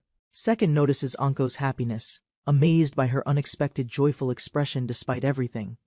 Anko humbly asks for stricter discipline and vows deep loyalty to Second. Second recalls Anko's troubled past, recognizing her uncontrollable killing urges from isolation. He worries about controlling her and preventing dangerous incidents in the future. Second explains Anko's origin, revealing she is a tamed boss-rank demon from a dungeon. Second notices Anko's happy expression, realizing she is genuinely loyal despite her dangerous nature. He permits her to speak, listening as she asks for stricter discipline and forgiveness. Second reflects on her power and the challenges she brings, preparing for an important meeting. Despite the tension, Second comforts Iko, encouraging her to play and relax. They return inside, engaging in lighthearted play as Second tries to maintain some normalcy. The group gathers for a meeting, though some show doubt about its outcome. Second reflects on Anko's challenging nature but continues to plan and prepare carefully. He contemplates the unresolved issues with Anko, knowing a long-term solution is needed. Suddenly, a butler arrives and urgently requests Second's presence, signaling an important matter. Second follows Kubello, stepping into an area marked by a suspicious blood-stained trail. Second and Kubello stand by the moonlit lake, preparing for a serious confrontation. Kubello removes his gloves, signaling readiness and seriousness about the upcoming challenge. Both face each other with determined expressions, preparing mentally for the battle ahead. Kubello formally requests a bout with Second, signaling official intent to compete. Kubello declares he can't miss a great opportunity, feeling nervous and determined. Both men prepare for the upcoming event, borrowing strength from past advice and resolve. Kubello presents a competition crown, signaling a formal challenge has begun between them. Second reacts cheerfully, impressed by Kubello's spirit, surprisingly enjoying the upcoming test. Kubello, though anxious, accepts the challenge with honor, as Second expresses admiration. Kubello firmly asks if Second accepts the contest, showing his strong determination and resolve. Second agrees confidently, and the two prepare to engage in a serious competition. Kubello insists Second make a first move, refusing to approach him on his terms. Suddenly, Kubello trips, a result of a hidden trap or trick set by Second. Kubello accidentally crashes into Second, starting the bout with an unexpected physical contact. Kubello apologizes, as Second remains calm, accepting his unintended but forceful headbutt. Kubello questions how he could be harmed by his own master unintentionally. Second smiles, revealing he performed a prison break technique to free Kubello from slavery. Kubello is shocked, struggling to comprehend this unknown instant technique's reality. He questions why Second freed him from slavery, overwhelmed by surprising freedom. Second declares the fight can now fully begin with no holding back or restrictions. Kubello reflects on Second's strength and the true meaning behind their contest. Second's smile hints at a unique freedom technique called prison break, freeing Kubello. Kubello warns against casually annulling their slave contract due to safety concerns. Second assures Kubello that betrayal risks his life, emphasizing loyalty and caution. Second explains why he freed Kubello, emphasizing trust and belief in his character. Kubello reacts angrily, warning Second he will regret his decision to free him. Kubello reflects on his fighting skills and past struggles, preparing for the battle. He vows to show determination through powerful strikes in the coming fight. The fight starts slowly, with Second looking relaxed while Kubello focuses intensely. Second encourages Kubello to stay relaxed and predicts the outcome of their fight. Kubello warns Second not to underestimate him, showing confidence in his skills. Second prepares to strike, warning Kubello against underestimating his power. Second delivers a powerful punch to Kubello's face, showing his true strength. Kubello is thrown back by the force of Second's punch, stunned but alive. Second's body hit the ground, unmoving, dust rising around him after a brutal defeat. Pain overwhelmed him, his face scraped, limbs numb, vision blurred, and footsteps approached without mercy. Lying powerless, Second feared abandonment, convinced his weakness had failed the one watching him. His mentor stood firm, demanding strength, refusing excuses, igniting a spark buried deep inside Second. Realization struck he wasn't abandoned. Fueled by regret and pride, Second clenched the earth, rising again. Second pushed off the ground, trembling, determined to rise because he hadn't been abandoned yet. With bloodied face and clenched soul, he screamed, releasing the fear and weakness choking his spirit. Panting and bruised, he stood firm at last, facing forward while Second watched with quiet approval. His footsteps staggered, but his thoughts burned. He'd fight, survive, and prove his strength without retreat. Driven by sheer will, he lunged forward with a full-force punch aimed straight at Second. Second caught the punch easily, stopping it mid-air with calm precision and complete physical control. Their eyes met. Second smiled slightly, acknowledging Cubelo's growth, while holding his fist with firm assurance. Second released his hand gently, satisfied, while Cubelo stood frozen, overwhelmed by the test's quiet conclusion. Stepping forward, Second embraced him with pride, affirming Cubelo's resolve with words of genuine recognition and trust. Cubelo lay motionless in bed, eyes open, exhausted from pouring out everything in his body. He slowly sat up, disoriented, recognizing the room as Second greeted him with calm reassurance. Second offered healing, but Cubelo declined, choosing instead to carry the weight of those battle wounds. He smiled faintly, explaining he wished to feel those injuries longer as proof of growth. Standing firmly, Cubelo expressed genuine thanks, while Second, slightly puzzled, accepted it with quiet understanding and pride. Cubelo recalled Second's choices, adoption, challenges, and opportunities, and felt compelled to express confused gratitude. Second grew suspicious, silently questioning Cubelo's behavior, wondering if something was still wrong with his mind. Embarrassed but sincere, Cubelo admitted Second's overwhelming strength, finally recognizing the gap between their capabilities. Trying to explain, Cubelo revealed past confidence in unarmed combat, hinting at a hidden life before. He confessed to once leading R6, a rebel syndicate that helped the poor near the capital. The Robin Hood party was praised by commoners, stealing only from corrupt nobles and tyrants. Despite popularity, they were destroyed by Castel's chivalric order, leaving only ruins and forgotten resistance behind. Their bold raids angered nobles and royalty, making them targets of elite suppression from multiple orders. Surprisingly, Cubelo believed the one-stone chivalric order, not the military, was the true force behind destruction. He revealed Prince Klaus, leader of the one-stone order, held a hidden malicious agenda against them. Reemsma offered his life to protect his followers, believing the chivalric orders would honor peace. The agreement was a trap. False promises led to a surprise slaughter orchestrated by the First Order. Dozens were killed, only Cubelo survived, saved by others' sacrifice, eventually fleeing to Maurice Company's refuge. Tears fell as Cubelo remembered the cost, grieving those lost for his survival and mission. Even now, Cubelo thinks of the scattered survivors, still seeking to rescue every one of them. As long as Cubelo lived, Reemsma's final wish could still be fulfilled through him. Driven by memory and guilt, he vowed to restore R6 and rescue the scattered. Second saw his resolve determined, unyielding, and accepted his duty to support Cubelo's mission without hesitation. He invited Cubelo to join him, offering help to rebuild what had been destroyed. Together they gazed toward the lake, silent, steady, knowing the journey to justice had just begun. Second stood alone in the forest, overwhelmed by countless responsibilities demanding his immediate attention. He reflected on promises, Cubelo, Maine, Yukari, Lucia, all carrying weight, pressing deeply into his conscience. Each task was tangled in politics, beyond strength alone. Even Anko's taming couldn't change harsh truths. He realized the enemy lacked a face. No single person could solve the nation's problems. Frustrated and unsure, Second questioned his path, realizing violence alone couldn't restore everything already broken. While staring at the lake, Second suddenly realized he didn't need every answer by himself. He decided to consult others, asking if anyone knew someone skilled in politics and strategy. Despite his hope, Iko, Sylvia, and Yukari all struggled to suggest someone truly trustworthy. Yukari remembered a few but doubted their loyalty. Sylvia's father lacked political insight despite his title. Second considered alternatives, then chose to ask someone else first, while Yukari planned to check further. Second attempted spirit summoning, hoping the summoned spirit might know someone knowledgeable in the world's politics. The spirit appeared with a pout, clearly irritated, his mood sour from a previous unresolved argument. Second realized the spirit remained bitter since being recalled during his fight with the dangerous Anko. Second explained Anko was now reflecting, but the spirit insisted her actions were too grave to ignore. Hoping for peace, Second asked the spirit to assist Anko's healing, pleading for his cooperation. The spirit, while unwilling to forgive Anko, agreed to cooperate out of respect for Second. Second appreciated his cooperation, then asked if the spirit knew someone experienced in political matters. The spirit proudly declared his authority and revealed knowledge of someone qualified, his own governor and tactician, Winfield.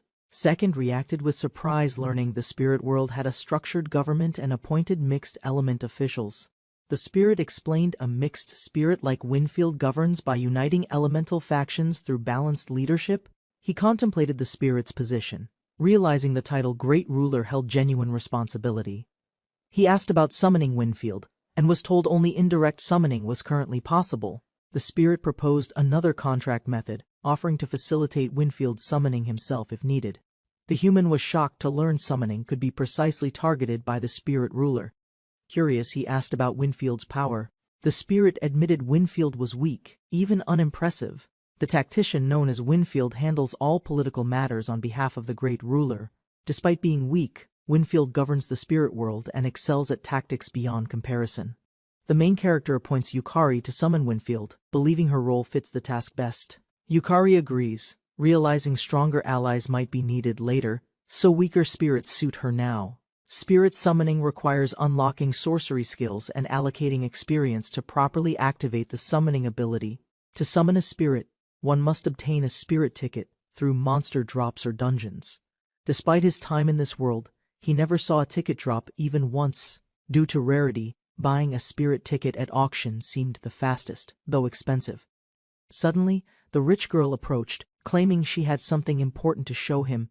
To his shock, she revealed a spirit ticket she had just obtained and held up. Sylvia discovered a rare drop during dungeon training. She returned excitedly, eager to share it. As others reacted with surprise, Sylvia hesitated. She prepared to ask Second a personal request. Offering the rare card freely, Sylvia hinted at a favor she wanted in return. She nervously asked Second to join her shopping. He considered her words with careful thought. Second agreed to her request. Smiling, he promised to buy her anything she wanted. Sylvia grew confused by Second's reaction. He turned and offered equal reward to Iko. Iko's eyes lit up with excitement. Without hesitation, she agreed to join the outing. Sylvia gave him the drop card. Second confirmed it would be used for summoning. A message had already reached Yukari. She was ready to perform the summoning instantly. Second handed her the card. Yukari acknowledged him calmly, noting how stable he remained. Yukari held the summoning card firmly. With a composed tone, she activated the ritual circle. As the light swirled upward, Second observed carefully, sensing a shift in the surrounding atmosphere. A figure emerged slowly through the magic. The spirit's body materialized amidst glowing crystal fragments. The summoned spirit opened his eyes. Calm yet unreadable, he silently scanned the new surroundings. The spirit introduced himself as Winfield. The group listened closely, unsure of what to expect. Sylvia looked confused. Iko explained Winfield's strength wasn't speech, but unmatched political understanding and insight. Second formally offered Winfield a political advisor role. Winfield hesitated, needing permission from his original master. Yukari granted her approval. Winfield accepted, and both he and Second began their alliance with trust. Sylvia interrupted, reminding Second to evaluate the results of her and Iko's dungeon training progress. As Second prepared to join them, Yukari advised him to verify another pending task first. Just as Second agreed to Yukari's request, another voice interrupted with sudden urgency. Concerns about a wolf and gathering the group led to a shift in plans. Another companion sensed Second's fatigue, suggesting he should rest. Second surprisingly agreed without any resistance. He collapsed into bed while others stood by. Second waved them off with a smile while resting. Second silently questioned Winfield's worth. Meanwhile, the others exchanged glances filled with curiosity. While resting, Second had no idea how incredibly capable Winfield would prove to be. By noon, Winfield approached Second privately, requesting a moment to speak with measured confidence. Winfield's presence silenced the previously assertive group. Second noticed the odd shift in atmosphere. Second realized Winfield's quiet influence had altered plans. He'd be spending the day with him. As Winfield walked ahead, Second wondered about their identity, unsure if they had a gender. Second and Winfield stood on the balcony. The quiet lake became the backdrop for revelations. Winfield casually referenced dangerous topics, hinting at secrets Second had received from the Duchess Lucia. Second grew suspicious. The letter from the Duchess felt unrelated. Had Yukari leaked something important? Second panicked. Winfield seemed to uncover guarded information with ease, through observation alone, not magic. Calmly, Winfield clarified the truth. No mind-reading, only logical deduction sharpened through incredible political intellect. Winfield explained how multiple perspectives and simple questions helped him piece together the hidden truth. Second admitted Winfield's deduction was mostly accurate. He also noted Winfield's surprisingly cute appearance. Second asked for clarification about their purpose. Winfield responded vaguely, then hinted about supporting the second prince. Winfield promised to outline priorities. The condition was ensuring the second prince would emerge victorious politically. Second expressed concerns about Castal's fate. Winfield's indifferent attitude left him questioning their shared alignment. Second questioned Castal's future under Marbell rule. Winfield agreed it would fall under their control. Winfield explained that no resistance meant no bloodshed. But the royal family faced silent elimination. Political infighting would decide leadership. Without intervention, the first prince's faction would dominate the second's. Second realized the Empire's strategy used influence and spies, not war, to dominate their targets. Second noted how political everything sounded. Winfield agreed, yet hinted the Empire's image misrepresented its methods. Winfield admitted the Empire might be ruthless but lacked intel. Second was surprised by the clarity. Winfield posed a question: preserve the kingdom or sacrifice it to protect the second prince? Second expressed preference for Castal's survival. He believed traditional battles could still be preserved unchanged. He considered consequences. Empire control could alter locations and rules of the title battles permanently. Determined, Second prioritized title battles. They were essential for his goal to become the recognized best. Winfield agreed to follow Second's path, signaling a shift in strategy with calm determination. Second questioned if the previous strategy favored surrender. He worried preserving both goals was impossible. Second challenged Winfield's confidence. Winfield hesitated, preparing to reveal the true reason behind their trust. Unexpectedly, Winfield admitted deep attraction, leaving Second stunned by the sudden personal confession mid-political discussion. A quiet spirit named Winfield revealed himself as a half-breed, weak in both elemental domains inherited. Second recalled legends of a spirit, deemed useless, neither water nor earth, a total elemental failure. Winfield admitted he was rare and fragile, yet chosen by the great ruler himself despite weakness. Second questioned the adoption, sensing the ruler's cruelty, while Winfield calmly hinted at deeper, harsher truths behind it. Mocked by his own superior, Winfield trembled silently, enduring ridicule to fulfill his assigned duty. Winfield confessed her doubts, once believing no one would summon or acknowledge a weak mixed spirit. Despite laughing softly, she admitted Second's presence influenced her decision to act as the ruler's deputy. Her expression shifted, smiling slyly, declaring it was her first time obtaining such a powerful, useful subordinate. Second realized Winfield viewed him merely as a pawn, a piece in her greater strategy. Alone in thought, Second accepted this cruel truth, seeing the world as a game himself. Second stood firm, reflecting on being called a pawn, revealing strength the others didn't expect. Winfield laughed without malice, and unexpectedly, Second joined in, their tension broken by honest shared amusement. They shifted back to strategy, with Winfield calmly listing targets: brainwash, sorcery, then the second prince. Second retrieved the Duchess's letter, reading aloud a disturbing requirement involving attacks from an assassin slave. Winfield proposed a schedule, while Second protested the logic, unsettled by the bizarre magic condition required. Second realized freeing Yukari made her ineligible. A former slave couldn't satisfy the violent condition. Winfield explained assassin-class slaves were rare, though she once imagined an indirect workaround using another master. Teaching assassination still required a human life taken, something Second morally rejected, delaying the sorcery entirely. When Winfield suggested Eve's potential, Second celebrated briefly, then panicked at how far she was explaining. Second felt grateful for the lead, yet puzzled by how Winfield knew such hidden information. Second proposed controlling Eve using night string manipulation, bypassing the restriction through Yukari's indirect influence. Visualizing the concept, they confirmed Eve could attack while being controlled like equipment through Yukari's strings. Second acknowledged the shortcut, realizing it worked before Winfield confirmed it, earning him a teasing compliment. They agreed to visit the servant's estate, leaving a message and preparing to carry out plans. Second reflected on Yukari's messages, accepting his role as master, though uneasy about the responsibility it brought. While walking through the estates, Second smiled softly, feeling satisfied with the land he had purchased. Curious about spirits, Second asked about gender. Winfield confirmed it existed, but spirits could freely choose. Winfield revealed she had just decided to be female, while Second pondered about Engolmwai's unchosen identity. Second asked why now. Winfield gave no explanation, offering only a teasing smile and vague silence. As they reached the estate, A shocked maid panicked, startled to see her elusive master return. The maid panicked at Second's sudden appearance, reacting like she had seen a wild creature. Second asked for Eve. Flustered, the maid offered to guide them to the dining hall. While walking inside, she nervously introduced herself as Marina, the vice captain of the S unit. Second learned the maids were split into units, each led by one of Yukari's 10. Estimating numbers, he realized the growing estate staff might reach 100 and still not be enough.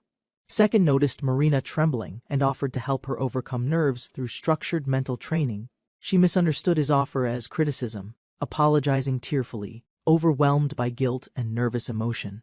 Second clarified his intention: most people struggle under pressure, needing preparation or a mental anchor.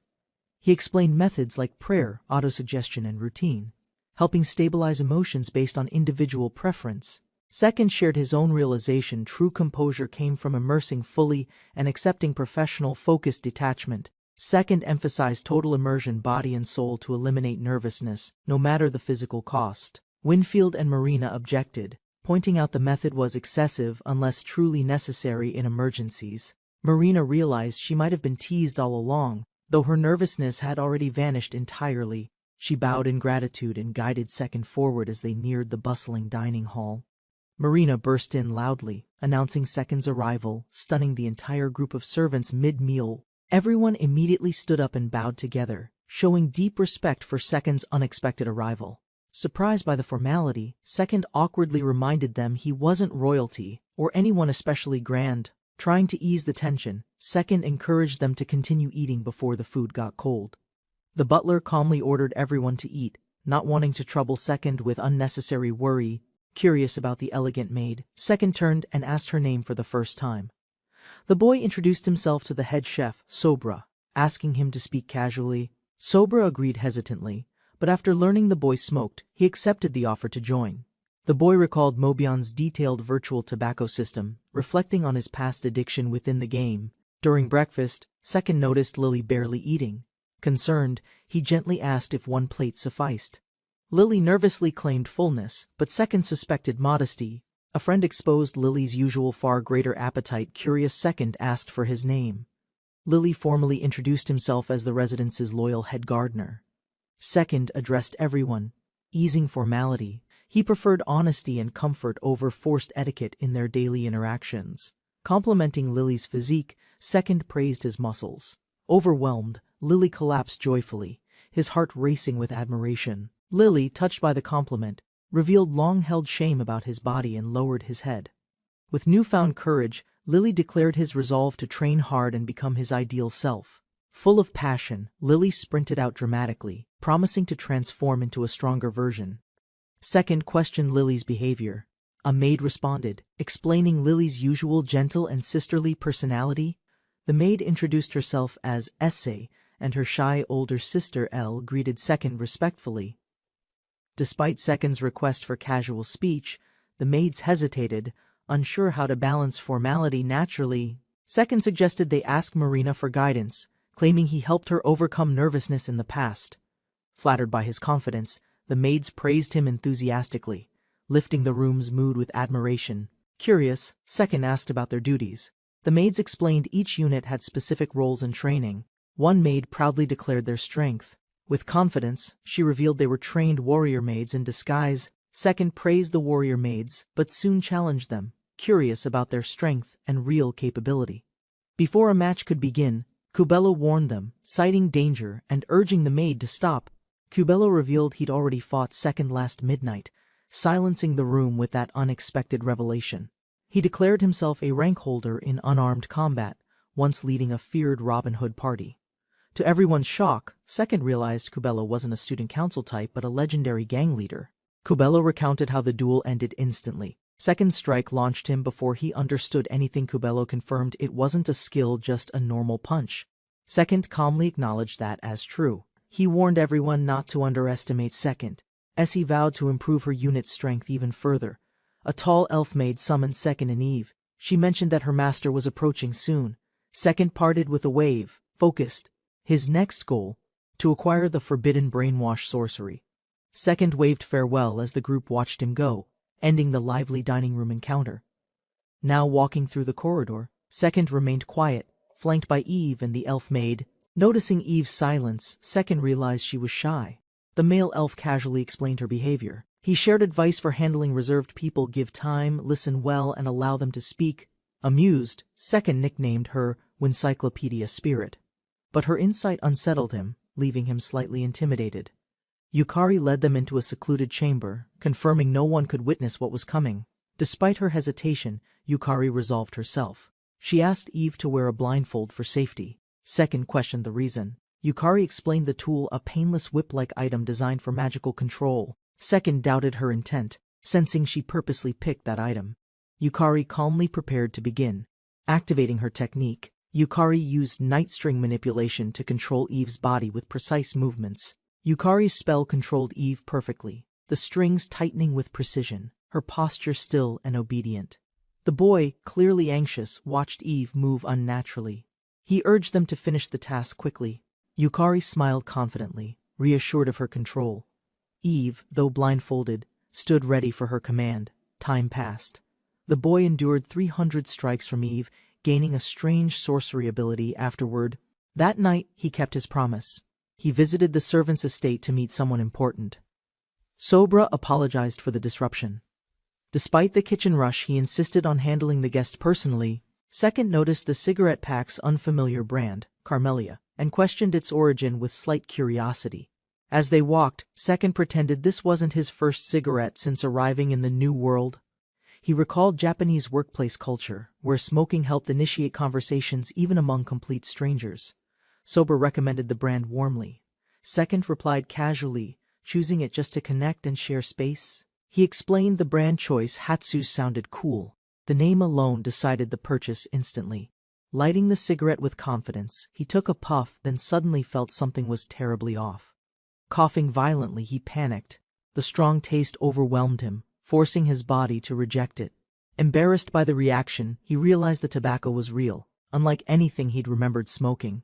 He admitted his body had changed. The friend nodded, acknowledging time had affected them both. Second noticed the faint smell.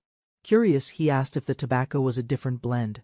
Sobra explained Carmelia's popularity, claiming it offered clean smoke, instant comfort, and boosted overall motivation effectively. Second responded with a small smile, encouraging Sobra to cook good meals using that motivation. Sobra laughed in appreciation. Together, they stood under the shelter, deciding to quietly enjoy the moment. Winfield discussed Second's schedule, planning to check progress and later meet the second prince directly. Winfield secured the secretary role, leaving Yukari watching bitterly, her former post taken so quickly. Yukari's silent rage simmered, her piercing stare demanded action. Even Winfield grew cautious of her mood. Second noticed Yukari's haunting glare, worried he'd need to duel her if talks failed again. Winfield explained Sylvia and Iko were sent to contact a covert group for secret intelligence. Second pressed for details, but Winfield deflected, insisting secrecy might serve everyone's safety far better now. With a confident smile, Winfield warned him seriously. A strategic wargame was about to begin. Second interpreted the word game differently, yet welcomed the challenge and promised nothing short of victory. Winfield accepted Second's spirit wholeheartedly, smiling brightly, ready to involve him in the unfolding plans. Suddenly, Yukari entered with confidence, revealing 4 months of covert results directly to her astonished master. Yukari presented the results of her work armor and accessories imbued with magical effects. Second explained endowment's nature, combining blacksmith and sorcery paths to create powerful destructive item properties. Yukari remained silent, yet Second admired her efforts, stunned by the results of her skill. Despite his patience, Second admitted the endowment path was excessively difficult and exhausting to endure alone. The endowment process followed a repeated loop: enchant, dismantle, rebuild, then enchant again until desired success. Failures in endowment were frequent. Yukari endured countless unsuccessful attempts just to reach desired effects. Each failure forced her to dismantle equipment into incomplete materials, restarting the process with growing costs. Fortunately, Sylvia and Iko gathered dungeon materials, minimizing costs while allowing repeated enchantment trials with consistency. Despite efforts, only second-class gear was produced. It followed the expected risk-reward pattern in crafting. Second silently admired Yukari's growth, realizing she exceeded expectations through dedication, surpassing even his initial judgment. Yukari completed 3 items after 4 months, starting with boots forged from the rock tortoise boss. The second item, rock shell armor, boosted vitality by 150%, making it ideal for defense. Iko equipped the full badger set, perfectly suited as a tank with maximum durability and stability. The final item was a pair of earrings named Bishop Exchange Rock Earrings, carefully crafted too. Though it granted only plus 5% critical rate, the Bishop Exchange was favored by secondary role players. Equipping Bishop Exchange on 10 slots raised critical rate by 50%, doubling with stat boosts. Second praised Yukari's effort, calling her forward. She responded calmly, awaiting his next instruction without hesitation. He ordered her to transfer the gear to Sylvia and Iko, continuing her enchanting tasks. Second realized giving gear only to others might upset Yukari, so he planned a fair reward. Yukari hesitated at first but agreed to request something, surprised by Second's offer of personal gratitude. Second agreed to Yukari's request, unaware of the intense determination forming in her eyes. Yukari nervously declared she would wait for him in her room that night, flustered but firm. Second was stunned by the boldness of her suggestion, while Yukari shyly confirmed it with a nod. He realized her offer came from deep resolve and felt responsible for how far she went. Second shouted his reply with certainty, promising to show up. No hesitation remained in his heart now. In the calm afternoon, Second and a companion rode together through open plains toward their destination. While riding, the companion questioned their unplanned visit. Second remained focused, holding firm to their objective. The surprise visit aimed to display Zipang's strength, even before a high-ranking prince of Castle. Second recalled forgotten lore about Zipang, impressed by their strategist's depth. Just as the academy appeared ahead, they arrived at the Royal Academy of Magic, a towering symbol of power and political significance. Second's arrival on horseback shocked students, many recognizing him instantly, reacting with disbelief and loud voices. He called out, searching for Mine, his voice echoing through the courtyard, drawing more attention.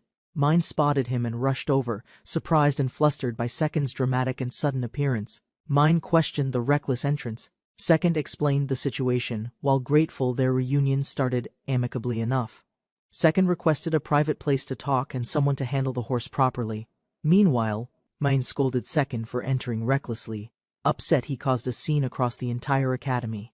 Inside the lounge, Second casually apologized while Mine sighed, trying to process the sudden situation calmly. The two shared a warm fist bump, restoring their bond after a long time apart. Second introduced Winfield as his tactician. Mine noticed Sylvia and Iko's absence and asked about it.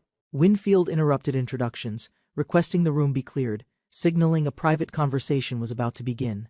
The maid calmly exited, silently obeying the order, while Mane watched with growing curiosity and concern. Second trusted Winfield's judgment, knowing something serious was coming, and focused completely on the room's security. Seeing a chance, Second whispered about testing brainwash magic.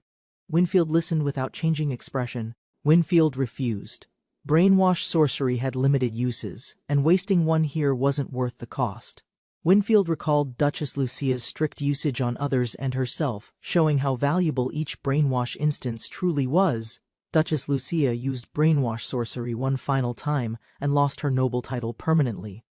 The Prime Minister feared her sorcery, orchestrating treason charges to erase her from power. In Mobion, Prime Minister Moreau used sorcery to manipulate King Bawel into surrendering national independence.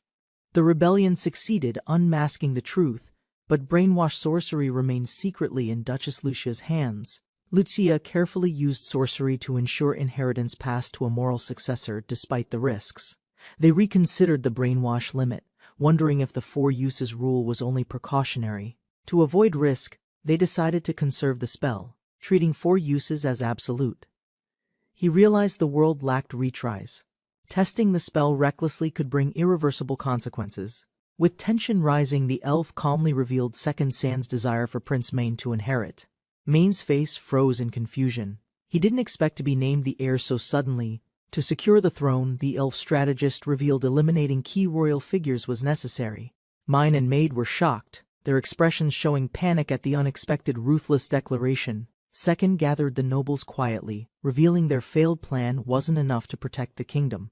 Winfield explained calmly, unrest would erupt as the empire conspired with the first prince's loyalists. Second turned to Mine, declaring they needed him crowned early to avoid national collapse and betrayal. Mine protested weakly, unsure of himself, but Second warned the country couldn't survive his older brother's rule. Second pressed harder, demanding clarity. Mine hesitated, heart torn, yet admitted he would become king if needed.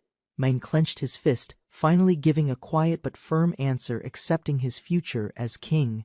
Second confirmed his resolve with a smirk, reminding Mane that royal words carry permanent responsibility forward.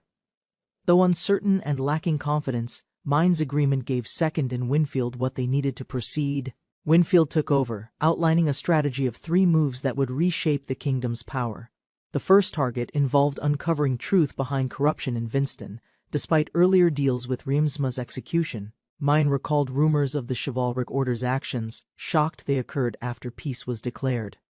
Winfield revealed the R6 faction's popularity disrupted diplomacy, manipulated by the first prince and prime minister. Mine's ignorance of the political schemes was clear, his outburst confirming his detachment from real authority. Second acknowledged Mobian intelligence was rare, revealing the truth would spark public backlash against the chivalric order. Winfield proposed a backup plan, expose original and forged documents together to amplify public condemnation strategically. Second realized Winfield oversimplified the task. Retrieving the original documents would fall entirely onto her. Mine feared both copies might be gone. Winfield argued their absence would confirm silent guilt. Winfield revealed a third plan, recruit witnesses who would testify publicly to strengthen their accusations. Second identified those witnesses as survivors of R6. Mane hesitated, worried about provoking powerful enemies. Second confirmed witnesses would become targets, but also bait. Mine finally grasped the diversion strategy's intent. Mine's face stiffened as Winfield confirmed everything. The plan was even riskier than expected. Winfield explained their success would ruin the first prince's image, bringing peace and political advantage. Second asked for instructions. Winfield ordered him to infiltrate the royal palace and remain hidden. Mine worried their connection might expose them too soon. Winfield and Second waited for his idea. Winfield dismissed the concern easily, trusting the plan. She anticipated their next step was approaching quickly. Second grew suspicious as the door opened suddenly. He wondered what surprise Winfield had arranged now. Sylvia and Eco entered with excitement, unexpectedly cheerful as they greeted Second in high spirits. Mane welcomed them warmly, while Sylvia greeted him formally and apologized for Second's usual reckless behavior. Second defended himself awkwardly as Winfield and the others joked, breaking the tension with casual remarks. Second asked about his infiltration cover. Winfield hinted. Sylvia brought something to solve that problem. Sylvia revealed endorsements from Headmaster Paula and 230 students, surprising Second with the unexpected documentation. Winfield calmly declared Second's assignment would involve the Royal Court's Mage Division as official cover. Mine quickly proposed Second act as a substitute instructor, leveraging faction connections for easy acceptance. Mine listed Second's achievements, confident no one would refuse such qualifications supported by formal endorsements. Second raised concerns about royal objections. Winfield acknowledged resistance and suggested rechecking everything before presenting it. Second questions. The sudden endorsements, unaware of the deeper political ties influencing the headmaster's decision. Winfield explains the Second Queen's influence, revealing it as a factional move supporting their agenda. When asked about the student signatures, Winfield suggests it's tied to hidden school networks. Despite Second's doubts, Winfield insists instructor status will provide the authority needed for smooth operations. Resigned to his role, Second agrees, setting aside ambitions to begin his new assignment. Second analyzes the upcoming title battles, knowing they're key to conquering the path to greatness. He reflects on looming political turmoil and his sudden summons to meet Yukari that evening. Yukari waits in her room calmly, while Second prepares mentally for their decisive battle discussion afterward. Second leaves exhausted and blank-faced, the night's events clearly draining his energy completely. At breakfast, Yukari's absence is noticed. Second slumps over while others grow curious about her. Second slumped, physically drained. The morning atmosphere remained light, but his exhaustion was clearly overwhelming. Yukari rested quietly, her presence calm. Second reflected on how intense the night encounter became. Despite preparation, her energy outmatched him. His strategies failed as she continuously pressured without pause. His strongest technique barely ended the struggle. Even enhanced strength couldn't overcome her unrelenting persistence. Second admitted defeat. Never before had a challenge, physical or personal, drained him with such complete intensity. The group gathered around the table as Yukari served a colorful meal she had prepared herself. While Iko and Second began eating, Yukari quietly observed their reactions, hiding her nervous anticipation beneath silence. After regaining composure, Yukari apologized for her delay and opened her notebook to discuss their daily agenda. Second, already briefed by Winfield, reassigned tasks and planned to meet the king as a substitute instructor. Hearing Sylvia's schedule and realizing there was no urgent mission, Yukari reluctantly agreed to stand down today. Yukari warned Second that speaking with the king was serious, urging him to show more caution. Sylvia appeared, full of energy, and the group enthusiastically prepared to depart on their mission. After leaving the house behind, their journey toward the royal capital began under a bright, clear sky.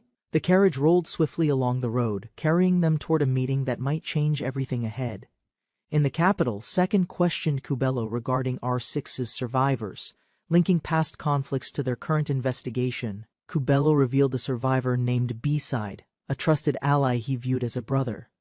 Despite B-Side's age, Second confirmed his interest and activated Yukari's team to begin searching discreetly. Second believed Yukari's confident expression meant B-Side's location would soon be uncovered through careful made surveillance.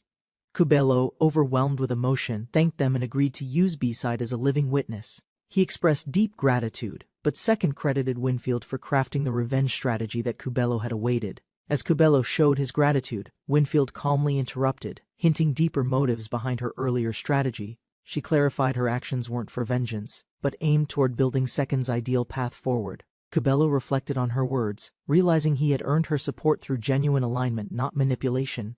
Meanwhile, Second asked Sylvia about her ties with the Third Order, triggering her half-forgotten obligation.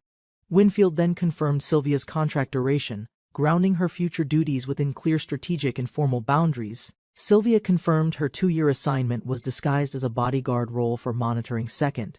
Second recalled Sylvia's original mission from the Order, realizing her connection could aid their investigation goals. From the carriage, he pieced together Winfield's motives. Having Sylvia file reports served multiple planned purposes. They approached the capital, preparing to deceive central figures while quietly reshaping political control behind the scenes. Second casually proposed brainwashing the Prime Minister, pushing their secretive strategy to an entirely new extreme. Second realized brainwashing the Prime Minister would require extensive planning due to potential magical defenses in place. They concluded the Prime Minister's paranoia stemmed from past misuse of sorcery, especially the Duchess incident. Recognizing magical accessories would block manipulation, Second jokingly proposed stripping him to bypass all protective enchantments. However, Yukari pointed out a critical flaw: hidden safeguards might undo brainwashing even after it succeeds. Ultimately, Winfield proposed a better plan: ignore the leader and sway public opinion directly through strategic influence. Second admired Winfield's strategic thoroughness, recognizing his own tendency to chase shortcuts when under pressure. The group approached the royal capital gates, drawing closer to their audience with the royal court. Inside the palace, Second kept composure despite being teased, preparing mentally for the high-level negotiation ahead.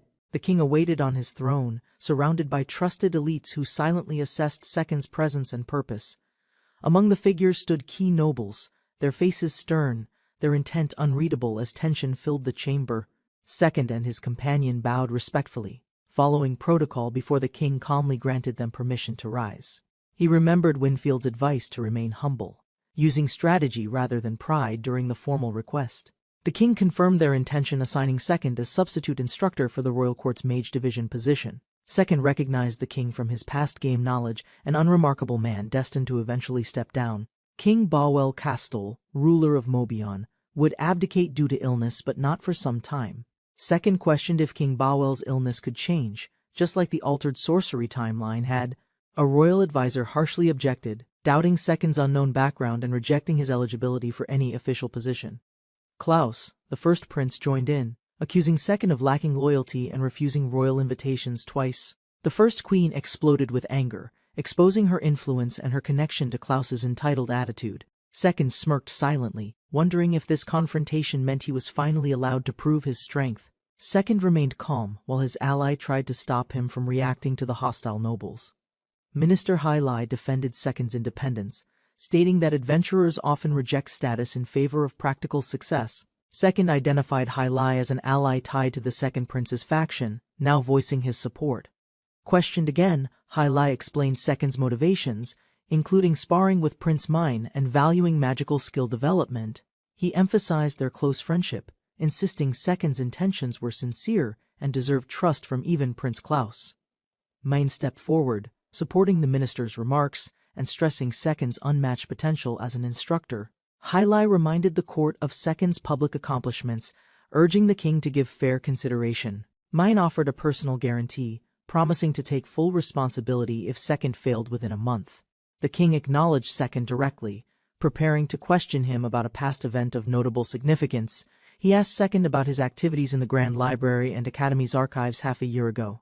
The king questioned Second about his repeated Grand Library visits and demanded an explanation immediately. Second remained composed, slightly sweating, hiding his true intent behind a confident yet unreadable smile.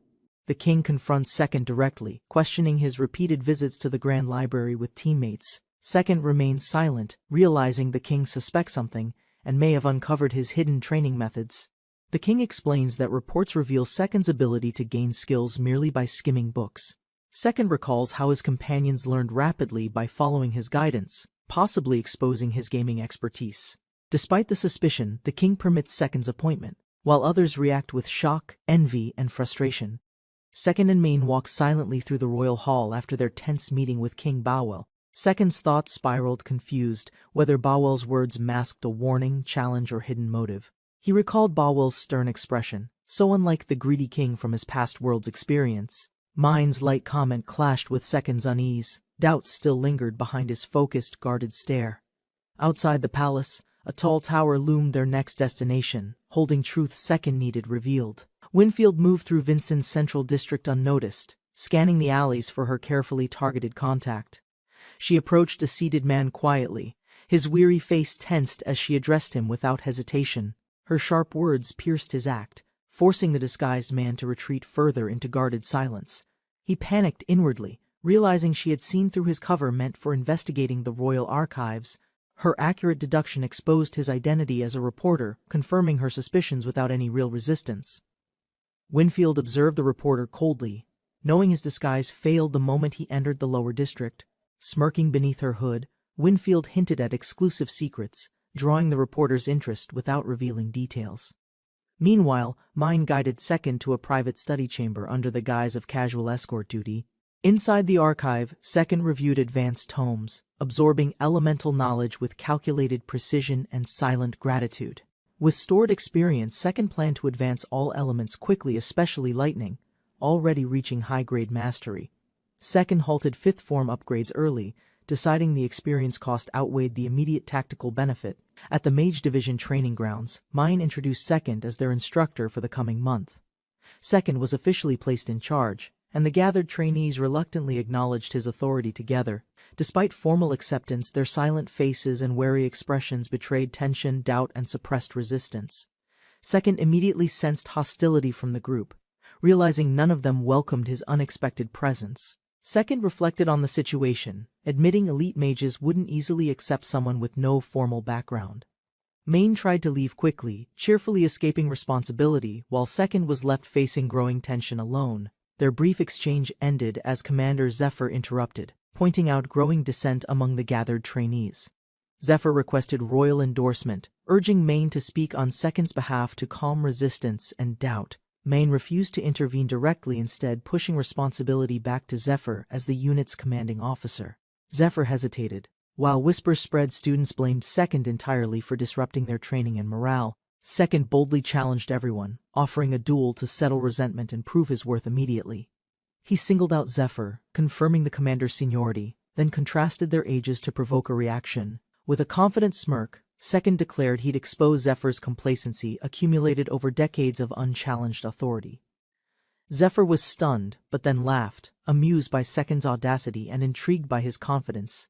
A determined trainee named Cherry stepped forward, claiming the right to face Second in Zephyr's place. Cherry reasoned that a commander's involvement would disrupt discipline and insult the presence of the prince. Framing it as internal training, Cherry convinced Zephyr to allow her to fight in his stead. Cherry aggressively confronted Second, warning him not to underestimate the strength of the elite division's mages. She declared the academy reserved for the strongest, angered by Second's confidence and perceived arrogance. Second accepted the temporary teaching role, viewing it as necessary for Castal's survival and stability. He confirmed Cherry as his opponent, while she downplayed his reputation and warned him seriously. Second mocked her arrogance, comparing her to a frog ignorant of the vast world outside. Cherry grew visibly furious as Second's taunts struck deep, yet he remained calm and unfazed. Second explained emotional control in PvP combat, warning that anger severely disrupts focus and precision. Second bluntly voiced the inner thoughts he assumed students harbored about his young instructor's status. Cherry's internal frustration exploded, yet she had to admit he read her perfectly, word for word. He casually questioned her pride, explaining that status and judgment often reflect both strength and weakness. With piercing words, Second declared them losers for being weak enough to be looked down upon. Cherry trembled with anger, and Second pointed out she already failed by losing emotional control instantly. A fellow student interrupted Second's remarks, concerned he had gone too far with his criticism. Cherry received a mysterious object from Irie, prompting Second to question its purpose and timing. Cherry confidently presented the competition crown, boldly challenging Second to a match he could not refuse. Second burst into uncontrollable laughter, overwhelmed by the absurdity of her dramatic declaration and ceremonial gesture. Cherry was completely stunned by his reaction, unable to comprehend why he found it so funny. Second laughed uncontrollably after witnessing Cherry's serious face during the training session's opening briefing. Confused by their weak training method, Second questioned the group's standards and sparked Cherry's frustration. Amused by their stillness, Second mocked the class openly, daring them to attack him together. Ignoring his challenge, the students hesitated. Second called out their cowardice and mocked their false bravado. With sharp judgment, Second declared only Zephyr and Cherry competent. Everyone else was completely beneath him. The commander remained alert, while Cherry hesitated, clueless, holding the crown Irie brought with doubt. Second observed silently, as the surrounding students stayed passive, treating the match as someone else's concern. Though disgusted, Second was assigned to improve the group's abilities drastically within just 1 month. He explained that training matches weren't fatal, encouraging serious effort without fear of real injury. But Second reminded them reality differs. Unlike Mobius Online, real combat punishes mistakes with actual consequences. In Mobius, dying meant stat loss. For top players, each death caused real lasting damage. Second warned them lacking real pain, they'd naturally become careless and lower their guard unconsciously. Casual matches trained them poorly. Repetition numbed instincts, and effort was replaced by routine habits. Second explained how death reveals consequences. Once it happens, the reality of weakness fully surfaces. He concluded most trainees avoid real combat, dodging constantly and attacking poorly due to fear conditioning. Second warned them that even a tiny habit-based opening could be fatal against seasoned fighters. He emphasized that training matches weren't real battles and shouldn't be confused with actual warfare. Disappointed by their attitude, Second ended the session early as students casually dismissed his warnings. He calmly announced his departure, ignoring their reactions, promising to return for instruction the next day. Cherry demanded proof of his strength. Second paused, wondering if a demonstration might change their views. Second grinned and raised the crown, preparing something unexpected as Cherry watched in confusion nearby. He tossed the crown high and dashed forward at high speed, stunning Cherry mid-sentence. With lightning erupting overhead, Second activated an advanced spell. Its power overwhelmed everyone watching from below. The sky split with noise and pressure, forcing the entire group to look up anxiously. The students crouched in panic, shielding themselves as the force of the magic shook the ground. Shocked by the lightning, the students panicked while Second calmly smiled and promised to return tomorrow. While the others stood silent, Mind chased after Second, determined to question what happened. Walking indoors, Second confirmed the lightning was his. Mind admitted he'd never seen such sorcery. Second revealed he gained lightning magic after summoning enrollment, a spirit ruler unknown in this world. Curious, Main recalled the name and questioned if Second knew this great ruler's true origin. Second casually prepared a spirit summoning. Mine wondered if such feats were recorded in summoning texts. Through spatial distortion, a cloaked spirit being materialized, elegant and silent, shocking Main into wide-eyed amazement. The spirit introduced itself as enrollment, ruler of spirits and wielder of the elemental domains. Startled by the dramatic arrival, Main fell backward. Second laughed and helped him back up gently. Embarrassed and overwhelmed, Mind scolded Second, whose apology failed to hide his clear amusement and pride. Mine was shocked that such a legendary spirit willingly served Second without resistance or conditions. He questioned Second's goals, but Second simply stated his aim, to be the world's strongest. Enrollment boasted confidently, declaring Second the world's #1, equating them as rulers of creation. Enrollment recalled how the spirit tactician admired Second. She even bragged about recruiting such powerful talent. Second casually confirmed the tactician, Winfield, was also a spirit, surprising Maine with this hidden truth. Mine believed their alliance now formed an unstoppable force. Second, however, seemed confused by the declaration. Analyzing spirit anonymity, Mine concluded their tactician's identity remained secret, preventing any potential targeted assassination attempts.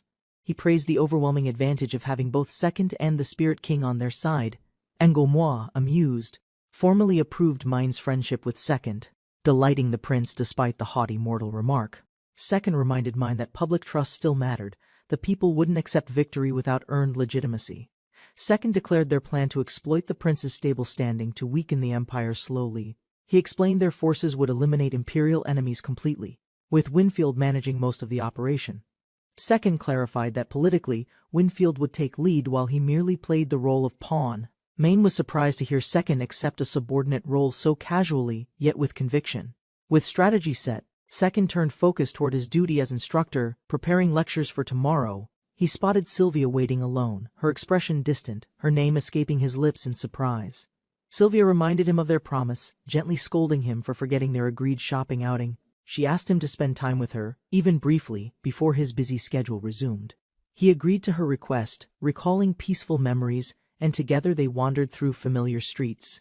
Sharing drinks later, he felt this casual outing was perfect, simple brotherly bonding with Sylvia again. After several rounds of drinks, both Sylvia and Second became noticeably flustered, yet kept laughing together. Later that night, Second awoke confused to find Sylvia beside him, vulnerable and visibly embarrassed. Realizing the situation, Second's face turned pale as panic and disbelief struck him all at once. Second woke up inside a warm house, calm and smiling after a long, restful night. Beside him, Sylvia lay under a sheet, looking peaceful, their bond now clearly much closer. Later at breakfast, Second grew uneasy. No messages from Yukari had arrived since yesterday's mission. He suspected a hidden alliance between Yukari and Sylvia, likely plotting something behind his back. Sylvia admitted contact with the chivalric order but played innocent, saying only dancing had occurred. Second confessed his deepest fear. If Sylvia betrayed him, he'd lose trust in anyone again. Sylvia stood up, declaring loyalty with fire, reminding him how dangerous he could be as enemy. She explained her new duty, reporting to the chivalric order while fragmenting intel for security. Second realized this intel was vast. A direct channel with high-level allies could shift everything. Together they aimed to expose hidden truths. Sylvia burned with resolve, driven by her sense of justice. Second, once unemployed, now felt pride as he left Sylvia behind to begin military work. Before departing, Sylvia stepped forward confidently and kissed him, leaving Second stunned but secretly overjoyed inside. Sylvia promised to see him again soon, smiling gently while holding back her own concern. Second burst with emotion, overwhelmed by her affection and determined not to disappoint her trust again. Later, Second faced the trainees seriously, demanding their routine his leadership now recognized despite their hesitation. Second sat calmly while questioned by superiors, insisting he knew nothing of their normal operations or rules. The girl named Cherry grew irritated by his remarks, while the older officer diffused tension. The man questioned Second's sorcery, his movement technique, and correctly identified it as the choral form of lightning. Cherry doubted him harshly, denying lightning-based magic existed and rejecting that he cast the fourth form. Another student, Iri-san, approached nervously. Second wondered if she, too, had come just to criticize him. Iri unexpectedly asked for Second's autograph, flustered and shaking while clutching a sheet of paper. She explained her little sister adored Second, demanding an autograph after hearing stories about his exploits. Second calmly acknowledged the reason, but secretly enjoyed the admiration, pleased by his growing reputation again. Memories of his past glory returned, signings and cheers rekindling old pride from his previous #1 life. He nearly wrote 7 from habit, but corrected it quickly after hearing the fan's real name. Second handed over the signed board, proudly calling himself the world's #1 man once more. Iri thanked him joyfully, but Second noticed nearby students watching coldly. their mood clearly disapproving. He realized most of the men rejected him, though a few among the women seemed supportive. Cherry glared intensely, prompting Second to consider showing his capabilities not just strength, but leadership and control. Before he could act, the commander stepped in, asserting authority and cutting through the rising tension. The commander defended Second's power publicly, ordering the others to begin regular training without resistance. Hours passed, training resumed strictly. Second acknowledged the commander's firm leadership and its effectiveness on discipline. Second had hoped for skilled mages, but watching their weak performance left him visibly disappointed. Their training resembled a child's play. Second doubted their readiness for real battle or deployment. He questioned the mage division's war role, learning they handled extermination, support, raids, and battlefield tasks. He questioned the flexible formations. The commander explained formations change depending on missions, not random decisions. Training followed signals. Second found it ridiculous that battlefield skills were determined by waving signs. Curious, he asked about monster hunts. The commander insisted sorcery specialization meant pacing varied by individual. He was shocked by their relaxed hunt schedule. It seemed like leisure rather than real training. He stressed the value of real hunts. Stronger magic came from fighting monsters, not avoiding them. The commander defended his stance, citing safety, budget, and lack of current necessity as justification. Second understood, but still wished soldiers embraced growth. He reluctantly admitted peacefulness wasn't a bad thing. He urged trainees to be motivated, questioning when they'd last fought, learning it was 22 years ago. Realizing most were too young to understand war, he concluded a complete reform was needed. He recalled team battles from his past life, a strategic mock war game requiring serious tactical planning. He had deep knowledge of team battles, though his personal dream of domination never materialized. Even with basic insight, he instantly recognized the training system of the mages as flawed. He analyzed the mage-only formation, noting it would crumble against melee attackers or concentrated arrow strikes. Using mages for support required precision. Without coordination, their area attacks would harm allies too. He questioned their rigid formation logic, wondering if ignorance or deeper restrictions prevented any improvement. She doubted his capability to cast the fourth form, recalling her harsh words with disbelief. He calmly asked who among them could truthfully cast the fourth form of any element. Only 10 out of 31 raised hands, with silence following his question about the fifth form. He explained fourth and fifth forms were vital for real mages, especially in tactical team battles. Without high-level area attacks, mages became burdens. Their inability left them useless in actual combat scenarios. The division lacked unity or skill. Past wars were too simple to demand serious combat training. Although determined, he knew teaching them all alone was impossible and unfair for one instructor. He sat, reflecting on alternatives. Somehow, he needed a method to use them effectively anyway. Frustrated, he snapped, declaring the situation hopeless for now, and stormed off, vowing to return tomorrow. The hooded man froze as a cold blade pressed firmly against his neck in silence. Panicked, he backed away and ran, unsure why he was targeted so suddenly in daylight. He halted mid-escape, spun to face the cloaked pursuer, and widened his stance defensively. Realizing the pursuer's calmness, he deduced the stranger was a professional assassin sent for him. The assassin confirmed his identity, naming Sir Cubello as the one summoning him for judgment.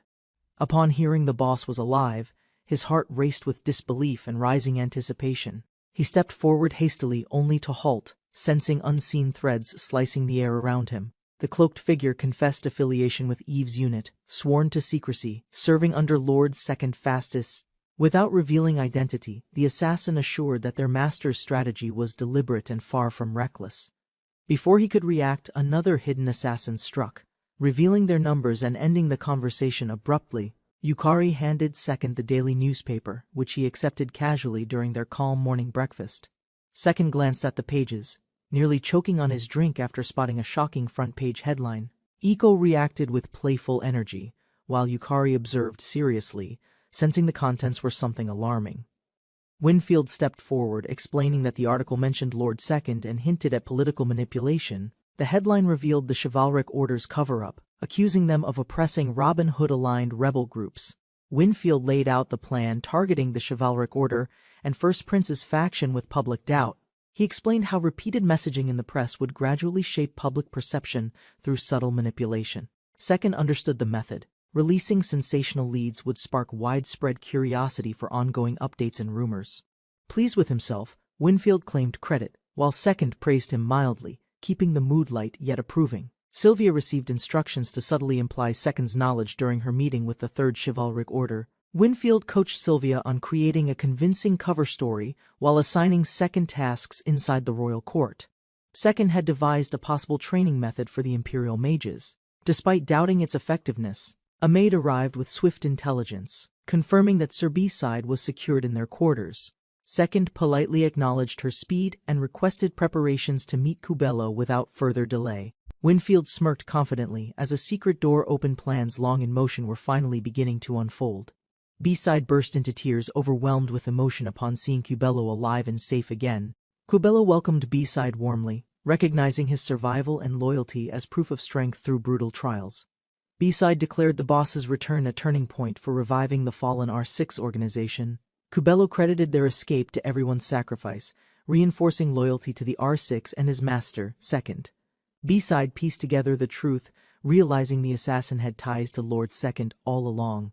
B-side sized up Second, surprised by his calm demeanor, asking if he was second fastest. Second praised B-side's spirit and compared him to Cubello, earning a humble response in return. Driven by respect and curiosity, B-side boldly requested a sparring match to prove his strength. Second declined politely, reminding him this was still Mobion, a game world with different rules.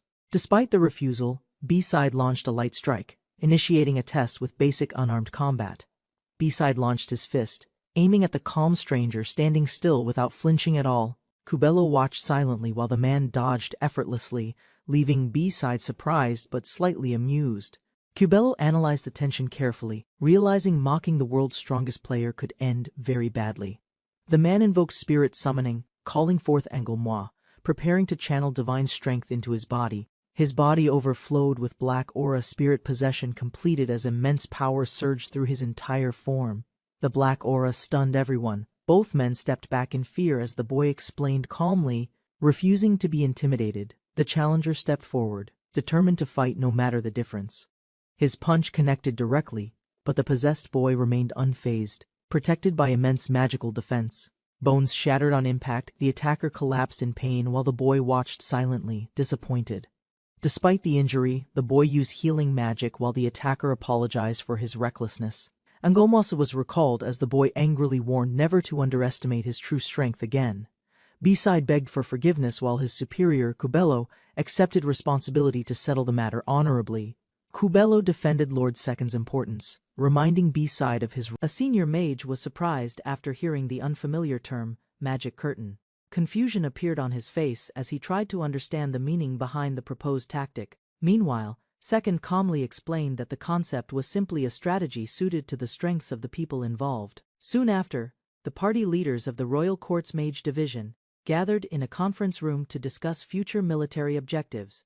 Drawing from his previous knowledge, Second recalled artillery tactics from another world. Since cannons did not exist here, he adapted the idea and named it Magic Curtain. Finally, he outlined a plan of continuous spell attacks that would spread across the battlefield like a curtain, though several leaders quickly questioned its practicality. He pointed out that most mages had not yet mastered the fourth form, leaving them with few effective options. Rather than pursuing casualties, he explained that warfare was about maximizing injuries and reducing an enemy's ability to fight. Gradually, the senior mage considered the explanation and began to understand the reasoning behind the proposal. The atmosphere in the meeting room became less confrontational. A confident expression appeared on Second's face as he relied on knowledge gained from countless team battles. Experience with large-scale combat shaped his tactical thinking. In reality, those experiences came from his former life as a devoted online gamer. Long hours spent studying and playing competitive games had unknowingly prepared him for situations like this. Cherry became confused by the phrase, injury over casualty, and asked for clarification, seeing her reaction. Second realized the concept was unfamiliar to those around him. To explain further, the commander described how wounded enemies required transportation, treatment, and care. After hearing the detailed explanation, Cherry finally understood the reasoning behind the strategy. The discussion helped her see the military value of leaving opponents unable to fight. Curiosity then shifted to an earlier remark about a mage's role. When Cherry asked for an explanation, the commander admitted he did not know the answer himself. Meanwhile, Cherry grew suspicious, sensing that he already knew the answer and was enjoying the situation. Unable to avoid the question any longer, Second agreed to explain his reasoning. Cherry fixed her gaze on him, determined to hear the answer directly. While preparing his explanation, he secretly found amusement in teasing her. At the same time, he recognized her talent and considered her one of the most promising mages present. Drawing from his knowledge, Second described how powerful mages were originally meant to dominate large areas of the battlefield. Cherry quickly pointed out that such a role seemed inconsistent with the magic curtain strategy. In response, Second asked how many mages could actually reach the 4th or 5th form. The answer would determine whether traditional battlefield roles remained realistic. When asked about high-ranking mages, Cherry revealed that she had reached the 4th form of water magic and held a respectable 7th grade rank. Hearing this, Second expressed genuine surprise. Her accomplishment exceeded his expectations and confirmed that her abilities were far above average. Further discussion revealed that Cherry had focused almost entirely on water magic. Through years of training, every related form had advanced to an impressive level. The commander proudly supported her claim, stating that no one in their company surpassed Cherry in water element mastery. Her reputation was well established among the mages. Cherry acknowledged the point, explaining that she preferred dedicating her efforts to the element with the greatest potential. Explained that she was still learning other elements, though none had reached the same level as her water magic. Immediately, Second rejected that reasoning. He questioned why someone aiming to become a great mage would limit herself to mastering only a single element.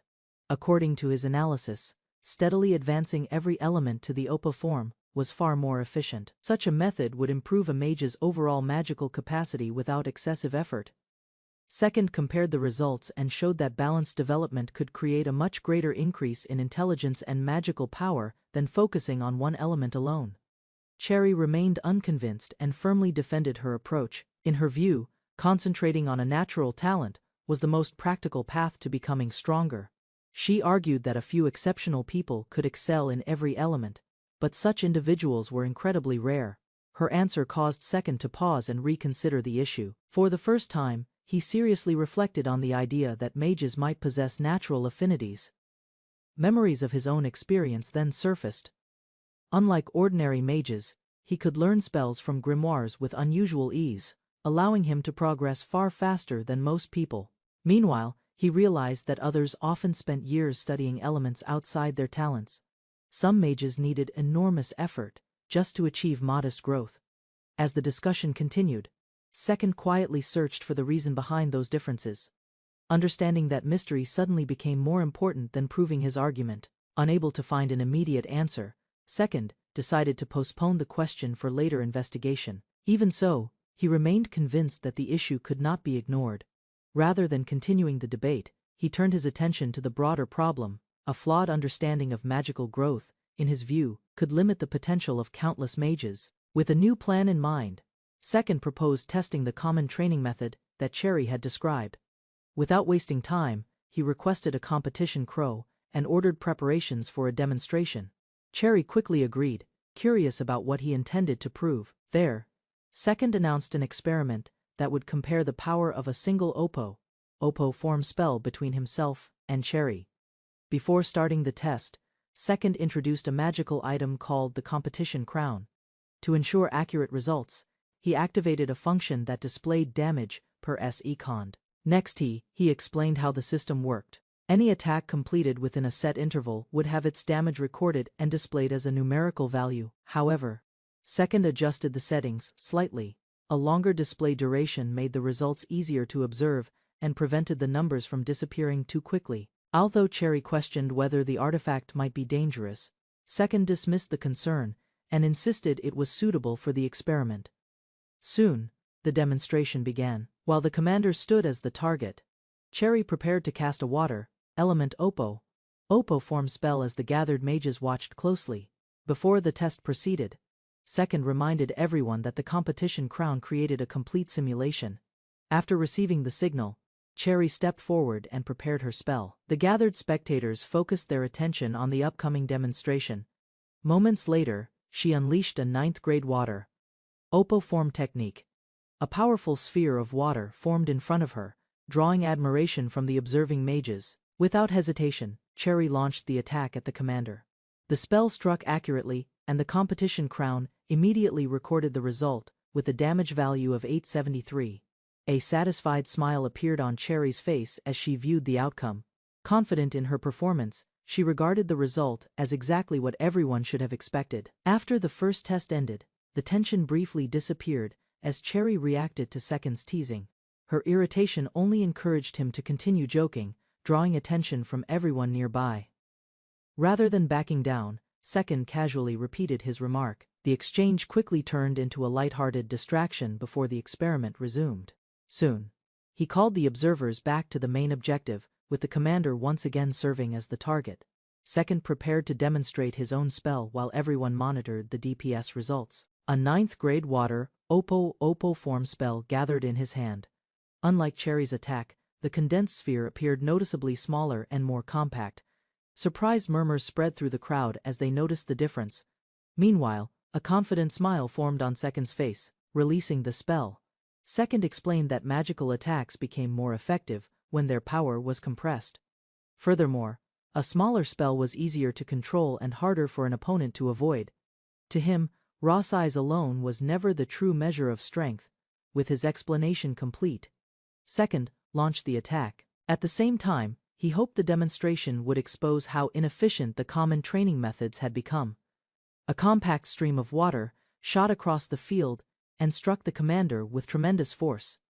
When the impact ended, the commander was thrown to the ground.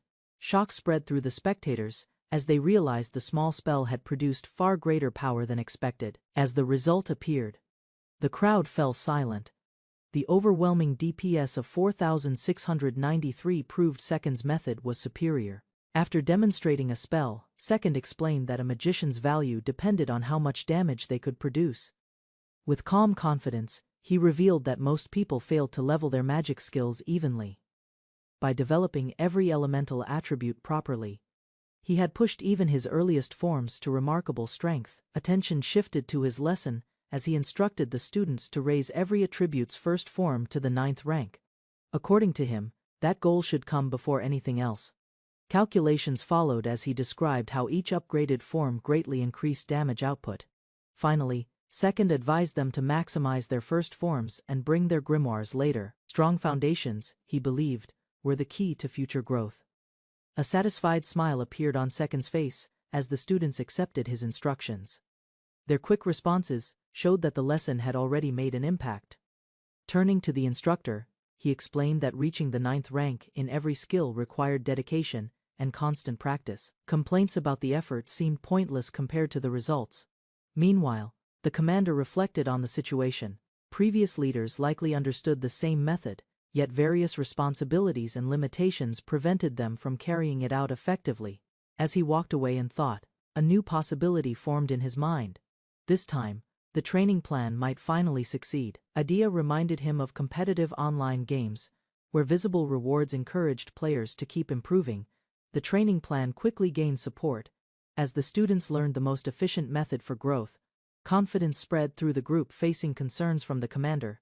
Second assured him that the strategy carried little risk if followed correctly. He also offered to handle any budget issues himself. Encouragement was no longer a problem. After hearing the potential benefits, the students appeared eager to commit to the demanding training process. Every soldier would raise all first form attributes to the 9th rank before combining them into a large magical barrier on the battlefield. The explanation left the group impressed.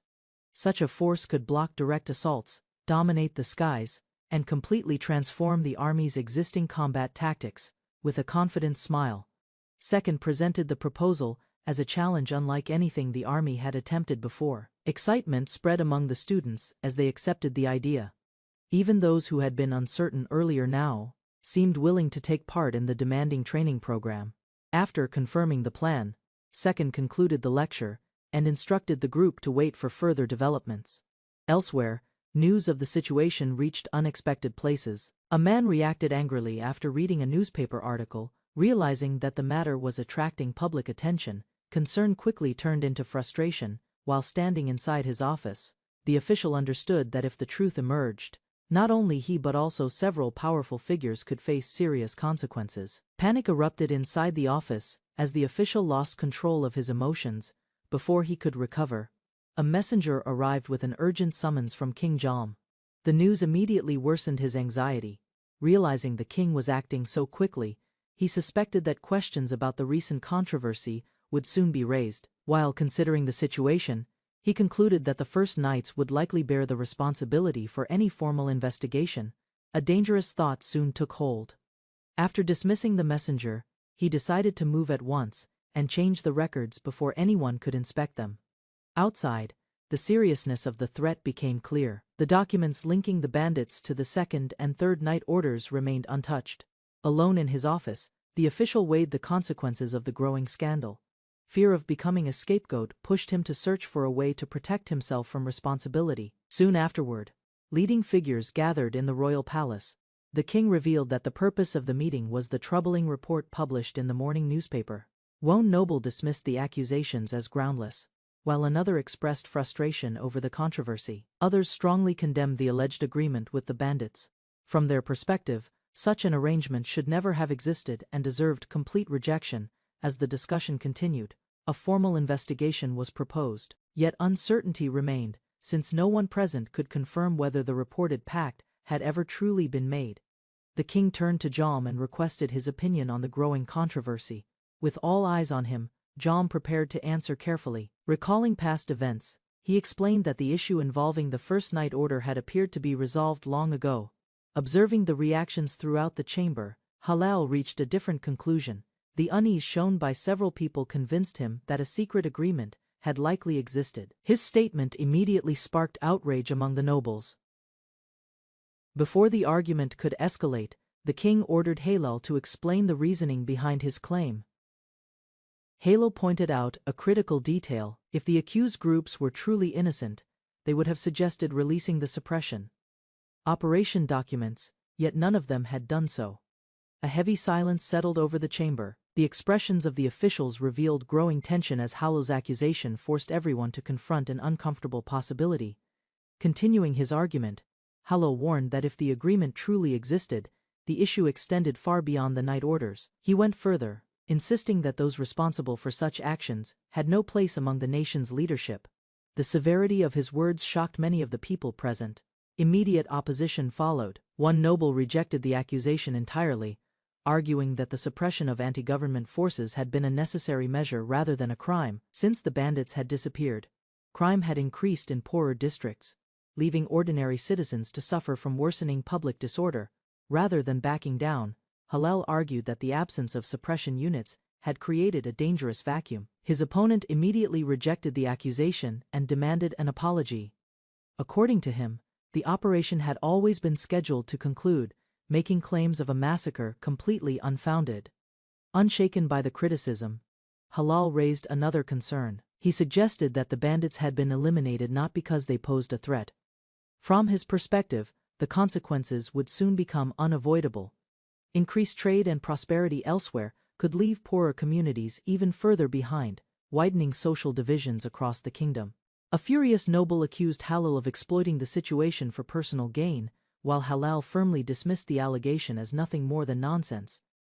Yahello calmly turned the accusation back on his opponent, suggesting that such an emotional reaction only strengthened the suspicions against him. Silence returned to the chamber as the king reached his decision. Concluding that the claims could not be dismissed as mere rumors, he ordered a formal investigation and demanded detailed reports. The meeting came to an end with a clear warning: depending on the evidence uncovered, those involved could later be summoned for questioning. Elsewhere, the chancellor reflected on the outcome. Although the situation remained dangerous, he was surprised by how composed Balmobo had remained throughout the debate. Previous scandals, political pressure, and the dissolution of the assembly had already weakened the First Prince's supporters, leaving them vulnerable to further setbacks. Investigation struck from an unexpected direction. What seemed like a minor issue suddenly exposed a weakness that influential figures had never considered vulnerable. As concern spread, the true danger became clear. A single discovery threatened to unravel years of planning and undo countless efforts in an instant. Balmobo searched for the mastermind behind the scheme. Neither Yahello nor the second prince appeared capable of orchestrating such a precise and calculated attack on their own. His thoughts soon turned to second.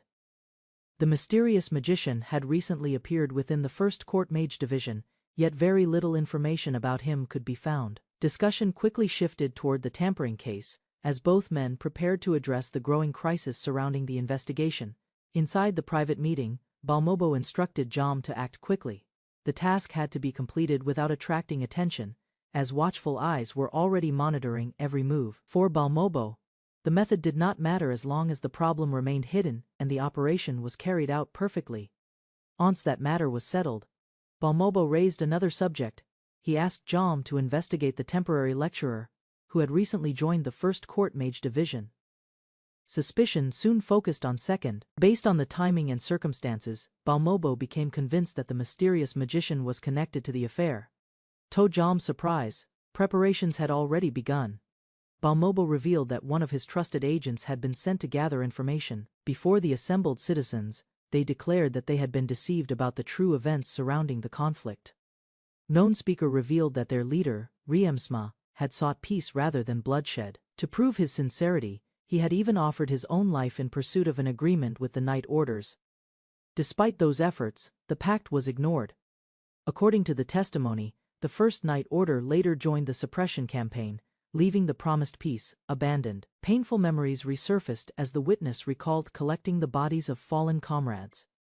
The relentless crackdown had turned mourning into a grim routine. While the survivors gathered for a funeral, armed forces suddenly arrived, transforming a place of grief into the scene of another tragedy.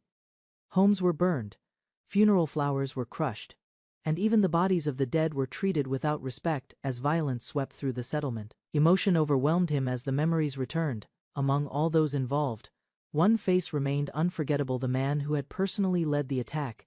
Raising his voice before the crowd, he identified the commander as Klaus, captain of the First Night Order and a member of the royal family. Sensing the danger, Riemsma's successor stepped forward and brought the testimony to a close before the situation spiraled further. Soon afterward, the group quietly departed under guard. As they left the square, the speaker felt relieved that his message had finally reached the public. After leaving the square, the former bandit leader walked beside Winfield and reflected on the speech. Relief replaced some of the man's anxiety. He admitted that he had feared taking responsibility for rebuilding R6 alone, making Second's broader plan reassuring to hear. Winfield then shared more of Second's intentions. Beyond restoring R6, efforts were already underway to search for surviving members who might still be scattered across the region. The news strengthened their confidence. Knowing that influential allies were helping the cause made the difficult road ahead seem far less overwhelming. Near B, citizens continued discussing the shocking revelations. Even as guards attempted to maintain order, growing support for Second's actions could already be felt among the crowd. Everything unfolded according to plan. Winfield had anticipated the public reaction and deliberately delayed involving the Third Night Order until the very last moment. Meanwhile, the consequences continued to grow. As Bezaid's testimony spread across the kingdom, suspicion increasingly shifted toward Klaus, the First Prince, and the First Night Order. Bezaid understood the dilemma facing their opponents. Silencing him would only confirm the accusations, yet allowing him to continue speaking would cause the story to spread even further. From that moment onward, the First Prince's faction was trapped. The opportunity to stop the damage had already passed, leaving them with no favorable move remaining. Far away, Winfield calmly observed the situation like a player overseeing a completed strategy. Reports scattered across the room as a night officer struggled to understand why the situation had turned against him. While reviewing official documents, he discovered records describing a treaty violation. Doubt filled his mind as he insisted his actions had only targeted anti-government forces. Soon, another detail emerged. The ceasefire agreement had been made without his knowledge, leaving him stunned by the consequences of his campaign. Meanwhile, his soldiers remained loyal and followed the orders they had received.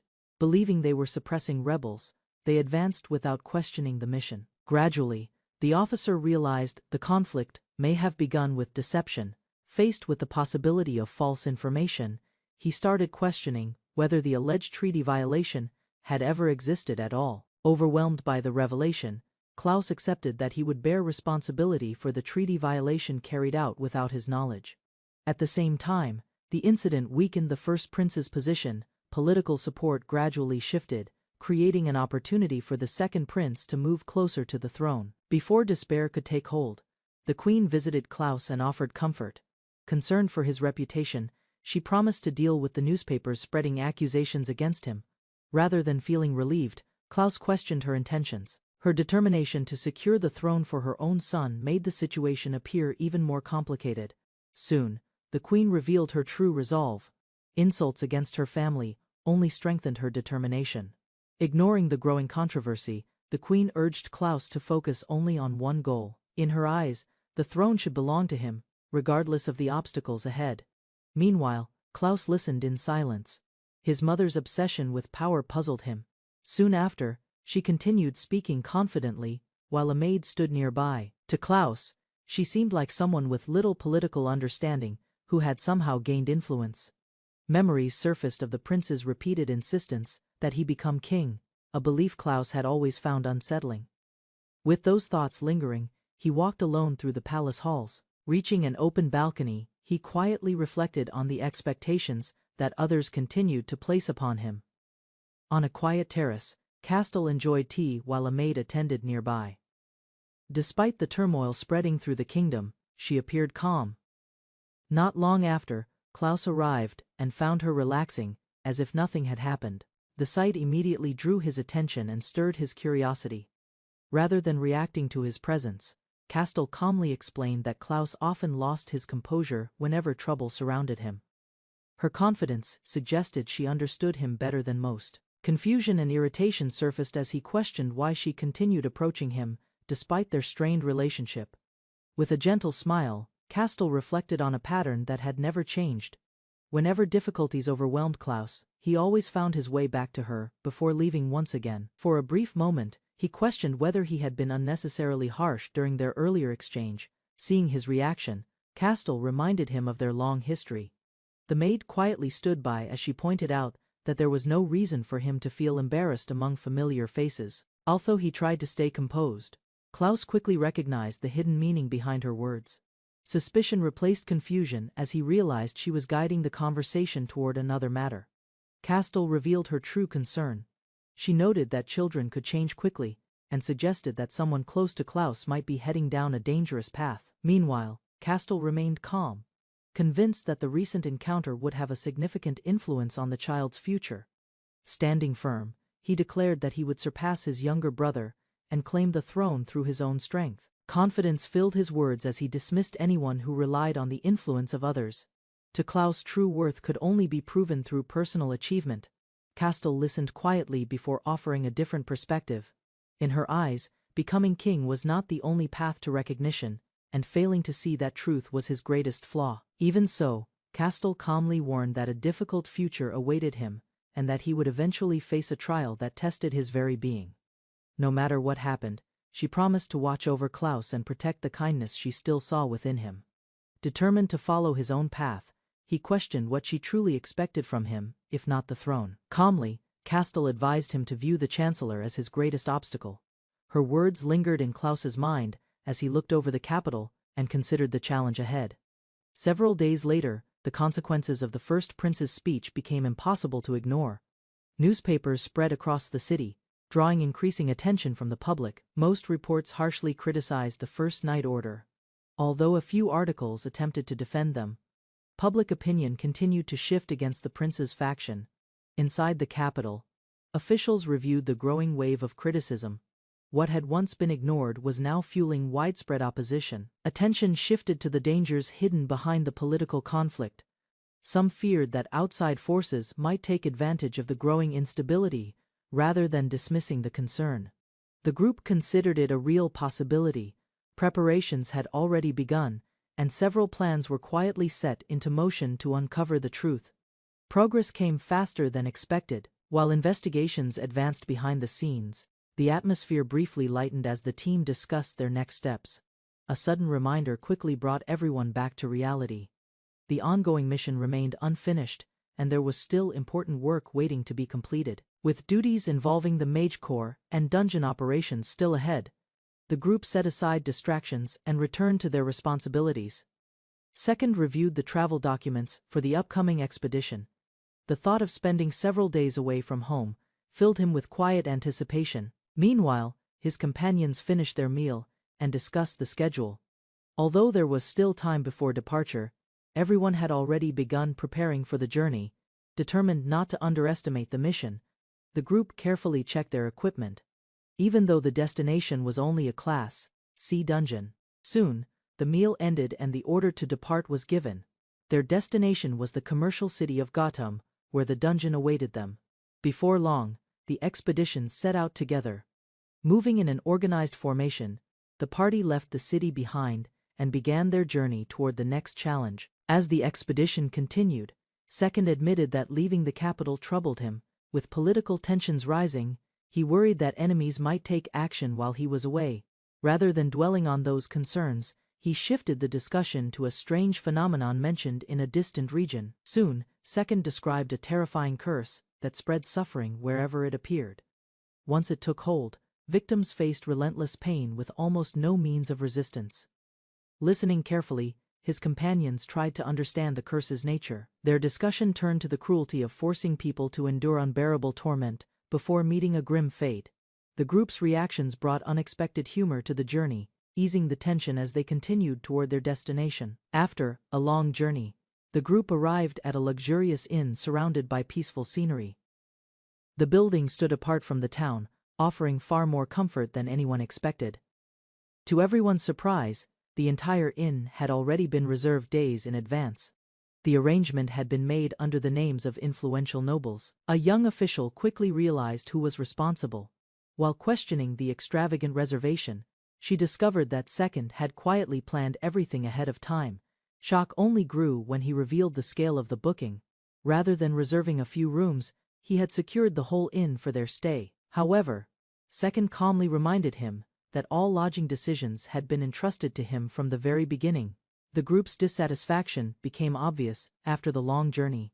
Exhaustion from traveling all day had drained their energy, leaving morale at its lowest point upon arrival.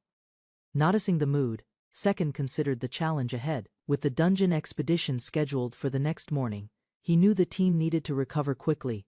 Rather than forcing them to rest immediately, he made an unexpected announcement. Every expense at the inn would be covered, and everyone was free to enjoy the facilities however they wished. Cheers quickly replaced exhaustion as the atmosphere transformed. Even so, Second reminded them not to overindulge and warned that anyone unprepared for tomorrow would face consequences. Meanwhile, Second remained completely unconcerned, convinced the expense was worth the boost in morale. The team leader finally relaxed and agreed with Second's plan. After seeing the group's spirits improve, he accepted that a night of rest would benefit everyone. Meanwhile, Second joked about his sudden wealth and invited the others to enjoy themselves as well. As the evening settled in, the group gradually dispersed to enjoy the facilities. Away from the crowd, Second noticed Cherry carrying herself in a strangely familiar manner. Curiosity soon got the better of him. While watching her from a distance, he began comparing her appearance and behavior to someone he had met before. Although their looks differed, Cherry's sharp attitude and cold expression strongly reminded Second of Yuria, leaving him deep in thought. Second continued thinking about Cherry's resemblance to someone from his past. However, the memory remained unclear, leaving him unable to identify the person. Setting the matter aside, he returned his focus to the present. With the journey complete, he decided to enjoy the inn's food, bath, and rest before tomorrow's mission. The next day, Second and his companions gathered at the entrance of the Class C dungeon. Grutum, alongside members of the First Court Mage Corps, the group prepared to investigate the area. Standing before the dark entrance, Second examined the surroundings carefully. The cave appeared ordinary at first glance, yet its reputation suggested hidden dangers within deep inside. Twisted roots covered the passageways and formed a maze. Like interior, Grutum was widely known as the hallucination dungeon because of its unusual effects on visitors. Unlike most dangerous dungeons, its monsters consisted of weak creatures such as poison mushrooms and wandering zombies. Strange illusions remained the greatest threat rather than direct combat. Fortunately, experienced adventurers could overcome those hallucinations with little difficulty. As the exploration continued, the group reviewed the dungeon's greatest danger. Every monster inside possessed hallucination magic. Meanwhile, the mushroom creatures demonstrated their strange attacks. Victims of the magic could experience random visions, ranging from bizarre shapes to something as ordinary as a banana appearing before them. Hearing the explanation, several members struggled to understand the logic behind such an unusual effect. Nevertheless, the information was accepted since Grutam's strange nature was already well known. Unexpectedly, one companion revealed complete immunity to hallucination magic. According to his experience, eating a banana granted protection for an entire hour. Rather than questioning the claim further, the others learned that this odd resistance was simply a natural trait unique to Mupton. While discussing the dungeon's dangers, Second learned that many people in this world regarded bananas as a common defense against hallucination magic. Confused by the claim, he realized nobody around him seemed aware of the true reason behind the countermeasure. Their confidence came from tradition rather than actual understanding. Earlier observations suddenly made sense. Every shop in town had displayed large quantities of bananas, even though their popularity appeared strangely excessive at first glance. With the mystery settled, Mupton explained a simple strategy. Regularly eating bananas would prevent hallucinations and make Grutam's weak monsters far less threatening. To ensure everyone stayed protected, Second distributed hundreds of bananas from his inventory, giving each member enough supplies for hours of exploration. After distributing the bananas, Second's companions were shocked by the size of his inventory. As their amazement grew, Second reflected on the reason behind that advantage. Unlike most people in this world, he had arrived with knowledge and benefits inherited from his former life. Back in the game, he had once played as a paying user and invested heavily in inventory expansions. Although he now lived as his sub-character, those upgrades remained fully intact. Originally, Second had been created as nothing more than a storage character without a massive inventory. That role would have served little purpose. Once the preparations ended, the party divided into groups and began their patrols, while Second remained near the entrance to oversee the operation. First Court Mage Division organized the dungeon expedition. The members formed teams of 5, confident that the bananas would protect them from Grutam's hallucination magic. Meanwhile, Second explained his own objective. Rather than exploring with the others, he intended to remain near the boss's spawn point and repeatedly defeat it. Even so, leaving the area completely unattended remained too risky. Their unique partnership allowed them to move through the passages at remarkable speed, while responding quickly to emergencies. Once every role had been assigned, Second confirmed that the group was ready. A final signal marked the beginning of the operation. Soon afterward, the teams entered Grutam, officially beginning the dungeon run under the First Court Mage Division's command. One by one, the groups reported their results, and the 6th team received praise for taking the lead in the competition. Meanwhile, the participants carefully recorded their achievements on special cards. Excitement spread through the group as everyone compared their progress and worked to increase their scores. Second arrived at the chamber where the dungeon boss appeared. The location would serve as the center of his strategy for the remainder of the expedition. According to his calculations, the boss required 15 minutes to respawn after being defeated. To encourage the teams, Second announced a reward for the group with the highest total at the end. Motivated by the prize, the adventurers rested briefly before rushing off to begin another lap. As the competition continued, one participant asked to keep the scorecard as a souvenir after the expedition. Seeing no issue with the request, Second immediately gave his approval. Nearby, the leading team completed another lap and returned in high spirits. Their cheerful attitude matched their impressive performance, proving they were among the most capable groups in the dungeon.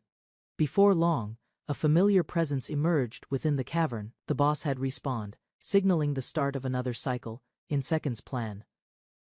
Standing before him was the magical fungus, the ruler of Grutam.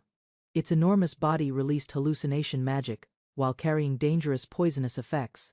Although the monster possessed troublesome abilities, its combat strength remained low. The attack struck the magical fungus directly, overwhelming the monster before it could make use of its hallucination abilities. Not long afterward, another team arrived at the chamber to record their progress.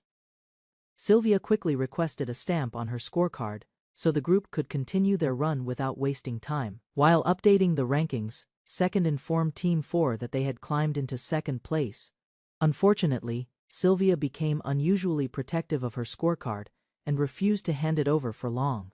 Her reaction left Second slightly confused by the sudden change in attitude. After receiving the stamp, the team immediately departed and resumed their patrol. The remaining adventurers watched them leave before settling down to wait for the next boss respawn. After Sylvia's strange behavior, Second remained puzzled by her irritation, although he could not remember the exact cause. Setting those concerns aside, he called the teams together and announced a lunch break. The morning session had ended smoothly, making it a suitable time for everyone to rest. Noted that only a few groups had completed 6 laps. Among them, Cherie's team continued to perform exceptionally well throughout the competition. Following the announcement, the adventurers happily accepted the break and prepared to leave the dungeon chamber for a short meal. 3 minutes later, however, Sylvia still looked unusually serious. Even after being told to relax and enjoy lunch, she walked ahead with an expression that suggested her concerns had not disappeared. During the lunch break, Sylvia quietly observed Cherie's team. From her perspective, Cherry was pushing ahead too aggressively and paying little attention to the condition of her teammates. Meanwhile, the others rested and discussed the situation. Although Cherry's skill level was impressive, the gap between her and the weaker members of the group seemed far too large. After thinking it over, Sylvia reached a conclusion. She believed the team should rest after one more lap, even if that meant slowing down their pace. Recommendation was meant to prevent the team from overexerting themselves during the competition. Confident in her stamina and focused on maintaining their position, she insisted that resting was unnecessary and wanted to continue pressing forward. If the team truly needed to eat, they could simply do so while continuing their patrol through the dungeon.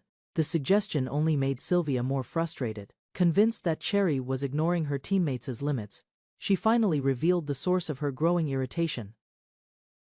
Before the disagreement could escalate further, the group called for Second's attention. The tense atmosphere immediately drew his focus toward the ongoing argument. Hearing his name, Second quickly rushed over to investigate. His sudden arrival interrupted the discussion before either side could push the matter any further. Upon reaching the group, he learned that the patrol itself had gone smoothly. The strained expressions around him suggested that a conflict was beginning to form within the team. Iko suddenly claimed to remember someone important. Her words immediately caught Second's attention, especially when she insisted that they had met in person before. Puzzled by the statement, Second tried to recall who she could possibly be referring to. Before he could find an answer, unfamiliar footsteps approached from nearby. Moments later, 2 women appeared before him and greeted him as an old acquaintance. Their confident attitude suggested that this was far more than a simple coincidence. Without giving him time to question them, the younger woman cheerfully announced that lunch would come first, and explanations could wait until afterward. Meanwhile, the adventurers resting outside noticed the unexpected visitors. Seeing the newcomers draw Second's attention away from the dungeon run. After bringing the visitors to the lunch area, Second instructed the adventurers to stay put, eat properly, and enjoy their break. As they settled down, the resting teams quietly complained about the situation. Watching the scene unfold, Second realized that Cherry seemed far more popular than he had expected. Soon, lunchboxes were opened and the reunion finally began. Although the girl claimed she was fine, her awkward reactions and restless behavior suggested she was struggling to stay calm. While the meal continued, Second noticed her unusual nervousness. Even her companion appeared unsure about what had caused such a dramatic change in mood. Despite trying to act composed, the girl's embarrassed expression revealed that her feelings remained impossible to hide. During lunch, Second asked about the person Iko claimed to remember. After thinking carefully, she recalled seeing someone who looked very similar to Lady Sherry. Soon afterward, Iko pointed toward a group, resting near a large rock. From a distance, the woman appeared elegant and familiar enough to attract attention. However, a closer look revealed that the resemblance involved another person sitting nearby. The discovery immediately shifted everyone's focus toward that individual. As the realization spread, both Sherry and Sylvia turned their attention in the same direction. The chapter ended with the pair quietly observing the mysterious person. Second noticed Sherry's jealous expression and immediately recognized the familiar attitude she often showed when her emotions slipped through. Remembering how similar they were, Second decided to approach her. The moment seemed perfect for understanding what was truly bothering her. While the group rested outside, Second called Sherry over. Caught off guard, she became flustered and struggled to maintain her usual composure. After watching her reactions, Second reflected on her personality. Sherry was talented and hard-working, yet her stubborn nature often kept her from accepting guidance. Observing her current situation, Second realized she was forcing herself to chase first place. A cheerful elf listened to Second's concerns about Sherry and quickly came up with an unexpected solution. After hearing the suggestion, Second questioned it. The elf explained that Sherry needed to experience a serious failure before she could understand her limits. Excited by her own idea, the elf began recalling a similar situation from Second's past. Her words immediately caught Sherry's attention. Before the story could continue, Sherry reacted in panic and tried to stop the elf from revealing the embarrassing details. Thinking back, Second remembered how Sherry once rushed ahead to prove herself. The reckless decision ended badly, leaving her injured and humiliated. Yet she never abandoned her determination. As the break ended, another student reminded Second that it was time to return. The memory of Sherry's past mistake made him quietly laugh, earning an annoyed reaction. Soon afterward, Second gathered everyone and announced the afternoon training session with preparations finished. The groups began moving back to their assigned activities. Before he could leave, Sherry suddenly stopped him. A new idea had formed in her mind, and she wanted Second to hear it. After listening carefully, Second learned that Sherry's proposal involved reorganizing the teams. The plan centered on exchanging leaders between the top groups. Sherry wanted to switch places with Eri, hoping the change would help her team overcome the gap and finally reach first place. After the leaders were switched, Second observed the results from a distance. During the early laps, Group 6 surged ahead and briefly secured first place, just as expected. As the exercise continued, students returned to report their progress and collect stamps. Meanwhile, Second quietly monitored the performance of both groups. Around the 10th lap, Group 6's pace began to decline. By the 11th lap, Group 4 steadily overtook them and claimed the lead. The outcome quickly revealed the difference between the two leadership styles. Eri's calm guidance kept her team organized. When Second checked on Group 6 again, Sherry was already aware of the standings. Facing second place once more, she could no longer ignore the lesson unfolding before her. Second watched Sherry reflect on the results. Her ability was undeniable, yet she still struggled to lead her teammates effectively. The exercise revealed the same weakness once again. Although her team had the potential to become number one, they could not maintain the pace she demanded. Rather than celebrating the lesson, Second wondered whether pride or stubbornness was preventing Sherry from recognizing the problem. Meanwhile, Group 4 achieved an impressive victory. Under Eri's leadership, they finished first and became the only team to reach 17 laps. Looking toward the exhausted members of Group 6, Second calmly observed the outcome. Their performance clearly showed the cost of pushing beyond their limits. Despite Second's warnings, Group 6 ignored the remaining time and continued pushing forward. Watching the exhausted team return, Second recognized their effort. The members had worked hard, but their determination alone could not overcome poor pacing and leadership mistakes. Soon afterward, another group completed their run and reported back. Their successful return highlighted the growing gap between the teams. Sherry questioned whether the training had been too harsh. Before anyone could respond, the defeated members of Group 6 slowly arrived behind her, facing the exhausted team. Second calmly announced the final results. Group 6 had finished 16 laps and secured fourth place, bringing the difficult lesson to a close. After hearing the final results, Sherry silently accepted a card from the staff. The disappointment on her face showed how deeply the defeat affected her. Without saying much, she turned away from the group. The atmosphere grew tense as everyone sensed her frustration. Moments later, Sherry's emotions erupted. Unable to accept the outcome, she blamed her teammates for slowing her down and costing her the victory. Her anger only intensified as she tore apart the card in front of everyone. The exhausted members could do little but watch in shock. Second remained calm and assessed the situation. Although Sherry possessed greater talent, he understood that ability alone was not enough to lead a team successfully. Seeing Sherry blame her teammates, Second stepped forward and calmly told her that her reaction was unfair. He wanted her to understand the truth behind the defeat. Instead of listening, Sherry raised her hand in frustration. The tension between the two quickly rose as her emotions took control. Before the situation could worsen, a sharp sound echoed through the cave. The sudden action stunned everyone watching nearby. A student stepped in and stopped Sherry's outburst. The unexpected intervention left the group speechless as Second remained composed. With the conflict halted, Second gave a faint smile. The confrontation had finally created a chance for Sherry to face the reality she had been avoiding. Sherry faced Second with lingering anger and confusion. Although her frustration remained strong, she hesitated as he calmly stood before her. Without warning, Second struck her across the face. The sudden blow shocked everyone nearby and instantly silenced the heated argument. Thrown backward by the impact, Sherry crashed onto the ground. Dust rose around her as the force of the hit left her stunned. Moments later, she lay motionless, while the surrounding students stared in disbelief. None of them expected Second to act so decisively. As the shock spread through the cave, Second remained composed. His expression showed that the action was deliberate, intended to force Sherry to confront reality. After seeing Sherry collapse, Second immediately realized he had hit harder than intended.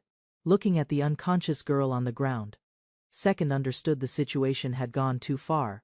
What was meant to be a lesson had turned into a serious incident. Rather than avoiding responsibility, he quickly ordered Iko to heal Sherry.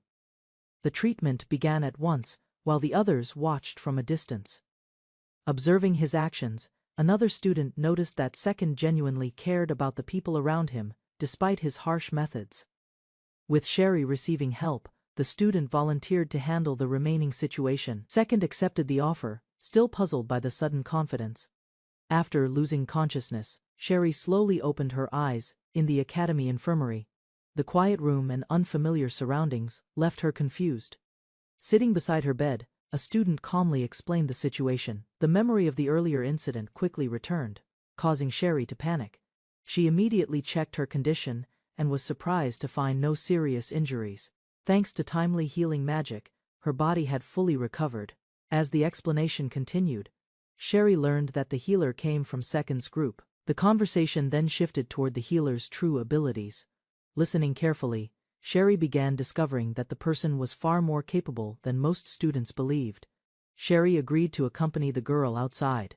Together, they left the infirmary and stepped into the quiet evening corridor. The pair walked side by side through the inn. Sherry listened silently, still troubled by the events of the day. Looking out into the night, she realized the other students were likely enjoying the banquet. Memories of her outburst resurfaced, filling her with embarrassment. She felt unable to face her teammates after everything that had happened. Sensing her mood, the girl changed the topic and spoke about the inn. The familiar story gradually eased the tension and encouraged Sherry to listen. Later, Sherry and the girl sat outside the inn. The peaceful atmosphere gradually eased Sherry's lingering frustration. Sherry admitted that she had caused Second countless problems in the past. As Magnolia listened, she began revealing the reasons behind her actions. At the time, Count Stola greatly admired Second after learning about his ability to repeatedly clear the dangerous Prolin dungeon.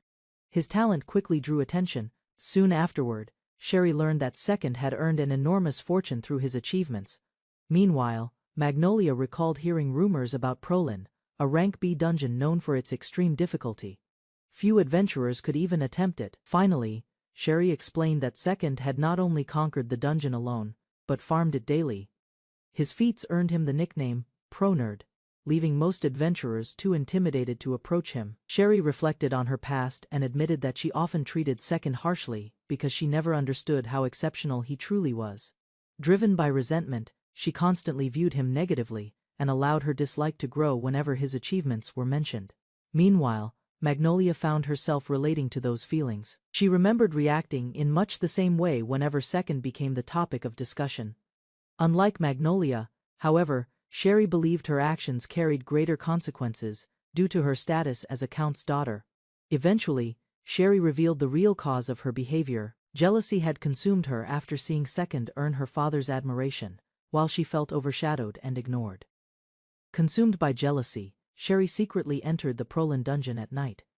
She believed that clearing it before Second would finally earn her father's recognition. Instead, the reckless challenge nearly cost her life when a mithril golem cornered her. At the critical moment, Second suddenly appeared.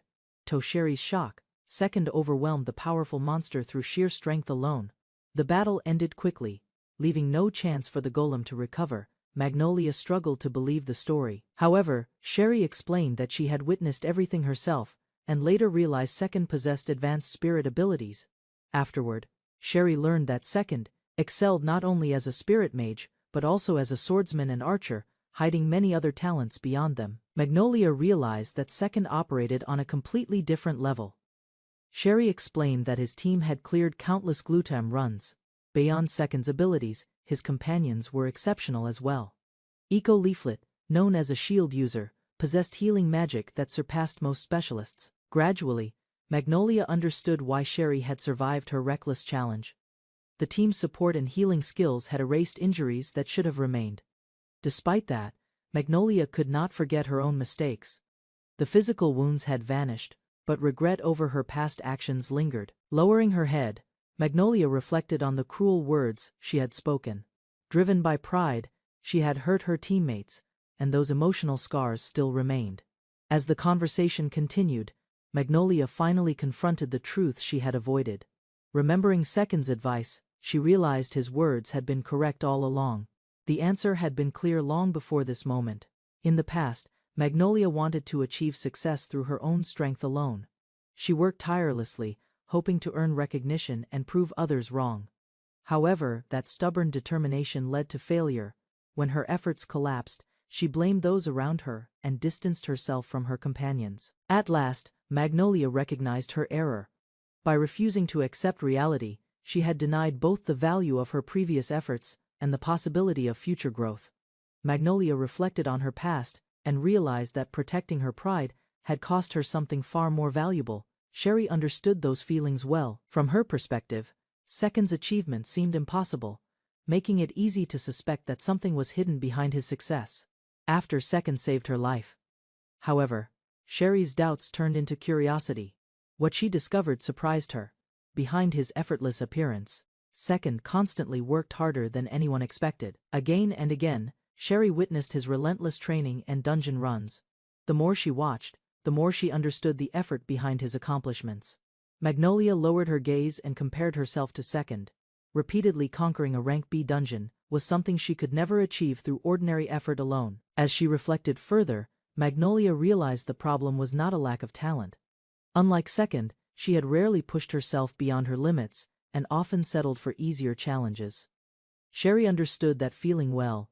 The gap between them and Second inspired jealousy because his dedication seemed effortless, while others struggled to make progress. Even so, Sherry believed that Second's accomplishments came from countless unseen hardships.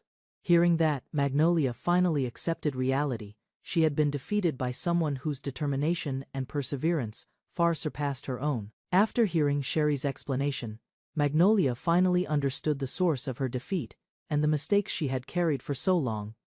A sense of relief washed over her as the truth became clear. Sherry noticed the change and encouraged her to accept those feelings. Even so, Magnolia could not fully forgive herself. The harsh words she had spoken could never be erased, and that regret still weighed heavily on her heart. Rather than focusing on the past, Sherry urged her to think about the future. Despite the encouragement, Magnolia remained troubled. She still believed her actions had fallen far below the standards expected of a court magician. Sherry encouraged Magnolia to reconsider the incident from a different perspective. As Magnolia reflected, she remembered that if Eri had been the one to stop her, their friendship might have been damaged beyond repair. Gradually, another possibility emerged. In that emotional state, Magnolia would have responded with anger, and likely wounded Eri with cruel words. Even so, she struggled to understand why Second had gone further and struck her instead of simply intervening. Then a realization surfaced. The explanation sounded absurd at first, yet it was no longer something Magnolia could immediately reject. The more Magnolia reflected on that day, the more she understood Second's actions. Although she had believed everything was over, a small sense of hope remained. That realization gave her the strength to keep moving forward. Curious, Magnolia asked what Sherry had done after being rescued and coming to terms with her failure. Embarrassment overwhelmed Sherry. After offering her apology and gratitude, she could not bring herself to face the others and quickly fled the scene, rather than criticizing her. Magnolia smiled at the story. In her view, staying behind and facing everyone directly would have required even greater courage. Magnolia finally rose to her feet. With Sherry beside her, she gathered the resolve to face the people she had been avoiding together. The two girls left the veranda and headed toward the gathering. The quiet night felt less burdensome than before. Meanwhile, Second appeared in worn and damaged clothing. Despite his usual calm expression, he unexpectedly offered a sincere apology to those present. Later, the First Court Mage Division held a grand banquet to celebrate the completion of the Gluten runs. Members gathered to enjoy the occasion. However, one detail immediately stood out from every previous banquet. The center of attention was not the event itself, but Second's unusually rough appearance. During the banquet, the officials repeatedly placed apology talismans on Second. Each time he received one, he loudly renewed his apology, turning the gathering into an unusual spectacle. Soon, the entire hall was laughing. Notes describing his offense covered his face, while Second continued apologizing, despite the embarrassment. Although he had become familiar with the court mages, their treatment grew increasingly playful. Before long, a beastkin companion enthusiastically joined in and mocked the situation. Second immediately warned against copying his example. The warning accomplished little. As the banquet continued, the playful teasing spread across the room, leaving Second surrounded by laughter and good-natured mischief. Magnolia entered the banquet hall while Sherry watched from the doorway. Across the room, Second sat covered in apology notes from the earlier teasing. Silence spread as Magnolia stopped in front of him. The court mages turned their attention toward the unexpected meeting. After noticing the note attached to his face, Second finally understood why Magnolia had approached. Without hesitation, Second bowed deeply and offered a sincere apology for striking Sherry during the earlier incident. Magnolia listened in surprise. Before the moment could settle, the beastkin companion rushed over with another note. The serious atmosphere quickly collapsed as the banquet returned to playful chaos. Standing before everyone, Second offered another sincere apology. The banquet hall erupted with laughter, while Magnolia watched the scene in stunned silence.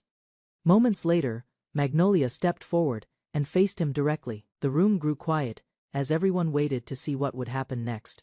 Without warning, the emotions she had been suppressing burst out. Tears streamed down her face, shocking both Second and the onlookers.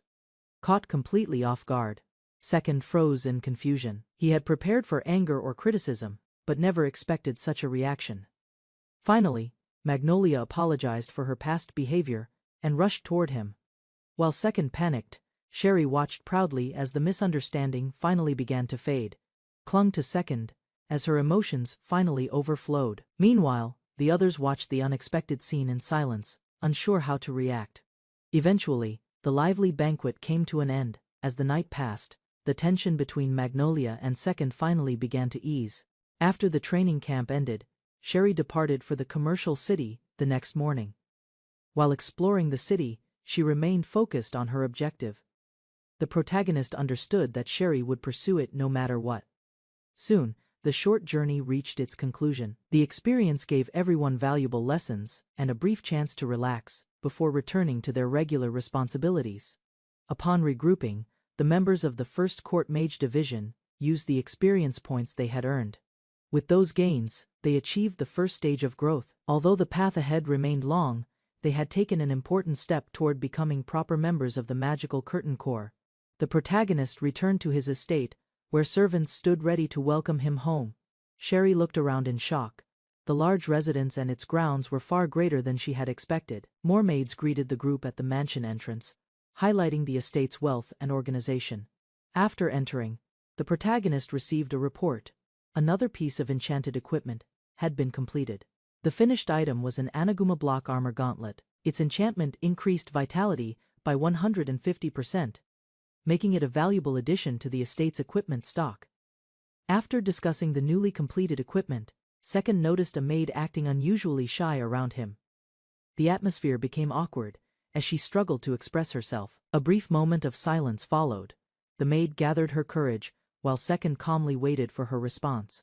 Their private moment was suddenly interrupted when another person appeared and drew attention to a more urgent matter. The newcomer explained that events were moving exactly as expected. Important developments were already beginning to unfold. Attention quickly shifted to politics. With official documents set to be released by King Bowel, news of a completed investigation was finally about to become public. The investigation advanced smoothly. Evidence against the Third Night Order continued to surface. Strengthening the case, confident in their progress, the group prepared to gather final proof. Second was eager to take action and push the plan forward. Later, a meal was served as everyone gathered to discuss the next steps in a more relaxed setting. During the conversation, attention turned to old arrest records connected to the ongoing case. The discussion brought back memories of Second's first encounter with the group. What began as a simple arrest had eventually led to their current alliance and investigation. During dinner, the group discussed old records connected to Second's arrest. Curious about the reason, he listened as the details were explained. The conversation revealed that Sylvia had once been summoned by the Third Night Order and instructed to provide information about Second. At their request, Sylvia submitted several reports concerning him and his activities. However, those reports contained misleading information. The false statements were intended to benefit the group, while keeping Sylvia's role hidden. As the truth surfaced, the Third Night Order grew suspicious. The group expected them to investigate the old arrest documents, believing they concealed evidence of deeper misconduct. Second understood the trap immediately. Anyone who altered public records would naturally suspect others of doing the same. The group predicted that once Sylvia checked the documents, the conspirators would send someone to inspect them as well. Recognizing the opportunity, Second realized they could trace that person back to the source of the forgery. Their timing was deliberate. The deputy ministers were already overwhelmed, leaving the culprits with few options. Once pressured into action, the conspirators would expose themselves. The plan aimed to force a mistake and reveal everyone involved in the document tampering. During dinner, Sherry finally spoke up. Although she enjoyed the meal, the group's dangerous plans left her uneasy. Concerned by what she had heard, Sherry questioned whether trusting her with such sensitive information was truly wise. Second reassured her without hesitation. His confidence showed that he had no doubts about her loyalty. With the tension eased, Sherry turned her attention to the estate itself. The enormous mansion impressed her far more than she expected. Her questions soon shifted toward Second's growing influence. Seeing his wealth and political involvement, she wondered how far his ambitions might eventually reach. Sherry asked about Second's future ambitions. Curious after everything she had seen, she waited for a serious answer. Without hesitation, Second declared that he intended to become #1 in the world. The bold response left Sherry completely stunned, although she could not fully understand his meaning. His confidence amused the group. The peaceful evening continued, and the gathering eventually came to an end. Elsewhere, attention shifted to the newly released official documents. Important figures began reviewing the contents carefully. After examining the records, they concluded that the documents had been altered. Rather than acting immediately, they decided to maintain their position and wait for the next development. The prince's faction recognized the danger. Without solid evidence, public opinion could shift against them and create a political crisis. After the official documents were released, no record of cooperation between the Second and Third Night Orders could be found. The revelation damaged the Second Prince's faction. Critics accused them of spreading false suspicions and disrupting political affairs. Despite the pressure, the prince remained calm. He expressed confidence that evidence would be obtained within a few days. That confidence came from Second. Trusting his unusual methods and judgment, the prince believed his friend would uncover the truth and reverse the situation. Minister Halal praised the prince's growth. Even under pressure, the prince no longer wavered in the face of conflict. The prince admitted his confidence was not natural. He remained determined because he wanted to support the person he trusted most. Halal credited the prince for bringing a valuable ally to their side and cornering Chancellor Baal at the perfect moment. Though uncertain of his own achievements, the prince accepted the minister's encouragement. Their faction remained united despite the crisis. With renewed resolve, the prince thanked Halal and declared that he would take the lead from now on, guiding his allies through the coming struggle. Minister Halal advised the prince to introduce Second to the king once his claim to the throne became secure. The suggestion left the prince with mixed feelings. The prince imagined the unpredictable Second standing before the king. The thought alone made him nervous. Elsewhere, Chancellor Bao grew increasingly frustrated. He demanded updates on the man responsible for disrupting his plans. His subordinates could only ask for more time. The document tampering scandal had consumed their resources and delayed their investigation. Refusing to give up, Bal ordered them to prioritize the search. As long as Second remained active within the court mage division, he saw no hope for peace. A subordinate realized the investigation had taken a dangerous turn. Evidence suggested an important ally had switched sides, leaving him unable to report the truth. Troubled by the situation, he left his office and searched for a way to protect himself before the scandal worsened. Soon after, he summoned a trusted associate. Determined to act, he began preparing a response to the growing crisis. Resentment quickly replaced hesitation. Believing he had been betrayed, he decided to exploit that betrayal and strike back against those responsible. A sharp-eyed elf confronted a captured man and pointed out the mistake that led to his arrest. Earlier, Tender had secretly begun investigating Sylvia Virginia while carrying out Dom's orders. He watched her movements and searched for clues. Growing suspicious, he decided to inspect an important document immediately after Sylvia left. However, the opportunity had been prepared in advance, and his actions fell directly into a trap. Once captured, questioning revealed that Tender belonged to the Dark Unit and likely held a very high position within the organization. The head of the Dark Division personally arrived. Needing reliable information and secrecy, he acted alone. Since only Tender possessed the required knowledge, the investigation moved forward with him as the key prisoner. The elf calmly criticized Tender's actions and pointed out that he should have brought a subordinate instead of acting alone. Afterward, she revealed that his agents were occupied monitoring Second, Sylvia, and Isekai'd. A drop of sweat formed as Tender realized the explanation matched every event that had unfolded around him. Meanwhile, the elf watched his reaction with amusement. His thoughts and emotions were so obvious that hiding them became impossible. The full plan was finally exposed. Sylvia had been sent away. Public activities were arranged, and military drills diverted attention. As resources shifted elsewhere, Tender was isolated, lured into the trap, and captured exactly as intended. The elf explained that assassinating Isekai'd was impossible because a powerful protector remained constantly at his side. Tender showed no fear and appeared ready to endure any interrogation. In contrast, the elf looked forward to what would happen that night. A knowing smile crossed her face as she revealed that her attention was directed toward someone else. Soon, she called for Second. Understanding the situation immediately, he prepared to take over the next stage of the operation. Moments later, Second entered the holding room with several guards. While Tender remained restrained in the center, the atmosphere shifted. Second approached the prisoner, while the elf reminded him to follow the plan exactly and finish the process quickly. Without hesitation, Second activated the brainwashing magic by touching Tender's face. The captive immediately reacted as the spell took effect. His resistance vanished at once. Under the spell's influence, Tender revealed his true identity, rank, and secret position within Dom's assassination force. To confirm the magic worked, Second asked several simple questions. Tender answered obediently, and even accepted restrictions placed upon him. The result became clear. The brainwashing did not merely influence thoughts, it imposed absolute obedience, turning the captured agent into a reliable source of information. Satisfied with the result, the elf declared the experiment a success and allowed Second to begin issuing orders. Following the interrogation, Second confirmed that two people were responsible for altering the original public document. Tender provided the information without hesitation. A new command was given. Tender was ordered to capture the higher-ranking culprit alive and recover the original document. Accepting the mission immediately, Tender left the building and headed into the night, while Second watched him depart. Afterward, Second reflected on the overwhelming power of brainwashing magic. Although it carried limitations, its ability to force complete obedience made it an extremely dangerous tool, even for someone as capable as him. Second considered the danger of brainwashing magic. If Sylvia ever fell under its influence, her skills could easily be turned against him.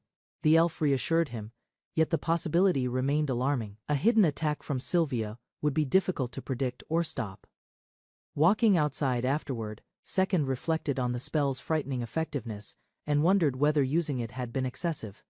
In response, the elf explained that she preferred victories achieved through careful planning, with every piece placed exactly where it belonged. The discussion ended with a new approach.